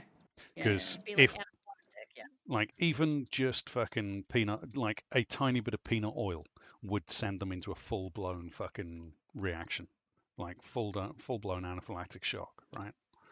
Well, this kid had gone to Spain, I think it was, and had had some street meat and had got worms from this. And he came back and he'd had it for about a month before they realised, and they treated him. And he went back to school after he'd been treated, and a new family had moved into the area, and this mother had baked this chocolate cake for everyone for the autumn harvest festival, and she put peanut butter into it because she Because didn't know. peanut butter and chocolate. Yeah, because peanut butter and chocolate, it makes the cake just that much fucking nicer. It And does. she delivered it to the classroom, and they'd started cutting it up, giving it to all the kids. And the mother had gone to the teachers' lounge, and they were sitting chatting in the teachers' lounge about what they did. And everyone's like, "Oh yeah, your chocolate cake's amazing! Like everyone is dying over your chocolate cake. What's your secret? What's your secret to your chocolate cake?" And she says, "Oh yeah, I put peanut butter in." At Oh which God, point, he's yelling. we can hear. At which point, the headmaster went, "Wait, there's peanut butter in your chocolate cake?" And she said, "Yeah." She says, "Oh fuck!" And he literally ran out of the room, ran to the room where this kid was, and like knocks the half-eaten chocolate cake out of his hands. And he's like, "You can't eat that! No, stop!" And the kid's like, "I've already. This is my second slice." And it's like, "Oh fuck! Better get you to the hospital now!" Rushes the kid to the hospital, and the doctor's there, and the doctor's like, "Are you sure there was peanut butter in the chocolate cake?" The doctor's like, it's like, "Yeah, yeah, there was peanut butter in the doctor's cake, in the chocolate cake." And the doctor's like, "In the doctor's cake." The kid's like, "Yeah, I ate it." And they're like, "Are you sure? Because you're not getting a reaction." And the doctor's like, "Well, hold on." So he goes to the vending machine, buys a Snickers bar, which has peanuts in it, takes a tiny little bit of the peanut, puts it on the back of the kid's hand, right? Looking to see if there's a reaction. No Yeah. reaction. Says, "Okay, here is a quarter of a peanut. Eat that." The kid eats it. The doctor's there with the EpiPen, just ready to stab him. Like, "I'm going to stab you. I'm going to stab you Right any in the moment." thigh. Right in Like, the thigh. just going to get. Just right any moment. The kid eats it. Don't mess with me. Kid's fine. So the doctor gives him the Snickers bar. He eats the whole Snickers bar, and he's fine. And the doctor's like, "What the fuck?" It clearly says on his medical certificate that this kid is seriously, like, deadly allergic to peanuts. The fuck is going on? And they spent ages looking into various things. What had happened? Was it because he was a growing lad? Was something changing with him? Was something happening here? And they went through his entire medical history and eliminated everything except for the worms he got when he was in Spain. And they found that the worms, they then did subsequent experiments on it, and they're now doing trials, human trials in Southern Ireland, where they give people who have severe food allergies or any kind of food allergies or intolerances even, they give them these worms, and then they treat them after a little while, and you are cured of your allergy, because all allergic reactions are your immune system responding to it. Yep. And Yep. what And Blood hormones. the worm does is the worm releases an RNA virus into your system Mhm. Okay. that rewrites your immune system. Yeah, it's a mutation technically. Yeah, they're which literally is Literally just learning about that yeah. today. It's the funny part is Pregnancy there's can do a that too. there's a tick in the US as well right now that if it bites you, you become allergic to red meat. mm-hmm. Oh no. Yeah. That was one that has been found. It's not sure. They got pictures of it all over the place. It looks very drastically different from other ticks, but it's something that's very serious if you're around people who hunt a lot because they live on red meat. I mean, how are you not gonna have the red meat? Mm-hmm. I mean, red meat is like huge over in our area because like we have a lot of cattle farms. We have a lot of like we have big hunting. There's elk. There's deer. Yeah, Mm-hmm. there's all deer. kinds That's where everybody ends up getting it is when they're out hunting for deer because we have a lot of people here who don't purchase from Mhm. locals. They don't do big box stores. If they purchase from a butcher, it's the guy who processes stuff that they are not equipped to process at home. Or if they purchase from anybody, it's going to be from there. So it like limits everything they have down to just fish, vegetables. They don't know about vegetables. Everything they eat's fried. This is not fair. Mm-hmm. Are French fries a vegetable? They are fried. They are a fried vegetable. I would assume they're more a starch than anything. They don't really have that much. Potatoes They don't are have that starch. much. No, I just laugh because I could totally have somebody ask me that. Cause like, okay, so like one of my best friends, his name's Lewis. He eats he's proud that he eats his diet is mostly burgers and mac and cheese, as he calls it, or mac and cheese. So me being the nosy motherfucker that I am, I'm always like, hey Lewis, you should eat more vegetables. And he's like, but why though? And I'm like, well, because like it'll help your overall health. You know, you'll have more energy. It's just mac and sneeze. Mm-hmm. That was great. Anyway, uh, so he actually gets a kidney obstruction, and then they were like, "Yeah, you shouldn't be eating this much red meat." And so I'm just sitting here with my arms crossed, being like, "You want to know who was right? You want to know who was right, Lewis? That was me. Was that me? Did I tell you like 6 months ago to cut down on your red meat?" Mm-hmm. Like I find it so funny. But like, and then he'll ask me sometime. He does this to push my buttons. I know he does. Like he will text me. He'll say, "Is orange soda? Orange soda is basically orange juice, right?" Mm-hmm. And I'm like, "Lewis, no." And he's like, "Well, totally. It has some citric acid in it." And I'm like, "Well, no, still not orange juice." Mm-hmm. And then yeah, he did ask me, "Are French fries a vegetable?" And I Mm-hmm. said, "No, French fries are a starch." Yeah, there's not much vegetable left in French fries. No. It's just straight carbohydrates. Mm-hmm. Which is why they're so good. Yeah, Yeah, they're oh, I know. so good. Your body runs on carbs, so your body loves carbs. Yeah. When you eat carbs, your body says, "Yes, we can survive a little bit longer." That's why this Mm-hmm. tastes so good, Mm-hmm. because it's what our bodies need. Mm-hmm. Same with fat and sugar, because sugar is just straight carbs. Sweet potato chips. Oh my fucking Oh, god. yes. Oh. That's the one thing that I will eat with ketchup. And I hate ketchup, but sweet potato fries and ketchup, No worries, Miss Tart. Thank you so much for dropping okay. by. We're about to leave it there, I Anytime. think, anyway. We're going to go Yeah, and that's fine. raid someone out I'll anyway. raid somebody. Yes, and I think I know who we should raid. Because we've been listening to him all night anyway, so. Why not? Yeah, no, I agree. I'm not a big fan of ketchup. I don't mind ketchup and like No. It ketchup. has high fructose corn syrup in it. Not here, it doesn't. No, It ours does is over here. all organic. No, ours is Over all here, it organic. has it has a. Right. If you try the Heinz brand, they do organic ketchup. They do an organic Yeah, one. no, I saw that. And really, what I would be looking for is Heinz no sugar added. That would be Yeah. the one that I would look for. Yeah. You could also make your own. Yeah, just make your own. Yeah, no, yeah, it's actually a lot easier than people think it is. Mm-hmm. Yeah, because at least then you know what you're putting in it. Mm-hmm. Exactly. I'm doing all the hand motions and you can't see them. Yeah, because my I'm camera has very decided not to animated work. when I talk, so like Me I've been too. doing it too, but like nobody can see it, so I'm just sitting here like making a point with my hands, and nobody can see it. Hey, we can feel it. Yeah, I Absolutely talk feel with it. passion. Passion. You're a passion talker. I am, and like I can like when somebody gets me going on something, I can seriously talk about it like for like until like I can't breathe anymore. Like I can seriously make every point before taking a breath.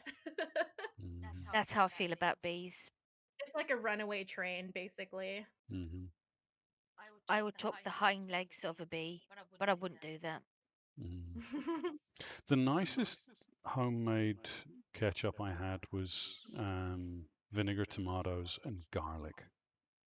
Ooh, garlic. It was so That's Well, good. when we go to the shop next, we'll get some and make our own, Yeah, sounds like a and yeah. plan. put some chili in there. Oh, I'm chili. going, yeah, I'm going shopping tomorrow actually because I want to, Oh. like I said, I want to pick up some lemon balm. But yeah, Mm. getting stuff for my own like ketchup sounds awesome. Lemon Mm. balm and ginger tea. Mm, I have tons of fresh ginger, so I Hmm. think I'll do that. Yeah. Like the reason why I want to try lemon balm is because of its sedative effects, and Mm. like apparently it's good for like as like if you drink it as a tea, it's good for anxiety, depression, all that fun stuff. Quick So question about your dislike of licorice. Have you ever tried sure, fresh licorice root? no, Right. only the incredibly fake black licorice. No, no. They are different.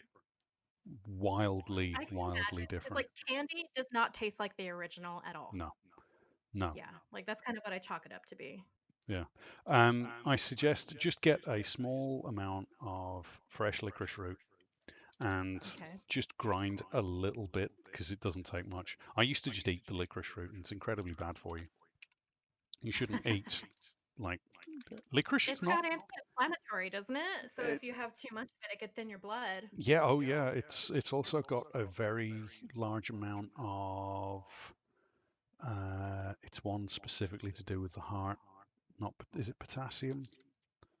Um, I don't know. Potassium is the thing that keeps your heart beating. Magnesium is another one. Yeah, it's Those are the electrolytes that carry the yeah, electric signals to keep your heart beating. yeah. If you have too much licorice, it can cause heart attack.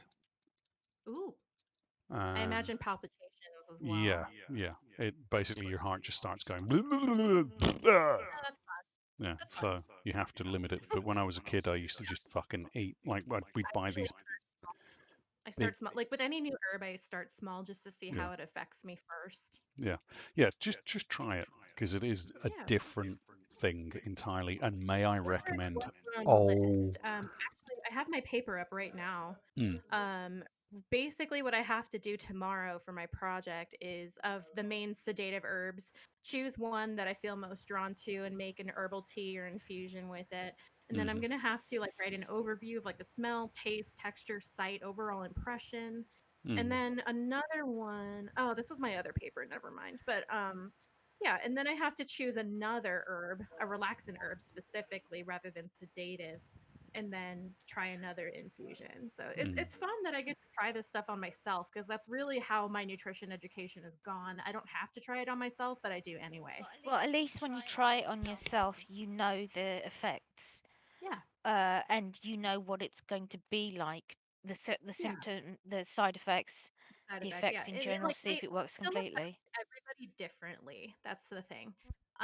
Because like some people have bad reactions to He it. says What are you laughing Scott said, "Don't choose belladonna, please. It's a herb, but I don't recommend drinking it." yeah. Small doses, it's okay, but knowing the dosage is that's Yeah, the the dosage real is important. that's the thing that a lot of these herbalists keep very fucking tight and keep to themselves because it's the only way they can make their money is the dosage of these things. Like foxglove Yeah, and oh in yeah, and the digitalis in foxglove small is amounts is really good for you. yeah, you have to They use microdose Mm. digitalis for in heart Yeah, it's in medication. heart medication. Yeah. But don't have digitalis and have what is it the one they prescribed for people who have erectile dysfunction, um, No, it's Viagra. yeah, Yeah, if the you little have digitalis and Viagra, it will kill you. that's fun. Yeah, So it's one of the ways that people used to murder people in the late 90s, early 2000s. Women used to spike their husbands' drinks with a little bit of digitalis, knowing that they took Viagra. and then coax them into bed where they pop a Viagra and then Hmm. boom. Yeah, Genius. but But shouldn't be saying that on Twitch. yeah. Probably not a good Well, idea. no, it's public I record. I have a very interesting sense of humor. Oh, are Mhm. you It's very saying excellent because you stubbed your toe? yeah. Is that why you're saying it? No, I was going to suggest, as far as the licorice goes, um, get a little bit of licorice root, grind a little bit of it up, a tiny, tiny little bit, grate it up into a pan with some lemon juice and boil it Ooh. down into a thick liquid. It's so good. And a little bit of chili in there as well. Oh my God, that is Ooh, for like the so warming fucking nice. effect. Yeah. Yeah. So basically what I get, it would be sour, which is good for your liver. Mm-hmm, There would be the anti-inflammatory of the licorice, and then mm-hmm, the chili is also an anti-inflammatory and warming. mm-hmm, So that sounds like a great experience and also good mm-hmm. for you. Yeah, it's Yeah, I make it as I like may a have to go back syrup and to get into pour on. herbal remedies. They're Yeah. just so fun to play with. Mm-hmm. People just don't know how to take the dosages, and they don't know, and plus like all the supplements here and stuff where like it's all powdered form in gel capsules or whatever, Mm-hmm. like they're completely wrong herbs for the wrong symptoms. Mm-hmm. And that's the problem. So people are taking something for like their liver when this causes a liver injury if you take too much of it. Mm-hmm. So like that's the problem with herbal remedies here, is that not prescribed, but like they're used for the wrong reasons. Mm. Oh, well, even in medicine, even in the medical field, I went Yeah, to when I was they think it's the whole quack thing. yeah when I was in hospital, Seriously. my Hmm. and I had the glandular fever. The specialist that came around to talk to me about glandular fever specifically said, under no circumstances take paracetamol while you've got glandular fever because it will destroy your liver. Hmm. And after I came off the tramadol, I was still in a lot of pain because my internal organs were all swollen because of the Hmm. glandular fever, which is one of the things it does. It's fucking evil. Fucking Epstein Barr is one of the most evil, sadistic fucking viruses known to Mono? man. Um, That's mono, isn't it? uh, Mononucleosis. I don't remember. Um, but I'm like the 90% sure. yeah the Epstein Barr is one of the evil ones because when It stays within you too, yeah, dormant. it goes dormant. It Hmm. literally goes into it turns into it takes over a cell within your body or random cells throughout your body and will function as that cell should, but will keep that cell alive way beyond its normal capacity to stay alive. Um, Basically keeping it alive, waiting for the right conditions for your when it decides, you know what, I can go wild, and then you've Yep. got glandular fever again. It means that you cannot give blood in the UK if you've had glandular fever, because Hmm. if you give blood and someone else gets your blood, There's there's a a chance risk. you've just Yeah. Oh, there's a infected risk. them. Same with malaria. Same with Because I had malaria. malaria once as a child, I can never Oh give wow. blood. Yeah, And if you're on antidepressants, you can't give blood. What? but yeah. See, I'm on two different kinds of antidepressants, and they haven't really, like, I haven't had an issue, at least. Like, the only issue that I've had with trying to donate, like, either blood or plasma, is that they say that my veins aren't big enough. And then, Mm, like, I'll go to, like, the hospital, like, for, like, a blood test or something, and they can find the vein, like, immediately. And this lady even said, like, damn, your veins are huge. And I was just like, yeah, it's kind of funny how the people at the plasma donation place can't find them, even mm, though my skin is like so pale that you can see my veins underneath the skin. Yeah. mm, So No, like, this is what I was told in regards when we crazy. had the people turn up at my university to blood donation team, and they said, "Have you had malaria?" I went, "Yep." And then before they even said, "Then you can't give blood." So they said, "Are you on any medication?" And I said, "Yes, I'm on this, this, this, and this." And they went, yeah, you know "Then you that. can't give blood. There are two reasons you can't give blood. One, because you've had malaria, and two, because you're on antidepressants." Yeah, That's stupid. if they donate your blood to someone who is on certain medication and you are on certain antidepressants, it will kill them. Mhm. Yeah, it can definitely give an adverse reaction, Yeah, or like say for example, if a person is allergic to that medication, I can yeah, definitely see the risk. yeah. However, I still like So I want to say it should be dependent on the antidepressant. Like because like I'm only on SSRIs, which are just serotonin reuptake inhibitors. So, which so like it basically what it does is it just affects basically how much serotonin I absorb. That's it. Because I have a chemical imbalance. See, mine aren't the SSRIs. No, he's gone I on a feel like variety I of don't different want ones. to like I just got put on Prozac, right? Which is an SSRI. Um and like it made me feel so sick. It made me feel like like I was shivering so bad beyond my control that I was pulling muscles in my neck down to my shoulder. So and like I keep thinking to myself, like, how can they prescribe this and be like, oh yeah, this is totally normal, don't worry about it. When I thought like I was dying of like serotonin syndrome. Like I had all of the symptoms, and I also took 2 of the drugs that were on the list that put you at risk for serotonin syndrome. So, and I called my doctor and they said, "Oh no, it's fine." And I'm like, "Okay, are you sure?" And she said, "Yep." As I was saying, And of course, I the actually tapered back because of that. yeah, that's what I was saying was that when I came off the tramadol and I went to the doctor and the doctor I said, you know, I'm still in a lot of pain because of this. Is there anything else you can give me other than the tramadol, which I've had an extremely adverse reaction to? The doctor says, oh yeah, we'll just give you paracetamol. And I Nope. said, no, you can't give me paracetamol. I've still got glandular fever. And he says, what? That's not, what's that got to do with anything? I told him, well, this is what my liver specialist says. He says, well, no, I'd have to see it in the British Medical Journal for me to listen to that. That's So I so stupid. went and got the British Medical Journal article that specifically referred to that and said, see, can't take paracetamol. And he says, oh, in that case, I can't give you anything. You just have to grin and bear it. Wow. Thanks for nothing. Yeah, so it's, Wow. yeah, doctors don't like, as I say, it's this, there's this awful, I just feel like doctors are pill pushers, and that's yeah, it. there's this They awful treat double symptoms, standard. not the cause. Yeah. Like, and Says what a that's what douche. nutrition is about, is enabling the bot, like giving the body the tools so that it can heal itself, and giving the body the tools to prevent these issues from happening in the future, like There, hypertension, there's a diabetes. distinct difference between Western medicine and Eastern medicine. And the difference is not just in what they give you and what they do. In Chinese medicine, doctors are only paid when you are well. Hmm. If you are ill, the doctor does not get paid because that means the doctor isn't doing their job properly. That seems like a rational thought. Like if this isn't working, then that's not the issue. Hmm So in China, the doctors are paid when you're well. If you're well, you pay your doctor. You give your doctor lots of money.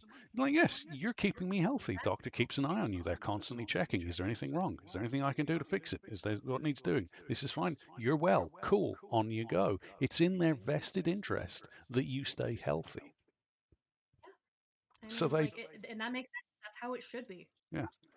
Whereas doctors here in the West, Doctors here, they just prescribe to treat the symptom and not the cause. And mhm, even so, the drugs work on such a molecular level and they work quickly. That's why people are like, "Oh yeah, conventional medicine, it is awesome," when really it's microdosing poison. mm, It's microdosing poison. And so like I like the natural approach to herbs, given that like you have the knowledge and mm, experience to be able to like give an herbal remedy to somebody. Like basic, like I can give you like an example. Like I get UTIs a lot, right? I get a lot of bladder infections just because I'm prone to them.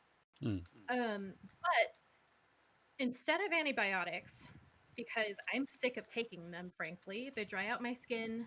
They make me feel like shit. I don't like them.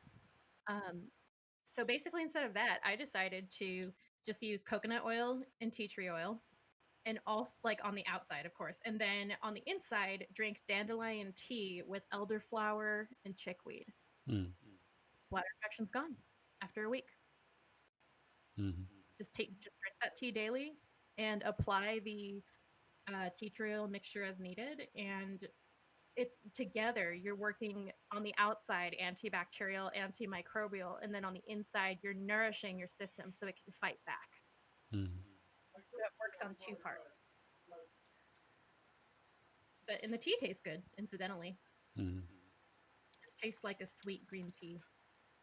Well, this is the thing that a lot of doctors and a lot of the big pharma here don't like to tell you. They like to tell you that, oh yes, well, we've discovered this compound by looking at the periodic table, and we've invented these chemicals and put these chemicals together and come up with this, and this is the cure for all of your ills. Right? Yeah, plutonium. Yeah, uranium fever, right? But that's not what they do. What they do is they look at stuff in the natural world and try to find the chemical that specifically does that.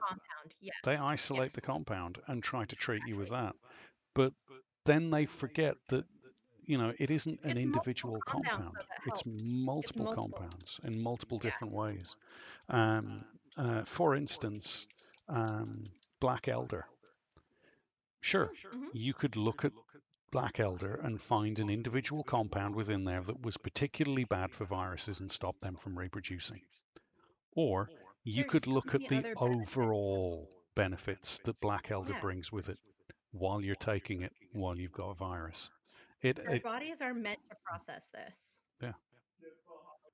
Whereas, and this is how humanity has survived this long. Yeah. Even within the last 100 years, this is even maybe the last 130 years or so, when conventional medicine has been on the upswing. Before then, there has to be a way that people stayed well enough for us to survive this long, and it's from herbs. It's from the herbs that grow around us.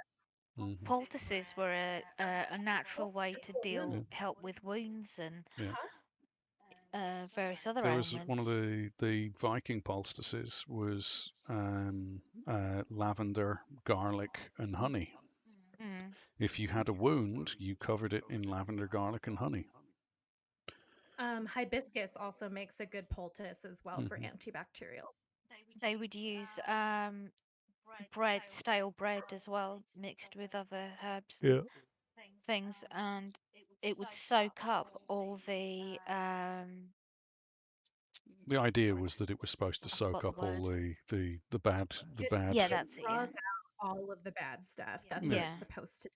But actually, what it was the antibacterial properties within certain things, and the moldy bread. It was actually usually that's how penicillin was discovered. That's penicillin. Yeah, it was penicillin. Yeah. It was literally antibiotic.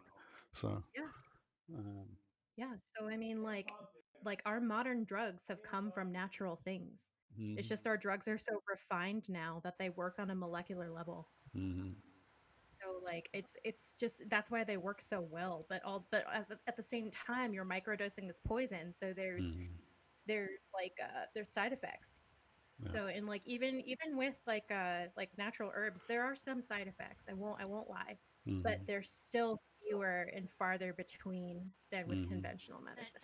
Not as bad as as you said, the conventional medicine. Yeah, our bodies are meant to process stuff. As I say, the main problem with modern herbalist medicine is that the herbalists just don't want to pass on the knowledge of the dosage of things. It's so difficult to find the dosage of things. And it's like the story of the Philosopher's Stone. And there's no clinical studies because nobody sees the importance in it. Yeah. And I'm just like, well, if we actually did some clinical studies on these herbs, then we could find the correct dosage and we could find exactly what it helps with. Yeah, but no, people here just aren't interested. Yeah, it's not so much the people, it's big pharma are not interested, and they try to quash any studies because it's counter to their profitability. Again, because I just doctors take antidepressants because I have to. Yeah. Not because I do need them, because without them I'm bipolar, so I am all over the place without them. So me unhinged is probably the worst thing ever. So conventional medicine has its place, but it's not the answer to everything. No, no. Which I know is a controversial opinion. Yeah, it's what we need to do is we need to take a holistic view of health Yeah. as opposed to treating symptoms, and that is the problem with modern Treat the medicine is cause. they find that it's quicker to treat the symptoms than to find out what the cause is. I would Yeah. like to not take my antidepressants, but and my anti-anxiety meds, but I know that if I did stop taking them, Well, there's She a wouldn't. reason my, that you're on them. So, I I mean, wouldn't be able like, to leave the flat, and I would be in a constant mess. Yeah, yeah. no, No, I Niddy mean, not like, my on. anxiety was paralyzed. A few years back, Niddy had to switch medications, which meant she had to come off a medication Ooh, before she could go ooh. on to one, I and I feel for you on that. That's awful. it was. Um, I had to hide all of the knives. I had to Oh, basically stay awake Because I have a history of self the harm. whole yeah, so do time I. because Niddy was Yeah, suicidal, full on, full yeah. blown, no holds barred. She tried to jump out the window. It was, and at the time we were only on the third floor. She probably wouldn't have died. No, that wouldn't kill you, but it would injure you enough that you'd be in Yeah, a lot of pain. yeah, it would, And it yeah, would have no, like been I totally get unpleasant. that. When I was coming off duloxetine, which is generic for Cymbalta, Oh, Been I on felt Cymbalta. hmm so sick. I felt so Yeah. sick. And the same thing, he had to basically keep an eye on me because my mood would change just like on a dime. Somebody could Mm. say something and I could be in a happy mood and then suddenly just in the sourest mood. And Yeah, I like, and even somebody would say something sad and I'm just like, oh my God, that's so sad. And, so like, I just play into those emotions. And like, it's because of this chemical imbalance. And it's scary. It's hmm really mm, scary. mm.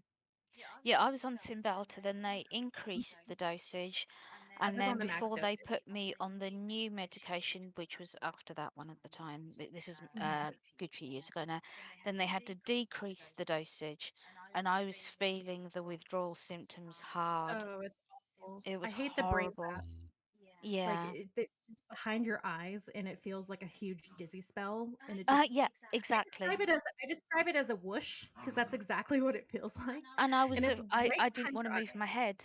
Yeah. hmm And if I No, if you moved move my your head head to that, even a millimeter, that was yeah. it. I was, oh my Yep. God. Or even if I sat up or like Mm, stood up, basically that shift was enough for my brain to be like, whoop, okay, I and it's get, crazy. I get that all the time. yeah, he Yeah. does. Oh, really? Oh, you get That's head rush when you stand up. Is that it? no, no. I've got that weird dizzy kind of Brain whoosh brain zap. feeling Okay. He doesn't all have the vertigo though. time. You They don't did have vertigo. test they did test him for vertigo. Yeah, don't have Yeah, vertigo, but Rock has vertigo. He has Meniere's disease, which is just mm, vertigo because vertigo. So yeah, there's no Mm, cure for it, unfortunately, or no yeah, treatment for it. yeah. I'm just like in a constant state of. It's like I'm sat in a weird sort of um, bubble car behind my eyes somewhere, and that bubble car is Mhm. kind of on an ocean, and it's kind of going woo, woo, woo Yeah, I constantly. could. Yeah, that I could kind of in like those kind of like almost whiplashy feelings. Like I can totally Mm, understand that. Like that's so strange. That you're not on any antidepressants, are you? I'm on nothing. Wow. So that's interesting to me that you get that. Like I'm just wondering the cause. I'm just curious, is all. Mm. It's Oh, just I I've it's frustrating. been wondering the cause for years. This is why I'm on a waiting list because I've had a headache for 5 years, Oh. a permanent headache for 5 years. Oh. Um, and the neurology Some people department worse than here others. is really behind, like worst in the whole of the UK behind. And it's going to be another 7 years before they see me. Oh, wow. So, that stress of what the fuck is So you causing the have to live headache. with this pain. Yeah. Yeah. and I've got Yeah. this weird. So I've got the weird headache. I've got the weird whooshing kind of thing that Mm-hmm. some days is much worse than others. It actually got so bad a few years ago that I had to go to accident emergency. I had to go to the ER room because I thought something You was thought this wrong. was it. Yeah. I thought Yeah. something was gone because I describe it as like if you imagine a TV screen in front of you, like a couple of feet in front of you, and that's Mhm. what your eyes see is what the TV screen's. That's My eyes would be like tensing so much, and I can only imagine. Ugh. yeah, it's really unpleasant, but Wow. that's just what I've been going through. It's fun. I look forward to it every morning. The new experience. Um, Yay. and it all comes down to when I had glandular fever. It Wow. all goes So back that to when I had literally glandular fever. changed the course of your life. Yeah, it completely fucked me up physically. I went from being able to cycle 26 miles a day to um, I get fucking physically destroyed just walking the half a mile to the shop. Hmm. Like I'm physically wrecked for days afterwards Yeah, just walking to the shop. I believe it. I believe it because Mhm. the unfortunate thing about muscle mass and cardio endurance is that if you don't use it, you'll lose it. Yeah. And Well, that's what's so frustrating is the that I had to take a break from boxing and now I can't even do that. the thing that really confuses me with it is I've still got the strength. Like I've Yeah. still got the physical strength. Hmm. It's just the endurance is gone. Hmm. Like I can literally, I can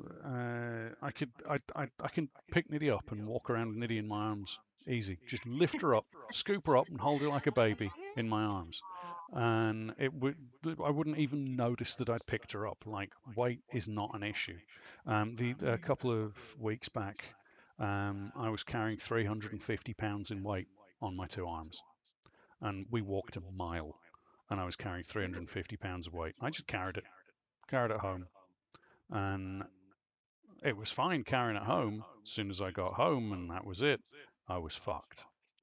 But the Hmm. strength is there. I can carry a lot. I can pick up heavy weights. I can put as much weight as I can. Just stress that it puts on your heart and Yeah, circulatory system. it's just the recuperation from it is just brutal now.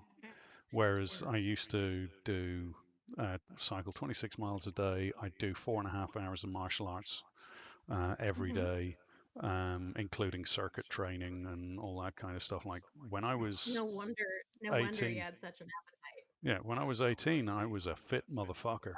Like I could have easily done a marathon, and it wouldn't have been much to switch over from what I was doing into doing a marathon. I'd have been fine. Hmm. I was fit, like That's properly fit. interesting. But now I'm like How I've still long got ago did you get the glandular fever? 2006. Okay. Wow. So it's been a while. So It's been a you've while. dealt with this a while. Yeah, I've Wow. had increasing medical issues since 2006. The doctor Wow. believes he may have an autoimmune disorder. Mm, That's possible, yeah. The way Epstein Barr works is that like it's even after you're done, it remains dormant. hmm Even after the symptoms are gone, it remains dormant. hmm So it could definitely take out like bug your immune system, I bet, and to hmm the point where your body starts attacking itself. I could see that. He has either one or the other of the glandular virus or the fever at least once a year. hmm And I Okay. always get So glandular virus after I've had another viral infection. Mm. okay. Um, So it waits until you're sick already and then jumps on the yeah, bandwagon. jumps on the Got bandwagon it. every single time. Because And it Yeah, doesn't it want to waits be for your left immune out. system to it's weaken. Yeah. you know It how wants to come right. you Mm. know how women talk about the like clockwork, their periods like clockwork. They know when they're going to be Yep. on, right? Yep. I know when I'm going to be ill from glandular virus. I will be. I'll. What will happen is I'll There's get. like there's signs that you know it's coming. Well, what happens is I'll have the flu, right? I get Yeah. over the flu. The day I get over the flu, I can count 7 days, and it will take 7 days. After 7 days, I'll be fine for 7 days, and then after 7 days, I get glandular virus Wow. every Hmm. single time. Wow. Every single time, I've never like heard of clockwork. something like that. That's so interesting. Yeah, it's really fucking weird. And every Yeah. time I go to the doctors about it, the only doctor that's actually listened to me and said, well, yeah, this is probably a thing, is my current doctor, Dr. Brown. He's awesome. Every other doctor I've ever spoken to has said, oh, no, you can only get glandular fever once, which is bullshit. You can't. It stays dormant. Like Yeah. once you have it, you have it. Yeah, you Like have it. it It's, doesn't just show up once. Like yeah, it's like herpes. Like yeah. once you have it, you have it. So, but Yeah, anyway, like that's weird. so much fun. And all this talk about food earlier has made me hungry. Get yourself something to eat. So I'm going to go and eat something. I should probably do the same. Yes, and a herbal tea, a horrible tea, as Nitty's dad calls it. I think my dad calls it horrible tea. Yeah. I'm going to choose between my herbal teas, and if I don't see one I like, then either going to have a rooibos or a chai. Mm. Either way, thank you all for joining us Yes, this thank evening. you guys. Thank you, Um, Miss Sassy. Thank you, Miss Sassy. Thank you, everyone that dropped by. We had the panelists, Darknisha, StrangeLilTart, and Sassy. What is your? It's not. It's SassyMelodica, isn't it? Yep. Yeah. Sorry, I don't. Sassy Harmonics was their I That previous was name. the previous one. changed it like 3 times. Yeah. Right. Okay. Thank you. Yeah. It's just my brain No, works you're with one name. No, you're good. No, and She's I can the tell you I'm done changing it she's too, the so melodic don't worry. lady. Yes. I am the melodic one. Yes. So thank you very much to the panelists that came to join us tonight. Thank you very much to Rockwire, Operator Death, Link of Hyrule, Larkazoid for his incredible cheer, Bree Games for dropping by, Pause Lover with the incredible raid, Frankie Bellicera, Divine Panda, Summer of Corn with his incredible raid, Valkyrie 365, and Night LPM. Thank you so much for dropping by. You guys are amazing. Please join me as we go and take this podcast on the road and go and see a drunken Rockwire. I don't know how drunk he is too. Yeah. That's Oh, when I that's finished, he will be very. I mean, what? don't make my life harder. Fine, I just love for him, you, just for but you. like it gets to a point where he weighs more than I do, and I have to carry him down the stairs sometimes.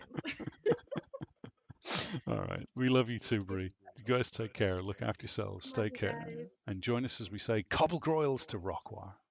Peace.